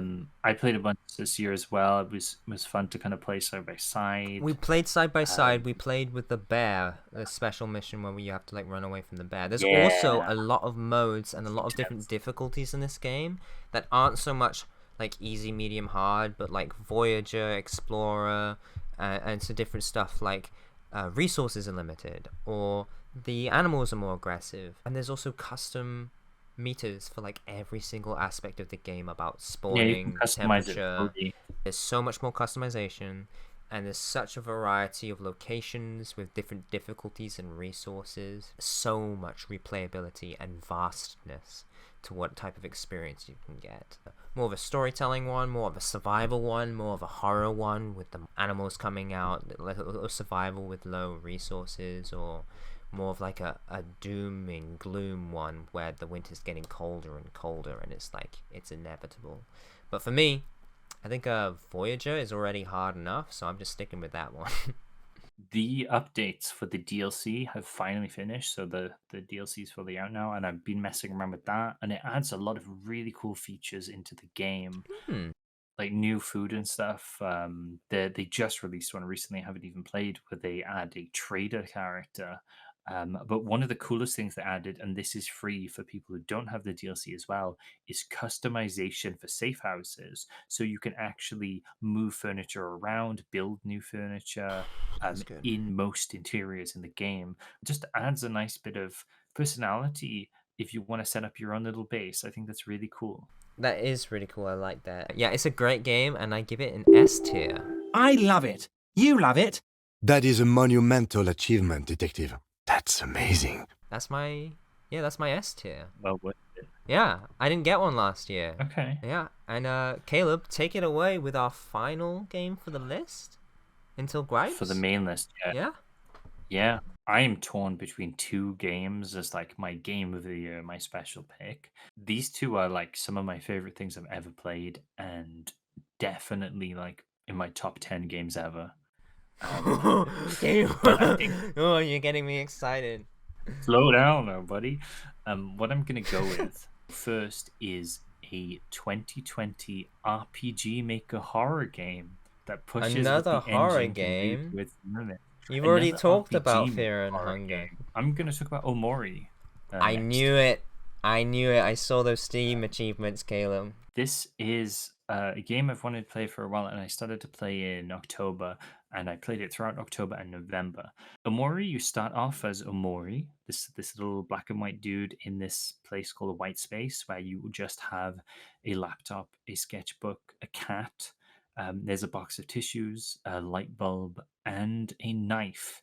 Some things happen, then a door opens, and the world that you thought was so enclosed and black and white becomes a massive, colorful one, and you meet your friends, Kel, Aubrey, and Hero, and you start to go on like a little adventure in the other world, which is just vibrant. It's full of all sorts of quirky characters and stuff. And at one point, you find that one of your friends, Basil, is missing, so a lot of the game is spent looking for him. You just go through this world, searching for him, going to all these different places, this like forested area, this space place in space, I guess, where there's like a junkyard and stuff. You meet all of these quirky characters, weird events happen. It's very Earthboundy or Undertale-y, but does stuff with the quirkiness and justifies it within its story in some really cool ways. And I found myself getting it way more attached to its characters than I have with Undertale or Earthbound. I really, really started to care about not even like the main characters, but also the kind of side people you had, which I initially thought would be kind of foddery, if that makes sense. I thought they wouldn't be all that fleshed out. But like as you go through the game, you learn a lot more about them. The battle system as well is really cool. It's turn-based RPG, but it has this rock, paper, scissors style emotion system where you can apply emotions to yourself or enemies. And like, I can't remember the exact, but I think like sadness beats like angry characters, and then angry beats happy characters, and so on. And you can do a whole bunch of strategy with that. You can make some really fun builds as well with all your characters that synchronize together in really fun ways. There's lots of cool little side quests. There's some collectathon-y thingies, and there's a really, really engaging story, which I don't want to get into because I think the more blind you go into Omori, the better it is. But I will say, like emotionally, this game has taken me through the full gamut of the human experience. I have felt like elated playing this. I felt extremely sad. I spent nights like crying at my computer playing this. I felt just angry at certain events and characters. and I felt really scared at points in this. Like pixels have never been so like terrifying at points. Write that down. That's a great quote. It just for a while I would spend my nights with Omori, like lights off and pitch black, it just on my screen playing for a couple of hours at night, and it's really good vibes. Sometimes it's like so chill or just happy, and other times it's just really real and sad and scary. Faraway town sections are really, really good. You'll know what that means if you've played them. Just really cool contrast to the main game. Also, the ending was absolutely incredible and gripping, and there's so many things that happen. And there's so many like mechanics this game utilizes, which it like comes back to in some really cool ways. Good replay value as well, because there's like a few separate endings and there's two major paths to this game. So I've only played like one. I played kind of the good ending path. Yeah, I don't think this will be for everyone. I think some people might find it heavy-handed. I think some people won't, I guess, get certain stuff emotionally, but to me, it really affected me. It made me reflect on myself as well. It made me feel really profound. It made me like really grateful for a lot of relationships and friendships I've had. I think that's one of its core themes. Absolutely, like there's maybe a bit of a mystery element, and this game just like flipped the chessboard on me so hard. I was like, "What? That happened?" Except I didn't say anything because I was shocked out of my mind when a certain event happens. It's just insane. I love this game so much. I haven't even talked about it like fully visually. So all the pixel art's really nice and stuff. Really vibrant, cool, quirky characters. But there's a lot of hand-drawn animation in this by the creator Omocat. All of the characters like portraits are hand animated, and there's animated cutscenes around Omori as well, which are just really beautiful. And just as beautiful as well as the music. This is a really, really good soundtrack. There are some songs I've no joke had on repeat for like 5 hours on loop, which just convey such an excellent mood. But yeah, this is one of my favorite games ever currently, and it is an S tier. Sure is. It's the jam, my man. Like a rash you can't get rid of. But it is not my game of the year. What? No way. What else can there be, Caleb? What else can there be? An even darker, depressing horror game. Also, yeah, Omori is to be honest, dark I don't want to hear it. Honestly, Caleb, you're overdoing it. I don't want to hear about another horror But Silent game. Hill 2 I mean, what? Yeah, that's our main list. Okay? Yeah, I'm fine. All right. I'm completely mentally stable. I'm surprised. So, you're gonna kick off the gripes.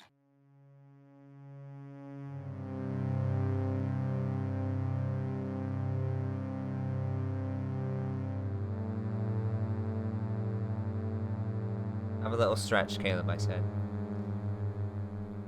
Oh, me? Yeah, have a little stretch. A little stretch. Oh, that was just... You actually put your back into that. Hey, welcome to the gripes section. Unfortunately, it appears some of my gripes have spilled into my main list. Let's start with a nice gripe, which probably should have been on my main list instead of Black Ops 3. Oh, wait, Hold on. I have Black Ops 3 in my gripes also. Oh, no.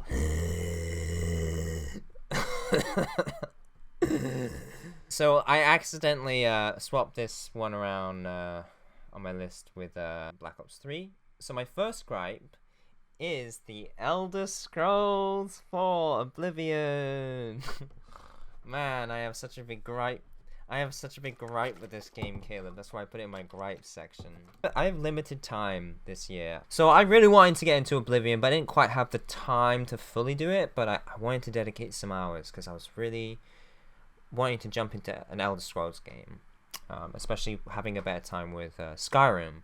And I did so, and I liked the beginning of Oblivion. It felt a lot more classic, more dungeon crawly, you know, like Elder Scrolls 1 Arena. I'm kind of confused about the goblins and stuff. It seems like way more generic fantasy. I guess I don't know enough about the Tamriel lore, but I was surprised to see like fairies and goblins and stuff like that. Unfortunately, I only managed to play maybe several hours. And so it's sort of more of a first impressions because this game is so massive.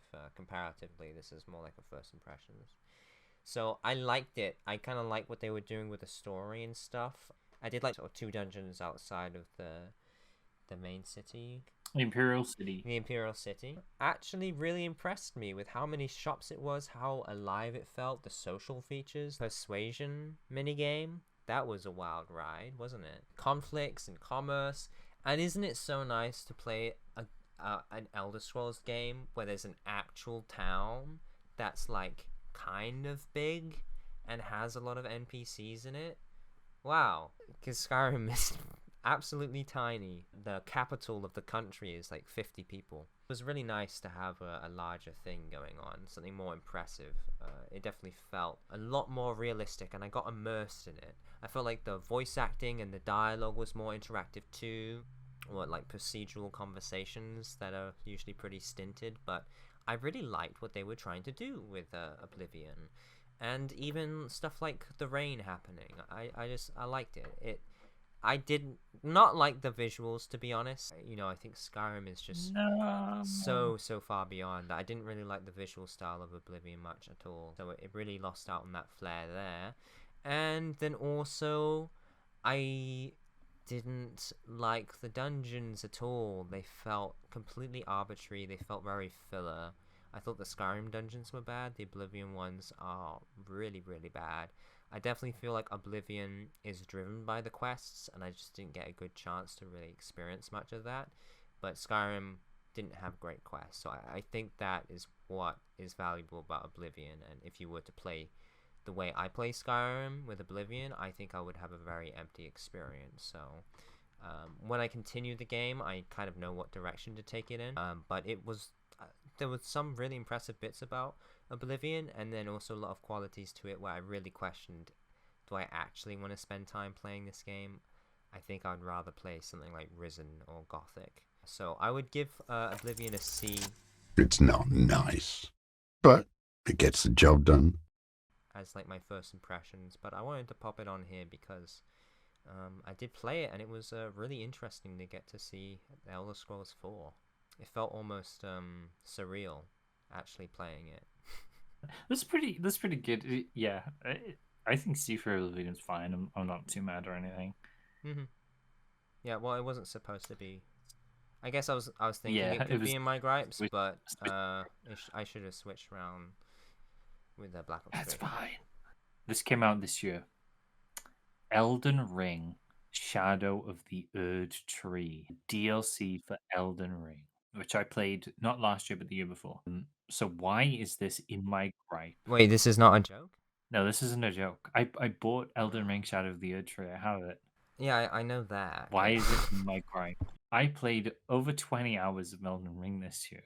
I made a new character. I made a samurai character. It was fun for a while. And then I realized how long Elden Ring is. And this game made me incredibly just stressed and depressed playing. Because I was like, I don't want to play 80 hours of Elden Ring again. I don't want to play like 40 hours to access the DLC. Which I've paid for. Oh, you got to do it like that. I didn't get to the DLC because Classic. I didn't want to play with my original character because I didn't want to be weirdly leveled or anything. So I made a new one. But I kept playing the game, and I enjoyed exploring again. I enjoyed doing some of the side quests and meeting the NPCs, and I even went to some new areas I'd never been to on my original run, which was fun. But then I started getting to bosses, and the problems I had with Elden Ring reared its head again, where bosses I feel have way too much health, they deal way too much damage, they're not fun to fight. I was just getting like angry and just stressed out by everything. Like I wanted to get to the DLC area, but I was having literally no fun like after 15 or so hours. So I never got to it, and that's why it's in my gripes. Did you get a refund? It's kind of Elden Ring. No, I didn't. Why not? I don't know. I guess maybe I'll try it one day. It's also been way too long now. The so DLC I was guess I just can't too really play it. inaccessible and buried in a massive game. I'm too bad at the game. It's like, to hey, play do you the want to buy DLC. this needle? Oh, yeah. And then they throw it in a haystack and say, enjoy. It's kind of how it felt, to be honest. The samurai class is pretty fun though. Using the samurai sword art, where you just do like you sheath your sword and then do a quick unsheath. That was really cool to mess around with. I just really want to express how fed up and stressed out I was like playing this game. It was literally no fun. I'm giving it an E.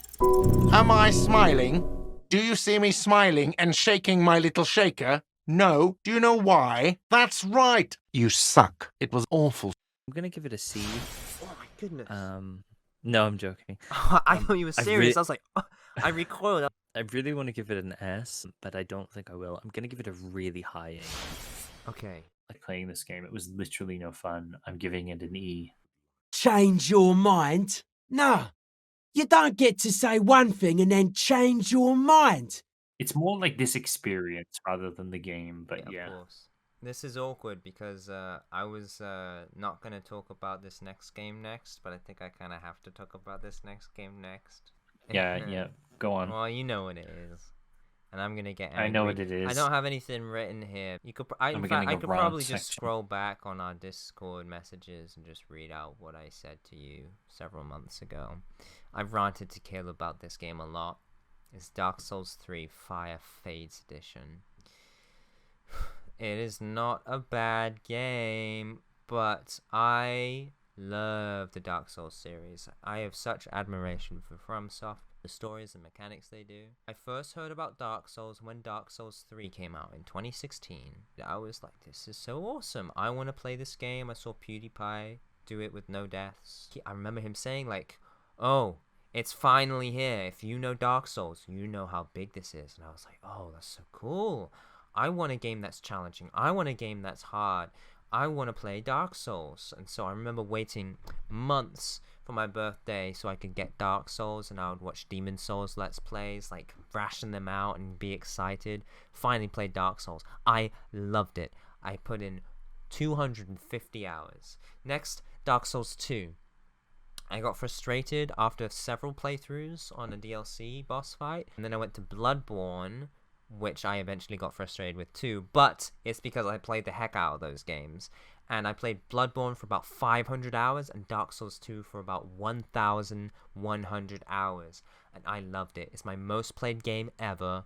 It's one of my favorite games ever. I love Dark Souls 2. So what about Dark Souls 3? The one that inspired me to get into the series. The one where I hear has the best boss fights, the best music, has some issues that I think I wasn't gonna like, but at least I can dine on the quality and refinement of the Souls series at its best in terms of bosses and mechanics and flow and pace. But I was aware that I didn't think I was gonna like some of the design philosophies, and I was right. Unfortunately, all of the good things I heard about Dark Souls 3 fail to live up to their reputation. This game is probably the most disappointed I've ever been in any piece of media ever. And it's sad because it's not a bad game. It's a fine game, but it's Dark Souls. And every single time I've never been let down by Dark Souls or Bloodborne. I've loved every game. I've even loved games that intimidate it, like Nioh. Screw the Surge though. Is on my floor and I use it to prop up my table so it's not wobbly. That's where it's been for the last year. Dark Souls 3, firstly, progression. World. Oh boy! Dark Souls 1 and 2 have had different types of open areas and open strands you can go through. Dark Souls 1, you have a few and then you find out the right one and you get a sense of how oppressive the world is. You have some options, but it splits off into 4 at the end and then it all comes together. You have so many side things and hidden stuff. Dark Souls 2 kind of does the opposite. You get to go 4 or 5 ways at the start and then in the middle it meets up and then you get 3 DLCs to explore also. Dark Souls 3 is a freaking linear line that has a few branches coming off of it, and each branch is absolutely pathetic. And the more I played it, the more I discovered that they're not even optional. There's no optional things in this game, which means if you don't like a part of it, instead of just being able to skip it, like with Dark Souls 2, you can skip pretty much 90% of the bosses and areas. You don't even have to defeat the Lord Souls. In Dark Souls 3, there's a few branches that you can dive off of. Like, there's an early game branch where you could go to the Cathedral of the Deep instead of going through the Farron Swamp, which is the worst area in a Souls game. But guess what? When you get, like, 60% of the way into the story, you have to go back to the Cathedral of the Deep, so it's not even an optional area. There's no hidden areas, there's no optional areas in this game. It's absolutely ridiculous. In fact, the one genuine optional area that there actually is in the game, they're tied to each other. There's two of them. You have to go off to this stupid garden that's filled with stupid tar monsters, fight Osiris, which is, I love, he's the best boss ever, aside from his moveset doesn't actually work, but he's still one of my favorites. And then you go to, like, Firelink's Shrine again, you reuse the map, whatever, who cares.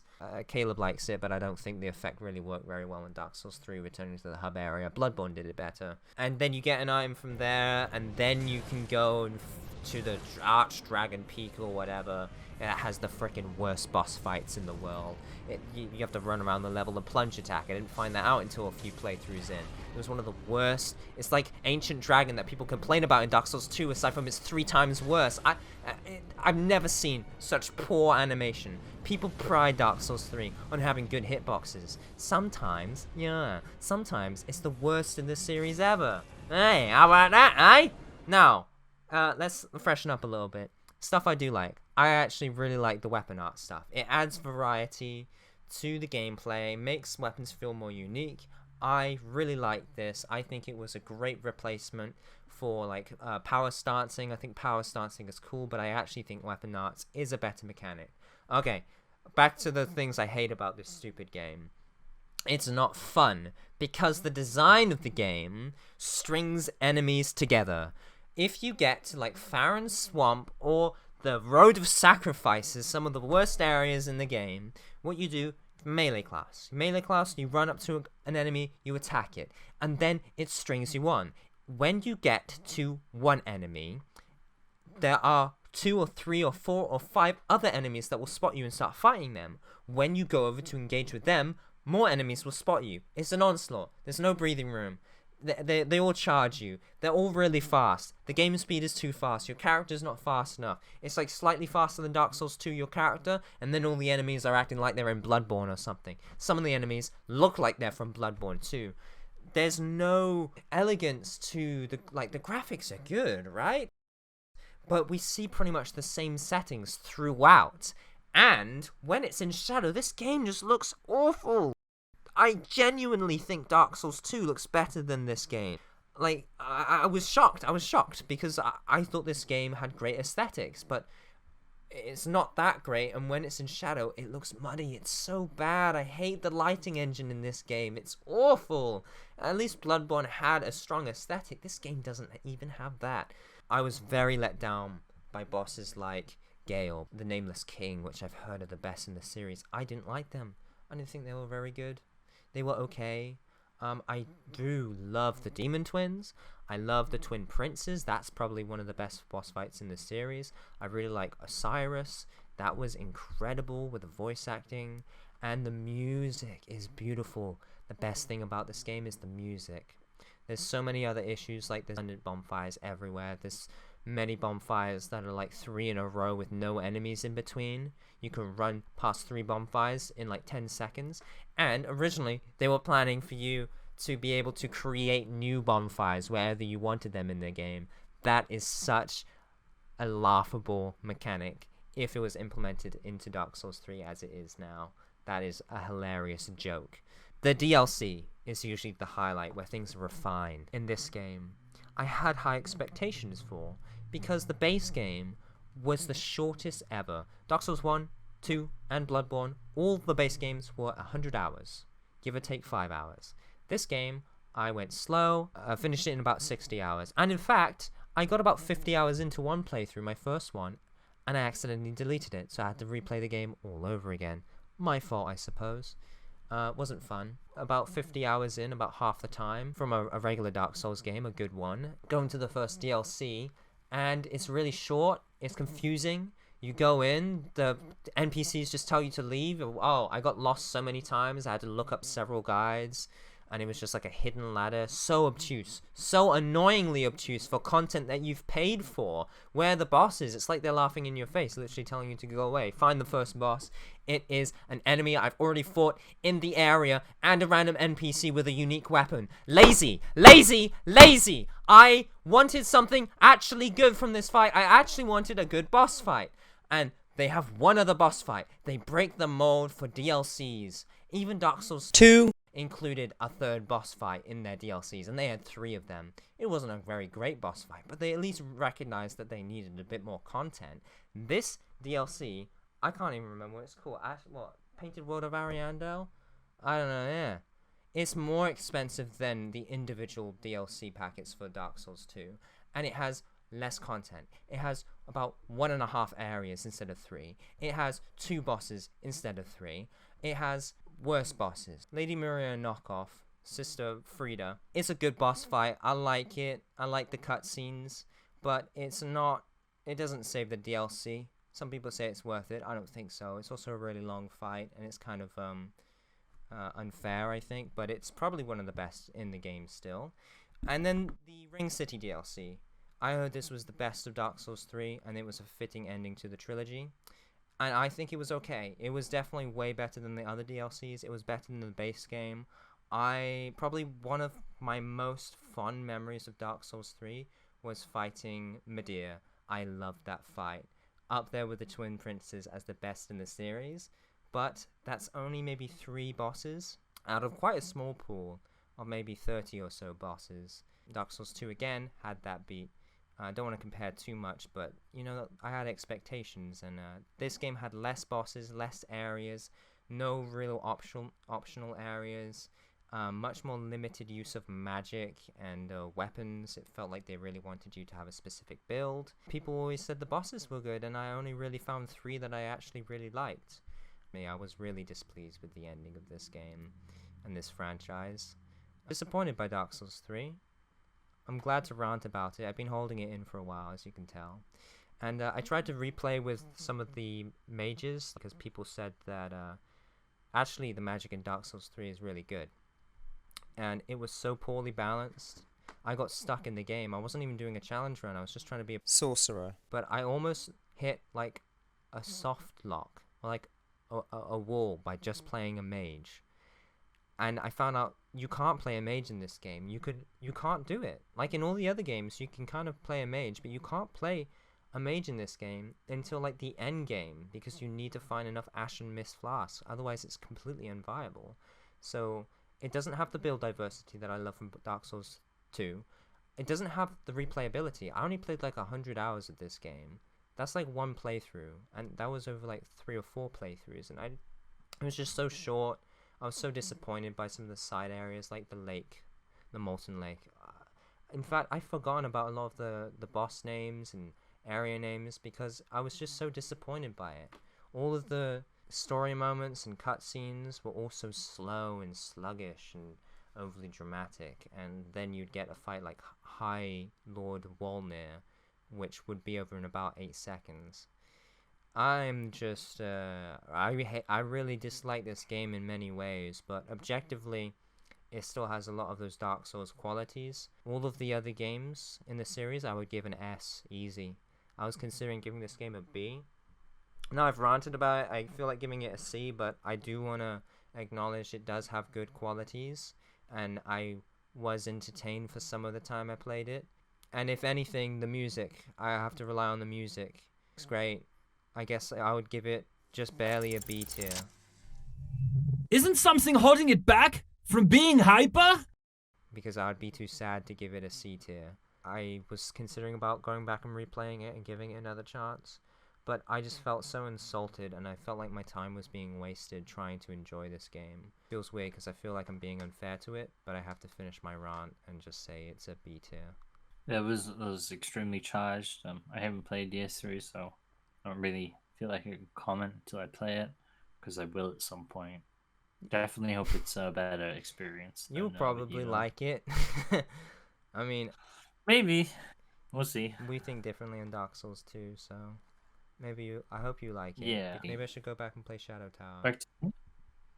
Yeah, go on. Yeah, you I should took play up a Shadow lot of Towers. time on that. My next gripe is Silent Hill Downpour. This is a 2012 Xbox 360 game. It is fortunately not as bad as Homecoming. You follow Murphy, who's an escaped prisoner who finds himself in Silent Hill trying to get out of the town.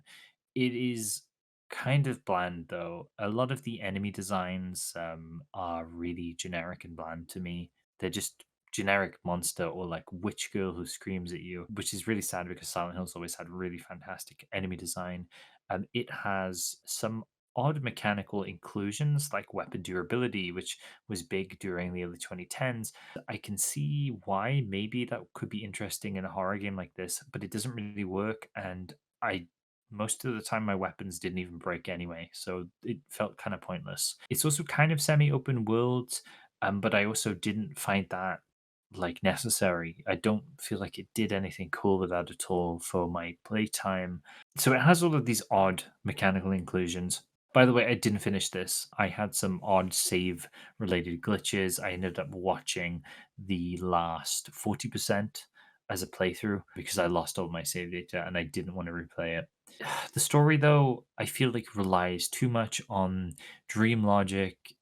Sometimes it will just like you'll go through a dungeon, an area, and then you will get knocked out only to just wake up somewhere random. And it does this all the time, and it does these like hard cuts a lot, which are disorienting and they don't make sense and they're not clever. It just feels very half baked. And so do the endings as well, which are all really, really short. They don't really expound upon any themes or the story all that much. They kind of feel like a rug pull twist that only gets more context with some comics for some reason. Some of the gameplay was like fine. The combat's better than Homecoming. Some of the music was okay. Some of the areas were quite fun to explore, and I liked them. There's like a whole cave area, which was interesting. Exploring the town is okay. The beginning sections were all right. But it's just kind of a wet fart. It's pretty bland. I was going to give it an E, but I don't think I hate it enough for an E. And I do acknowledge there is some genuinely decent stuff here. So I think it's going to have a D for me. Internally coherent. Is it though? But is it? I mean, really? No, but seriously, I'm a bit worried it isn't. Downpour just kind of meh to me, very bland. At least it wasn't horrible. Back to you then. I'm drained of all of my energies. Next up, I have Time on Frog Island. This is a cute Nintendo Switch game. It looks really nice. It looks cute. I thought this would be an easy, cozy experience, but unfortunately it's just based around on like trying to solve puzzles and repair your boat by finding stuff in the world and using context clues to put the right things in the right places and give the right things to the right people so that you can get what you need to get to repair your boat, essentially. So the sail, an engine, like oars, rope, all that sort of stuff. And it's about a 1 kilometer squared island, so it's quite small, but it has some nice variety. And everybody's frog. Everybody's frog guy, aside from you. You're like this cool captain. I like the aesthetics of this game a lot. I do think it should be called Time on Frogger Island. I think Frog Island, I don't know. I think the title could be Frogger Island. Animation is good, some nice squash and stretch. What I don't like about it, though, is it was buggy. Some of the objects fell through the world and stuff, and some things didn't feel nice, and sometimes it was laggy, and it just felt like such a simple game, and I was like, why is this happening? This could be like game breaking, or you know, really bad and time wasting. A lot of the puzzles were also really unfun and obtuse, and so it wasn't really that. There was only a few of them I really felt rewarded by. Unfortunately, I was forced to kind of refer to a guide to get through it. Each night you can kind of chill down because there's a day-night cycle, and you get like a little bit of like a cutscene inferring that there's like somebody special to you who went away for a while and then died or something like that. But as the nights went on, it just kind of didn't really give you that much. It was like some nights was just basically just like a picture, so I was like, oh, they're not actually doing that much with this, but I guess it's nice to have. I just felt like it was lacking a lot of stuff. Could have been more fun, but it ended up just kind of looking nice and nice animation, but buggy, unfun puzzles, and sometimes I was getting quite frustrated even when I knew what to do because of the timing. So unfortunately, it just kind of wasn't that good in actuality. So I'd give this a D tier. A, B, C, and D. We're in D. I do think the developers have promise, though. I'll have to look that one up. I don't think I've heard of that. There's a lot of frog games, actually. Frogs? Oh, yeah. Frogs I thought it might were have been popular. It's kind of... Frog Detective. It's like the dolphins in the 90s. Now we have, like, frogs and gnomes. That's what's popular. That's what's hip right now. And witches. Witches? Yeah, witches are pretty popular. Oh. Game-wise. I didn't know. I think so, anyway. So my last gripe. This is also my exchange game. This is Star Wars Knights of the Old Republic. Yeah. Sorry you didn't like it, by the way. I liked it a lot. That's okay. Part of the reason why is technical issues. I did try to patch this game. I tried fixes, but I kept getting crashes a lot of the time, and they kept getting worse the deeper I got into the playthrough, to the point where it really didn't want to boot up, and I kept trying to boot it up now and again throughout the last couple of months of the year, but it just would barely stay running. What I did do is I played up to, I think, about the end of Taurus. So I played a good 4-ish hours of Knights of the Old Republic. It's a decent time, at least for me. But the problem is I just didn't enjoy playing this game at all. I made my character, I made like a gunslinging kind of mercenary guy called Johnny J. And I was going to go for a more evil run through, I guess, because Johnny only really cares about money. And that instantly clashed with your first companion. Yes, it does. I found he clashes with everyone. Karth is one of the most annoying characters in a video game. He's constantly nagging you. He's trying to moralize with you all the time. He's so annoying, and you can't really get rid of him because you need him, I think, for some segments. Although at parts of the game, I just left Karth and just went alone, which is fine because I managed to fight most of the encounters in the first area by using a heavy repeater blaster and just throwing tons of grenades. I spent most of my money on grenades in this game, and I spec'd into like explosives. I did some side quests. I honestly can't really remember them. There was like one with a party, I think. There was the blaster duels. I did a few blaster duels. That was kind of interesting. The Star Wars like coat of paint on RPG was kind of cool. I don't love Star Wars as much as I used to as a kid, but it was kind of cool going around all the places. There were a few points where I felt confused. I don't feel like the game really signposts you well enough, especially at the beginning, as to what you need to do or where you need to go. There's a part where you need to go down to the next level and you need like Imperial Guard armor, and I managed to get some, but they still wouldn't let me through, and it turns out you need to have 2 sets for you and Karth, so I had to do another side quest. What? But like, why isn't weird. there like I a don't role-playing remember that opportunity? happening in my playthrough. Maybe I did it a different way. It happened to me. It was really annoying. I felt like I could maybe say like, "Oh, this is my prisoner. We're going down to the lower level or something." Yeah, but that it turned out I sucks. needed to get like 2 sets. I felt like I spent most of my time backtracking around the city, playing at least at the beginning, and then the game gets much better when you get to the Undercity, when you meet Mission and I forget the Wookiee's name, but those 2 I swapped Karth immediately. Mission's so much nicer than Karth, which is so annoying. And I enjoyed the sewer section, even though it was crashing like quite a lot. The pod racing was kind of goofy, but like interesting, I guess. The infiltration for one of the gang's bases was cool as well. I really wanted to try to not do the pod racing, but they really force you to do it, even if you're like, oh no, I like. Can you just do something else? Can you do the pod racing? I'll just do this thing for you. Or like murder someone. They're like, no, you have to do the pod racing. It's like, why? I don't want to. I found that really annoying. And then I ended up meeting the Jedi Master character. I forget her name. Bastila. But met her in Bastila. She immediately, I didn't like her character. She didn't mesh with mine. And it was like, oh, great. I have Karth 2.0. But by that point, I got some stuff with like mission and stuff, and I think we were going to leave the planet, but the crashes just prevented me from playing anymore. Yeah, I can see why people like this one, but I just didn't have a great time. I was really trudging through it. Yeah, it's unfortunate to hear that, because I do agree that sometimes it kind of tries to fit you into a certain thing, especially with the good side. But I only really experienced that a couple times, and I just tried to roll with it because I was enjoying it. And I think it was a combination of me playing it on Mac, because it was really, really well optimized. I was playing it on like a MacBook Air from like 2007, and it ran perfectly. And probably the time in my life where it was just the right game to come around. I still think it's good. I don't know if I replayed it, I'd probably give it an A. But it does sound like you had a bad experience and had some bad luck. But technical stuff just makes everything so much worse. If I want to remove the technical aspect, because I mean, I guess the game is kind of broken, and in which case I'd give it an E. But if you remove that, I'd probably give it a D. No, God, please. I'm gonna go with no right now. Yeah, my experience overall wasn't the best though for this one, sadly. That's unfortunate, because I definitely feel like the Tara stuff is maybe like a 7 out of 10, and then when you get past that, it gets a lot better to like 8, 9.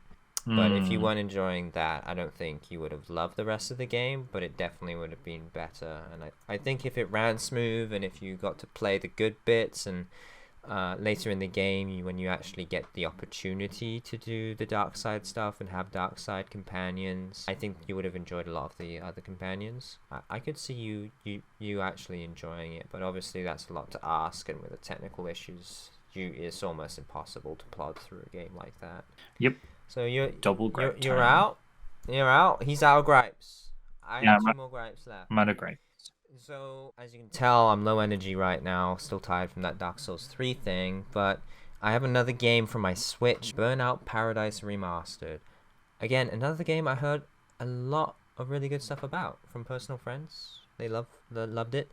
I think it being on the Switch, especially the light version, might not be great, because I had a lot of visibility issues. Like, I just couldn't really see where I was going, and it has a low camera angle, so the car takes up a lot of room also, because it wants to be fast and furious, and like, yeah, I could just about make the turns by like hairpin trigger turning, right? But also the small display and kind of the blurry visuals and the camera angle, it just kind of made it difficult to play. This is like an open world racing game, and what I just didn't like is you just get given vehicles all the time. And what I like is like Forza, where you have a vehicle and you're stuck with that, and you can upgrade it and tinker with it, and when you do well enough in races, you can buy a new one. But this one, you just get given about like 17 vehicles when in the first hour or something, and it's like, well, I don't have any relationship, or I can't really understand the handling of this, because as soon as I try my new one out, I already have 2 more, and it just doesn't really work.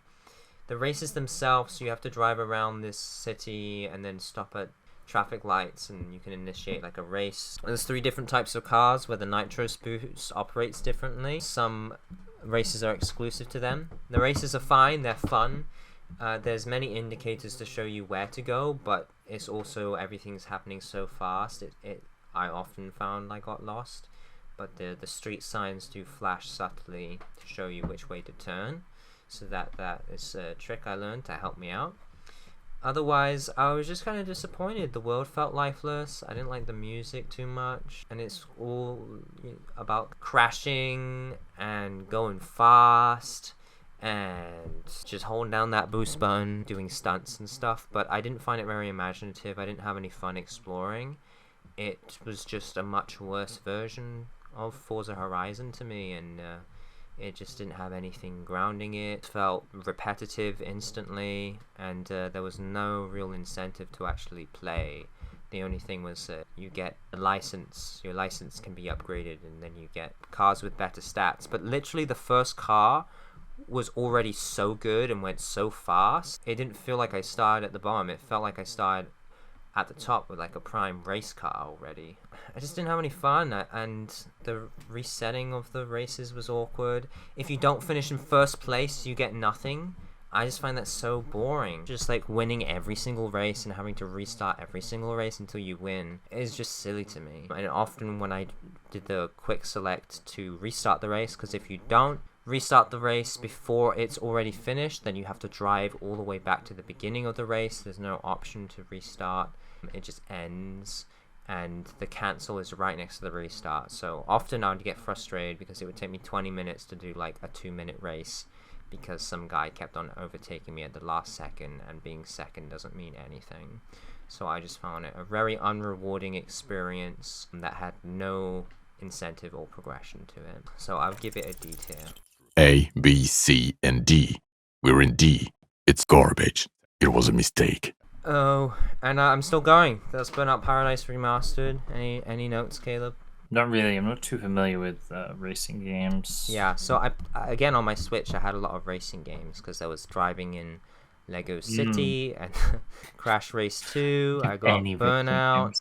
Yeah, Yakuza 5 racing game. It was pretty fun, the racing parts. Bloodborne Kart. I almost put that on my game. Yeah, I wanted to try that for the list, but I didn't get around to it. So my final gripe was one game I played at the pretty much near the beginning of the year, which is Momodora. Have you heard of Momodora? Yeah, Momodora Reverie Under the Moonlight. That's one of them, yeah. Something like that. I've seen some good stuff about it. It seems like a cute little game, and I had all of them. I had all of the games. I had 1, 2, 3, and Under the Moonlight. So I thought, what a nice, quaint little game. A Metroidvania-esque platformer. Seems like a fun little franchise to blast through and maybe have a favorite. You know, I heard they all kind of did different things better. So I started with Momodora 1, and I hated it. The gameplay balance was so poor, it just felt like a frustrating NES game. This was at the beginning of the year, and I've not wanted to revisit it at all, so it's a little bit foggy exactly why the design was so frustrating and annoying. But you got to pick up like different guns. I found the controls really annoying, and I kept pressing the wrong button. And essentially all of the enemy stuff and the checkpoints were just frustrating. I even went out of my way to collect items that you could put in your inventory, and they didn't do anything. They were all just kind of like vanity collectibles, and I was just like pretty disappointed.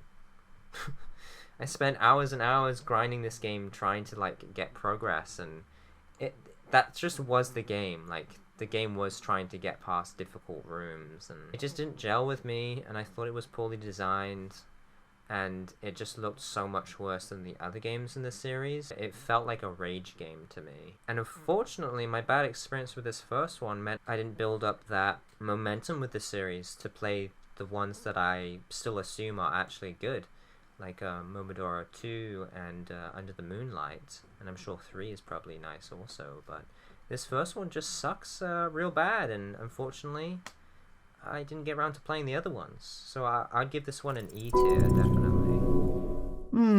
Truly awful.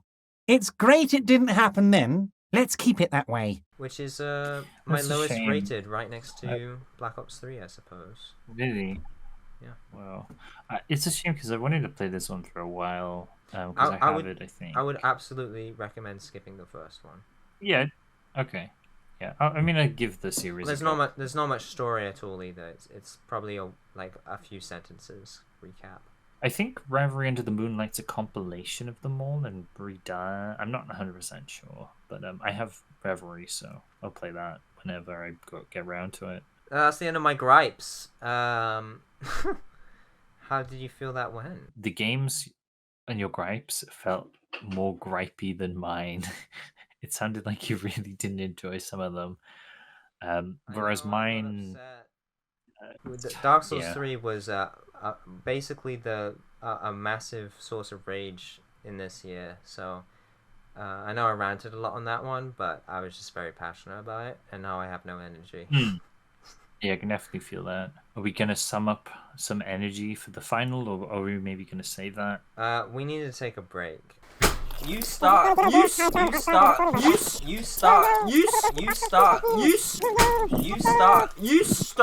this list, so I'll finish it.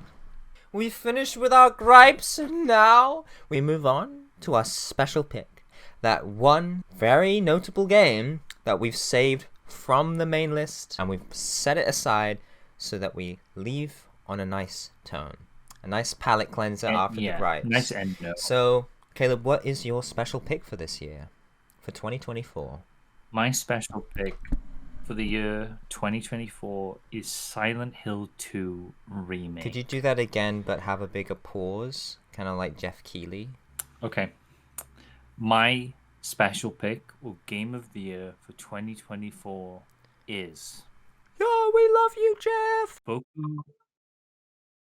Boku no Natsuyatsumi 2. Boku no Natsuyatsumi 2. Which translates to My Summer Vacation. Oh, right! Yes! I thought you said this was going to be a horrific hell horse. Yeah, I completely lied. It's the complete opposite. I'm glad you had this one. Also. You're saying like a big depressing games. There's nothing wrong with horror games. Horror is no, cool. no, but it kind of cool made me feel sad about how many horror games you were playing this year, and it was the only thing you really liked. I love horror. I wish I could horror. get something out of them, but they're too scary. This though is kind of the opposite. This is a vacation sim. This is a Japanese PS2 game from 2002 that is Japan exclusive. The Boku games haven't had any English releases aside from Attack of the Friday Monsters on the 3DS and recently the Shin-Chan one, which is on the Switch. But the old ones, so the PlayStation 1 and 2 and 3 and etc., they don't have translations. But last November, the fan translation for 2 released. So you can play this game fully. I recommend you play it in August specifically because this game is about a young boy called Boku Kubota whose mother is pregnant. So he is sent to his aunt and uncle in the countryside of Japan to stay there for the month of August, between August 1st to 31st. And each in-game day every day is segmented. And I played 1 day every day for August. You're so clever. I didn't actually play it 1-to-1 because I had to leave at the end of August. So some days I played like 2, and also some days, like the first day and like the last day, aren't really fully playable days of the game anyway. But I do recommend trying to play like 1 in-game day per day, and I'll get to why that might be important as well, to me specifically. But generally in Boku, you go around this small town, you meet your family, you talk to your aunt, your uncle, your cousins, the inhabitants, you learn about them. You go fishing, you can catch bugs, you can go swimming, collecting like bottle caps in the water. You explore, and gradually over the month, the map opens up more and more. You can do beetle wrestling with your cousins, where you catch beetles and make them fight, which is the inspiration for Pokemon. You just kind of have a summer holiday. And different events will happen now and again. You can talk to all of these people, and a lot of the things they talk about are quite adult. They're very, not as in like a dark way, it's just they're adult things. They're talking about adult happenings, and some of them are kind of sad. Like one character has a really bad relationship with their mother, who they're estranged from. And from Boku's perspective, because he's so young, he doesn't quite get it. But it's kind of okay. And it kind of puts you in a safe position where you're okay. You get to experience some of that sadness, but because you're young as Boku, you don't fully get to understand. So there's an interesting barrier there, kind of protecting you. And also over the course of the game, Boku kind of helps people just by being around. It's nice to have this childish, whimsical like presence, and he rubs off on people in a really nice way. But it's very natural. It's not done like a whole arc where Boku like saves the day. It's just naturally Boku just talking to these people helps them in their day-to-day lives. It's also incredibly relaxing. There's some nice music tracks that play at pivotal moments, but mostly it's just background soundscapes of the waves just lapping against the shore, or the sound of a river kind of bubbling, the sound of cicadas like singing, or leaves rustling. I actually recorded a bunch and just put them up on my YouTube channel for people to listen to as background yeah, sound. I remember and that. I might do some more. It's just really relaxing like that. You can just take Boku and sit down and just relax a bit. You can make Boku go on the swings, and play in the play park for a while. There's just a lot of nice little things you can do like that. It looks beautiful as well. It has this pre-rendered background thing going on, like Final Fantasy VII or Resident Evil, where the backgrounds are like these nice painted murals which you walk around in, going to different screens. The character arts are these really nice 3D models. The artist is quite famous in Japan for doing a lot of almost corporate illustrations, but they have a lot of personality to them. They did, I think, work for like Microsoft advertisements in Japan, and I think like some tea brands or something, but their characters work really well here. They're so simple but like lifelike. It's just really, really cool artistically. I think the routine of it as well, like doing it every day, and then within the game, there's things you do every day. Every morning you wake up, you do radio calisthenics. You can check the trees around for beetles. You water the morning glories. Every dinner time, you can go to your aunt who has this dinner guessing game where you can look in the fridge to see what ingredients there are, and you can guess what your aunt's making every day. And this, you don't really get anything for it, but it's just kind of fun to do. In August, something happened to me personally, like really early on. And just knowing I could play this game every day and just have a little summer holiday every day was so like important to me, and it's so like pivotal. I kind of needed Boku, and because I played it over such a long period of time, it really did feel like I had a vacation in a sense, and I can remember things like so clearly because you're going around the same areas over and over every day, talking to people and doing like different things there. I don't know, it really feels like a real memory. Yeah, I get you. It's such a unique game as well. Just being a relaxation sim. It's about going on holiday, and also in a different country as well. I think culturally it's very interesting and nourishing, I guess, because you see all of these things which we don't have over here, but then some things are the same as well, like little like play parks they have, just some of the things they do. It just feels like a countryside thing, which you might have all over the world, but then they'll have different food, which you'll never see, or some kind of custom, or like a shrine, which we definitely don't have over here. It's such a important game. Do you like so good Japan? Yeah, Japan's cool. That's nice. I think everyone should try Boku 2. The fan translation's available for free. Like, you can't play this game otherwise. Definitely recommend playing it in August. Play it a kind of in-game day per day. Very, very cool. One of my favorite games of all time, I think, and an S tier. That is a monumental achievement, Detective. That's amazing. Awesome. I remember you showing it to me as you were playing, and I thought it was so cool that you incorporated it into your month. I'm really glad it helped you out at a time where you needed a little mental safe space each day. That's what a good game can do for you. Now, what's your special pick? Oh, well, yeah, I was just gonna say maybe next year I'll do what you said and play one day in August. Yeah, that'd be really cool. My next pick, one I was gonna talk about much earlier in the list, but I decided it's special.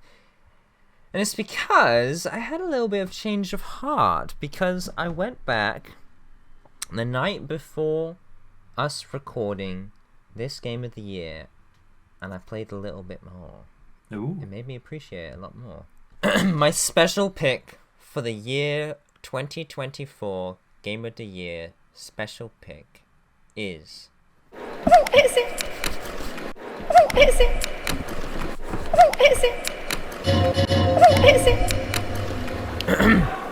Half-Life 2. Ooh. You know I like Half-Life 1. I played it many times, and I think it was last year I mentioned that I replayed it and finally figured out what made it so special, because there's plenty of games, like historic games, that people are like, oh, it's so good, and I play, and I struggle to see what's so special about it, mostly because they're games that innovated and then many other games copied or were inspired by, so it's kind of hard to see what's so special about them when you've seen it before. But it's the subtlety, like the fingerprint of the very fact that this was the game that conceived it, that just genuine innovation, like which ties into a lot of different aspects into the game. It's not just something that's been pulled apart and put in, it's weaved in, and that can take some time to acknowledge. And just like Half-Life 1, Half-Life 2 was also innovative for its time and inspired a lot of other games. And it blows my mind when I think about Half-Life 2 being released in 2004. It really feels like it was innovative and it was released years after it actually was. Whoosh!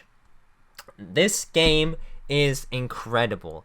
It is a legendary game, but when I compare it to the first Half-Life, I feel like it still does lack a lot.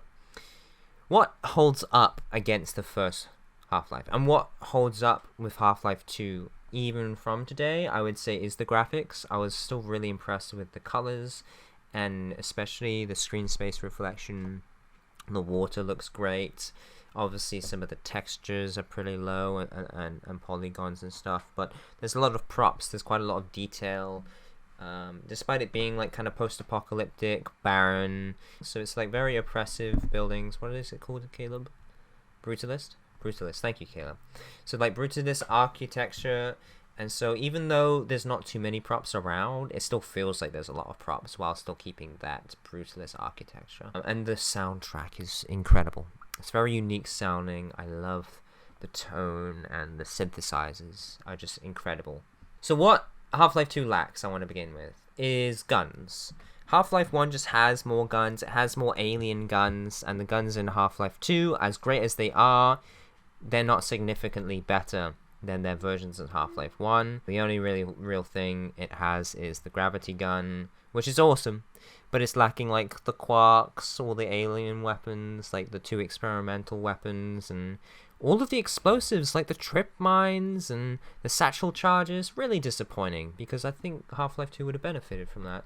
Also the AI, the enemy AI is not very good. It's very stupid a lot of the time, which makes a big issue. Or the strategy. In Half-Life 1, they seem so much more intelligent. They use grenades to flush you out. The Marines coordinated.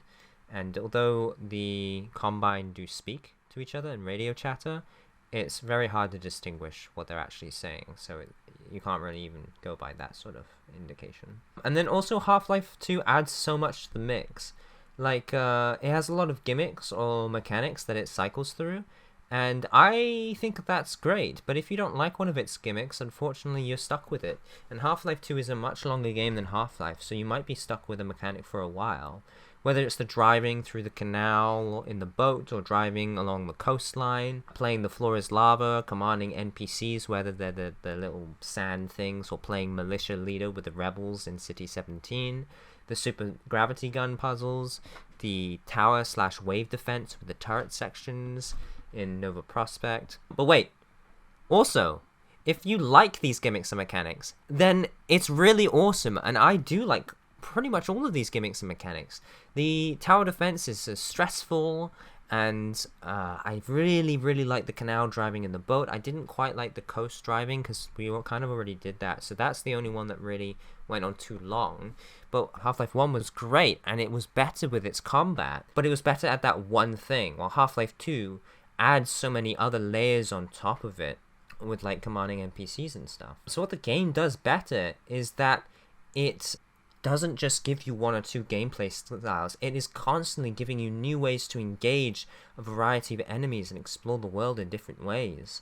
I enjoyed pretty much most of these types of play. Again, the only section is Highway 17 felt way too long, and it was just kind of water hazard again, but with a car instead of a boat. I think the gameplay is super tight and highly tuned with playtesting for the beginning of the game and some of the end of the game, only really slacking in the middle. And I think playing in 30 to 80 minute sections worked really well for me, like each day. It kept my immersion very high because I wasn't binging on it, but I was there frequently enough to really be immersed. And the soundscape of Half-Life 2 is incredible. The beginning first chapters, especially Water Hazard, I felt so immersed. It was incredible, like the atmosphere, the set pieces. This is what Half-Life 2 does that Half-Life 1 doesn't have. Soundscape of crows, the music swelling in, the graphics, the water reflecting on the city, the radio chatter of the Combine, the open outdoors, the cities towering above you. The Citadel is an awesome background set piece to all of the skyboxes. I love the water hazard so much because the boat felt great to control. It felt open, and even though it was kind of open zone-ish, open world-ish, you didn't feel like you were missing out on stuff, because whenever there was something, it would indicate that to you with some sort of hint.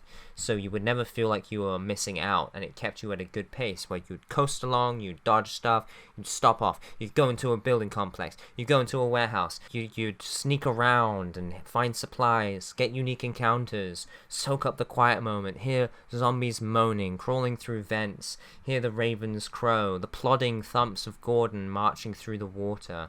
The AI can suck, but what I've realized is Half-Life 2, when it is designing intelligently, which it does most of the time, it doesn't matter that the human AI sucks, because they are placed in ways, and you are given operations between you and them, which puts you at a disadvantage, but gives you the tools necessary to overcome that wave, like moving around crates, throwing objects, like ducking behind cover, like using grenades, like picking up their own grenades and throwing them back at each other in a very physics-based way, like going around in circles, blasting through a window and jumping through the back of the building, confusing them, splitting them up. You get to enter and disorientate them while the game places them in intelligent ways for you to overcome.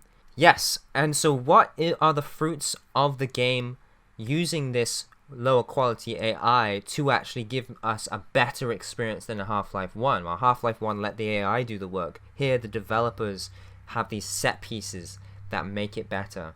So, absolutely brilliant sequences like Ravenholm, high-speed boss fights like with the helicopter. One of the best levels in any shooter game is Ravenholm, and sequences in the episodes. You get horror sequences that are great, like the radiation underground where you have to jump from one thing to the other, the quieter moments in the beginning with the head crabs and stuff, crawling through vents. There's some gross and grotesque scenes. There's bloodbaths, and there's just some sections where there's lights flicking on and off, and the music is all creepy and synth heavy. And I just loved how sometimes it was high octane, sometimes it was stealthy, sometimes it was relaxing and quiet, sometimes it was horrific, sometimes it was stressful. And like the tower defense stuff, oh, they gave me so, like, my heart palpitations, so nervous about just the anticipation of waves of enemies coming at me while I'm holding down this little objective here. Interacting and engaging with the puzzles, a lot of them are physics-based, like seesaws and pulley systems or hidden caches, and all of the game's achievement award this interesting way of playing. When I finished the game and looked at the achievements, I thought, oh, I realized I could have used the gravity gun to pull this attack, or to throw this back at them, or to just get through Ravenholm using objects or props or tables or bricks or stuff like that, or saw blades. Complaints that I do still stand by after this revelation is some of the awfully designed rooftop sequences in Fall of Freeman, like the 3 Striders. The difficulty with the Striders need to take less rockets. I played this game on hard, and it was pretty easy all the way through until this one point. They are super accurate, have great awareness, can bend over cover, have great range and damage, as well as being super tanky. I think they have a mistake there. I think they should nerf Striders. Now, the story is good. I like it. It's not too intrusive, although I know some elongated sequences like Black Mesa East can get in the way, but it's not like the tram ride in Half-Life 1. And if it ended there, and me just saying, you know, the game has its bumps in the road and issues, which kept it from being excellent, but this is still a game I had one of the most fun with this year, Half-Life 2. I would definitely give this an A, a pretty strong A. And I was hoping maybe it would reach an S, but it didn't. But I decided to play a little bit more. And I played the Lost Coast material, which was good, and it was great to see Valve like pioneering like HDR and stuff back in like 2005. Then I played episode 1, and episode 1, it's nice to see more of the story. It doesn't really add much gameplay wise, but what it does great is the character interactions between you and Alex are incredible.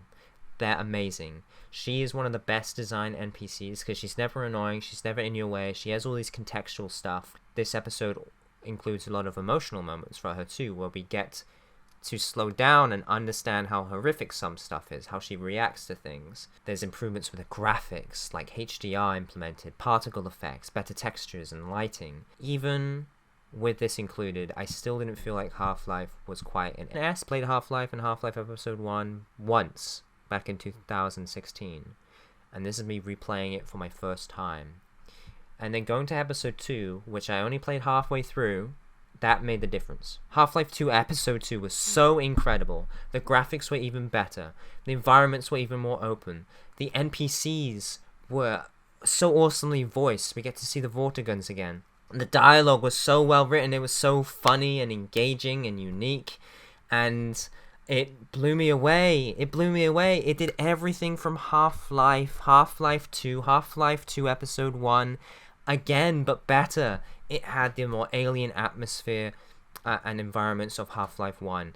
It had a rural setting for a nice change of scenery. It had the apex of the physics puzzles that the base game introduced, with massive seesaws and these set pieces that just made me feel intelligent. So often I would find the solution or find a way in that was the intended path, but felt like it wasn't the intended path. It made me feel clever for just playing the game as it's supposed to be played. This game makes you feel intelligent and good just by playing it. And for Half-Life 2 Episode 2, as I was playing, they also updated it. Like last year, they celebrated the 25th anniversary of Half-Life 1. This year, they celebrated the 20th of Half-Life 2. They improved some of the graphics. They removed some of the restrictions with render distance and stuff. They included all 3 episodes into one package of Half-Life 2. So Half-Life 2, instead of just being by itself, now is included in the package is the 2 episodes and Lost Coast. And then they also included workshop mod like integration. Made it so easy. And just the change of having more realistic character models, weapon models, and animation, it made it so much more immersive. And with the better environmental graphics and the openness, I felt like I was playing like the new Stalker game or something. The atmosphere was incredible, and the use of music was even better in Episode 2. It was just incredible, and just me playing this through the last few days have just made me realize how great games can be, and how this year, even though it's been way better than last year, games like this are what I want to be going after. I want to find more games that I love, and I'm so excited next year to be playing more games like this, because Half-Life 2 Episode 2 was such a refinement on an already great game that I felt so blown away.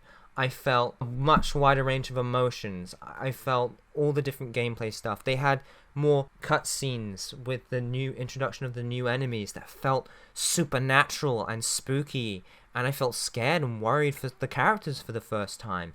There was just such good character building, such good puzzles, such good set pieces, such good sound and animation and visuals, and it is insane to me that this game, Episode 2, came out in 2007.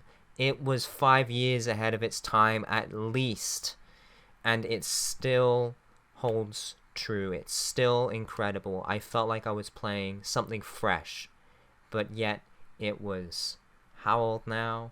20 years old. So refreshing. And the ending was surprisingly nice. It was a shocking end and actually turned very brooding. Now, we never got Half-Life 3 or Episode 3, but I'm just amazed. Like, this feels like a game that came out in 2016 or something to me. Like, the anniversary updates were incredibly minor. This is a game from 2007. I knew Half-Life's history and how pivotal and inspirational it was for the industry, Half-Life 1. And last year, I managed to appreciate that after a lot of playthroughs. But this year, after only one replay through, I get Half-Life 2, and on a second time on completing Episode 2, I finally understand how incredible this franchise is.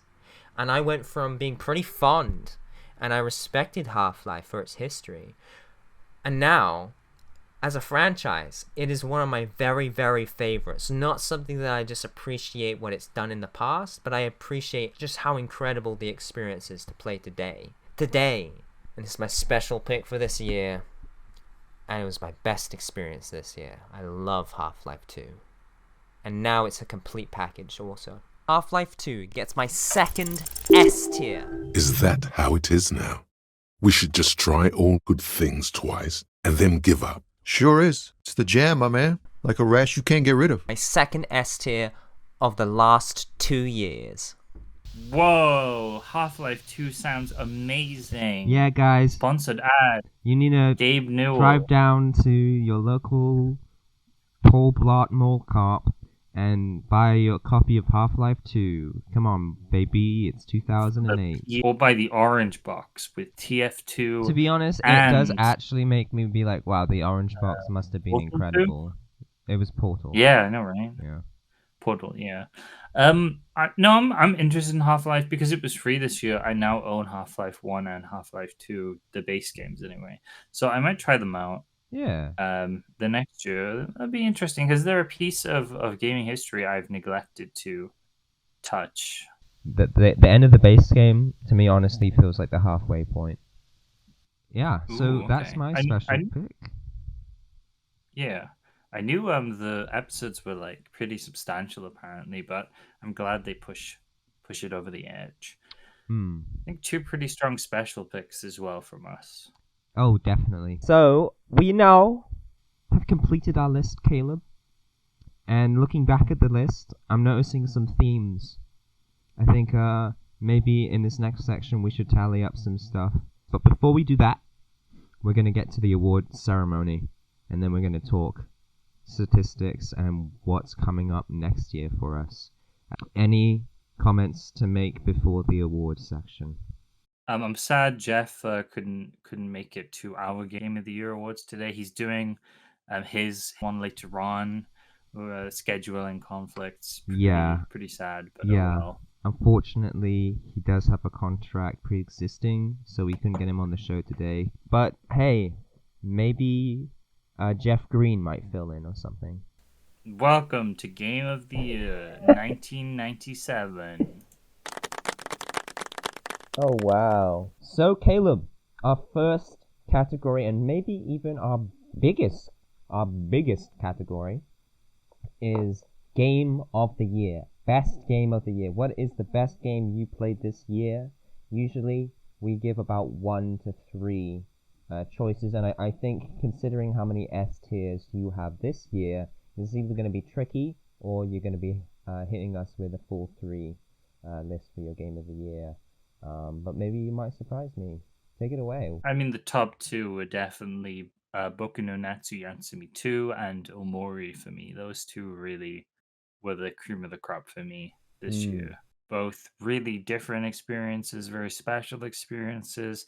Big difference in age as well. Like 2002 and 2020 really run the gambit of time there, but both amazing games. Yeah, that's like from your birth to your death. If you died today. Current. Unfortunately. I guess to when I left Keighley, school, something like that. Jeff Keighley's son came into your house. What? So that. Hang on, there's a knock at the door. No. Okay. Before you answer the door, we need to get your worst game of the year. We need your awards before you go, Caleb. Okay, so no Shadow Tower, no. I really like those games, but Omori and Boku, I think those 2 are slightly above for me. Okay. And for me... What about you? I think So, out of my 2 S tiers, I had The Long Dark and Half-Life 2. Also Disco Elysium, A tier. And even though I didn't give that an S, I still really admire its quality and all of like the talent put into it. But I think, honestly, my best experience this year was Half-Life 2. So I think I need to put Half-Life 2 up. And The Long Dark was incredible also and really got me hooked and inspired me to do what I'm thinking of, doing with my outdoor stuff. So that one feels more personal also. So I think I'm going to do 2 games as well. My 2 S tiers, Half-Life 2 and The Long Dark. Yeah, strong picks. Definitely strong picks. Now let's switch over. Congratulations, good job, Half-Life 2, Long Dark, Boku no Natsumi, and Omori. Yeah. Hey, what am I talking about? Yay, I wipe with one hand, I scoop with the other. So now is our worst game of the year, and I'm so glad that I don't have to think about this for about 20 minutes, because I don't have so much competition this year. Caleb, if you want to go first. Oh, I think my worst experience has to be Elden Ring. What? The Yeah. DLC you didn't play? Yeah, that was like the worst time I had with a game this year. It was horrible. I mean, there was some good parts, like, but it also had the lowest points. And the other games, just like, yeah, they're kind of meh. I felt like technical issues played a role in StarWars, but like Elden Ring was legitimately like a really poor experience for me this year. Really didn't enjoy. So I feel like That makes me want to match you, because as much as I objectively appreciate some of the qualities of Dark Souls 3, it definitely made me the maddest this year and the most disappointing thing. So I do kind of want to put it there, and I don't have any like straight up abysmal games. Like Momodora I was really bad, but also it wasn't very memorable. It was like a few hours of my time. Yeah. And then as much as I got upset about the absolutely stupid Black Ops 3 campaign, and it was terrible, I also just didn't play much of it and decided to play the game modes that I kind of liked. Experientially, it was just like an okay game with like a really bad memory of me trying to play the campaign. So I think I do have to put Dark Souls 3 here. It upset me so much, and I felt like I wasted my time with it. I feel like we're both like, yo, new From Software sucks, go play Kingsfield. I played Kingsfield in conjunction with Dark Souls 3, and I was enjoying Kingsfield more, but I both gave them a B because I recognized Dark Souls 3 has like better soundtrack and stuff like that. Didn't I give Elden Ring like Game of the Year? You did? It came out. I do have a couple other S's, but I think I'd give the other one to Elden Ring. Yeah. So Elden Ring is Game of the Year Bruh. 1 year and worst Game of the Year another year. What a switch up. I think that's the best. Yeah, so let's move on. FromSoft, you've done a great job, but for some reason we didn't like. So next category is best ongoing game. The game we've been playing for years, either on and off, like Half-Life I play every year pretty much, or maybe it's a game I've kept on playing. I think the best ongoing game might do a little curve from Guilty Gear, which I'd usually pick. I think Lethal Company maybe, just because been playing more of it, been exploring more, been getting better at it. You just played Lethal Company a couple hours ago on this. I mean, yeah, I mean that's just proof. I still enjoy it. It's kind of taken over this year, and I haven't really gone back to my regular like ongoing games as much. Fallout New Vegas. Yeah, I feel like the last couple of years I've dropped a lot of the games that I keep playing. I guess I could say Cut the Rope on YouTube. Actually, no. I guess I could say Nioh, because I've been playing it on and off for years, but I've not made much progress in it. But I guess technically that would be it, and I wish I got to play more and give it an S tier, but I just didn't get that far in the content, but I still had a great time with it this year. So I'm going to give it to Nioh. Nioh! Next category is Best Friend Game, and this is one we're going to work on together and have a single entry, because this is the best game that you and I have been playing. And I had a lot of co-op games on my list this year. Some of the contenders, obviously we have Divinity, which went from one of our favorite games to one of our least favorite games. It sucks. I mean, it was pretty much this category was Divinity, really. I'm pretty sure. Last year it kept was, winning. yeah. I mean, you kind of already gave an award to Lethal Company, but we have Lethal Company. Yeah. We have One Armed Robber. I mean, the big one for me is Pokemon Fire Red Leaf Green. That's that what I would be one picking too. We've done good progress with that, and it's been real fun playing that game together. Yeah, Pokemon Fire Red and Leaf Green. It's our best friend game. Oh, can we get a clap for Fire Red? Yeah, we definitely can get a clap. Fire Red Leaf Green. And then fifth category, we have Game Journalist of the Year. Unfortunately, Jeff Green is disqualified this year. What? that? Yeah, he's won 3 I was years thinking running. about this just the other day because my daughter and her husband were talking about Sorry, Jeff. doing the same. Please, no talking right now. And they were saying that they were going to start with Better Call Saul because that was the sequential order. And he's kind of getting old. He's been avoiding the question, but I think he's retired. So, unfortunately, I don't think anyone else really can fill his boots, unless you have a suggestion, Caleb. And then go into Breaking Bad. And I was thinking about it overnight, and I was thinking, probably not. Jeff, not you're the way to do disqualified it. for this I year. think that Please you stop need talking about Breaking Bad first, even though it's chronologically later. Jeff Blue. Let's just give it to Jeff Green. I don't care if he's retired. Congratulations, Jeff Green! In order to make better sense of Better Call Saul. You know, like the implications of stuff that happens later makes a difference when you're watching Better Call Saul. Jeff, I'm gonna have to ask you again. I think please it's don't a cool speak thing to do during this segment. After you've watched the entire thing, I would like to then do that. Start over with Better Call Saul. But I think for your first viewing ever, you wouldn't And understand. now we're going to tally how up a few statistics, because that's the end of the awards section, and now we're going to have just a little reflection, look at some stats, talk about what's happening next year, and we have a challenge that we're going to set for each other, a bit like the game swap from last year, but we're going to do that at the very end of the video this time. So firstly, let's tally up some stuff. Yeah. This wasn't meant to be a Better Call Saul Breaking Bad clinic, but here we are. So, what were your top genres you played this year? So, I guess I'll go first for this one. For me, I was thinking it was going to be shooters and racing games, but it ended up being 5 RPG games, 5 open world games, which were not the same. I had a mix-up of stuff there. I would say 3 driving games plus 2 more games where driving was like a major mechanic. For me, it was definitely horror games. I had 7 horror games or games with major horror elements, 4 dungeon crawlers, and by that I mean like Kingsfield style dungeon crawlers. The rest of them are like pretty varied actually. I think my list is extremely like different games. I mean, there's like 2 Yakuza games on there. There's 2 RPG Maker games on there, both RPG Maker horror games. In Fear and Hunger and Omori. I think I have little groups of games. Like I have a few platformers, a few shooters, a few survival games, but definitely RPG open world and driving were the bigger ones. Yeah, I just had I guess I had a few smaller experiences as well, like Suika Game and Buckshot Roulette, Doronko Wanko.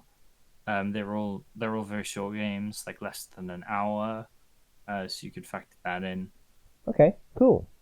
And what are you thinking about playing next year? Pretty high up on my list, Metal Gear Solid. I want to try the original, so another PS1 game there. Yakuza 7, which changes from a beat-em-up to an RPG. I'll probably also try to play Kingsfield 4, as well as some other FromSoft games. I want to get through some of their older library, including Evergrace, Echo Knight, maybe some other stuff. Those are probably the games that kind of stand out most to me. And maybe last year I said I'd finish Great Ace Attorney. I'm still playing it. I've been playing it on and off, so I didn't really bring it up this year, but I will try to finish that next year.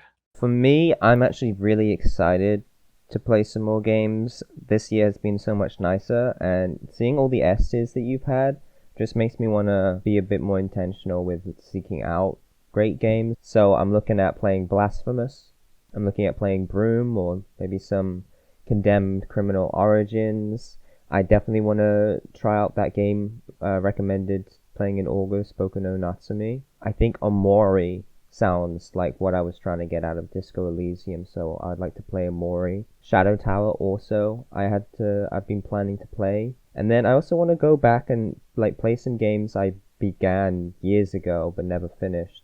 Games like Gothic 3, Dead Space, Dust and Elysium Tale, and I also have the first Fear and Hunger game, not Fear and Hunger 2, but I have that. And one I definitely want to play is Pathologic. I've had my eye on that game for a long time, and I think that's going to be really interesting. And also Half-Life 2 made me want to go back and play through Stalker, Shadow of Chernobyl. That's a lot of good games. Yeah, I want to see how many S tiers I can bag.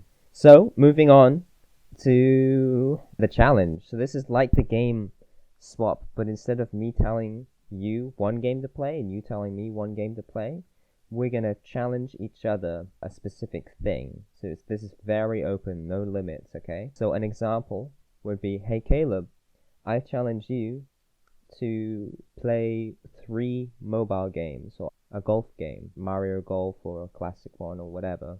Okay. Something like that. Caleb, you're only allowed 2 horror games next year. Mm-hmm. We'll see. We'll take 5 minutes and think and brainstorm about something, but we'll see. Okay. Maybe we'll both go for something light, or we'll both go for something a bit more interesting. I don't know. Yeah. But we'll have to work. I have something in mind. Oh, okay. All right. 5 minutes.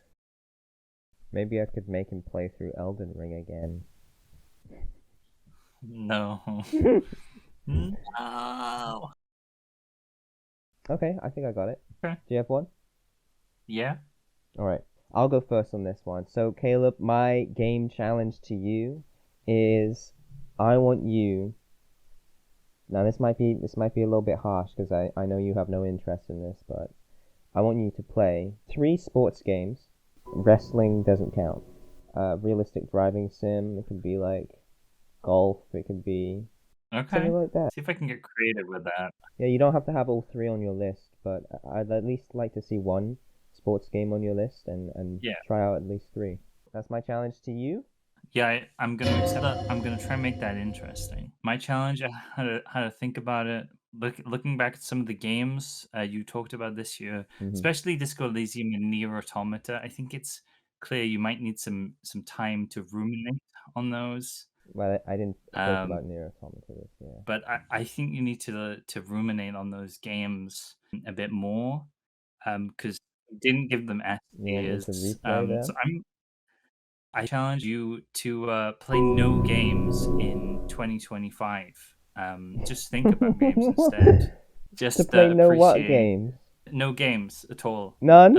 I guess board games are fine, but no video games. No. Okay, are you serious? Be gone to the shadow realm, mortal. To be fair, I did say no limits. No limits, okay? No, I have to... What, so next year I'm gonna be like, oh man, I played Sudoku. Are you serious? Yeah. Okay. Sure. This is a binding pact. I guess you already accepted my challenge. I accept the challenge, so... Okay, my one condition, though, is next year you host Game of the Year. Sure. Because I'm not going to have much to That's say, and you can do the editing, so... Alright, next year, in 2025 Game of the Year discussion, we'll have Caleb, we'll have some sports games to talk about, and I will have no video games, because I'm not allowed to play any video games. And it's not that, just to clarify, it's not that I can't have any video games on my list, it's that I can't even play video games this year. Can't play any. I can't play any video games. Okay, well, I'm gonna go delete everything off of my phone. Look, just think, when it's 2026, Yeah? every game is going to be like S tier, because you haven't played games for a year. Right. And your challenge next year is gonna be you're only allowed to play Disco Elysium in 2026, so... You're starving me out, and then you're gonna force feed me your favorite games, and I'm gonna be like, Caleb, these are great. Like Rumble Roses is an S tier. Wow. I don't know. I love Silent Hill Homecoming. No. I'll go with the Mud Wrestling game. Well, thanks for joining us in this year, Game of the Year 2024. Next year will be our 5th anniversary, and I'm gonna have no games to talk about. Caleb has taken over the show, and I think it's, you know what, I think his challenge deserves to be stronger because he has so many S tiers, so I couldn't beat him. He was too powerful. My gamer energy is too strong. I know. Okay, well, thanks for joining us. I think we had some really fun games to talk about this year. Yeah, we definitely did. Yeah, less monkey balls. Okay. Anything you want to say before we leave, Caleb? Enjoy 2025, everyone. I hope a bunch of cool games come out next year you can play, which I might you play as guys well, can play. but Freddy won't. No. I'm waving you out now. Thank you, Goodbye. everyone. Can we get a final Bye. round of applause? Thank you. I love to thank my co-host Trentin. Trentin, you're stepping up to the plate next year, and I'll be the co-host. Yep. Okay. Yeah, that's going to be really interesting. We'll see you next year. See ya. Bye. Bye.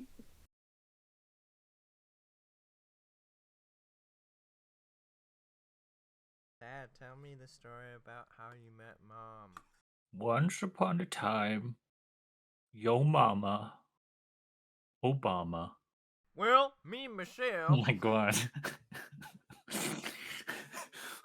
Oh boy, the jump scared me. It did? What, my Obama impression? Yeah. Obama jump scare. Caleb, who did you vote for in the election? Yo mama. Like the UK one? What other one? The American one? Yeah, what did you vote for in the American one?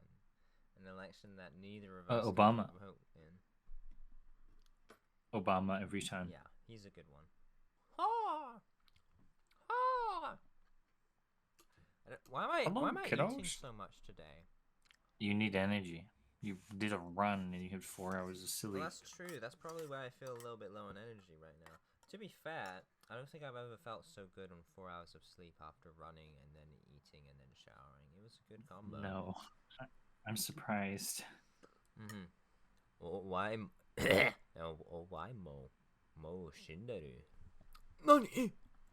That was a good impression of that guy. I don't even know who it is. I mean the grunt Kenshiro kills in Fist of the North Star. Oh, Fist of the North Star. Nani? That's cool. I was gonna watch that maybe. That's what it is, yeah. I've watched some Wolf's Rain. That was fun.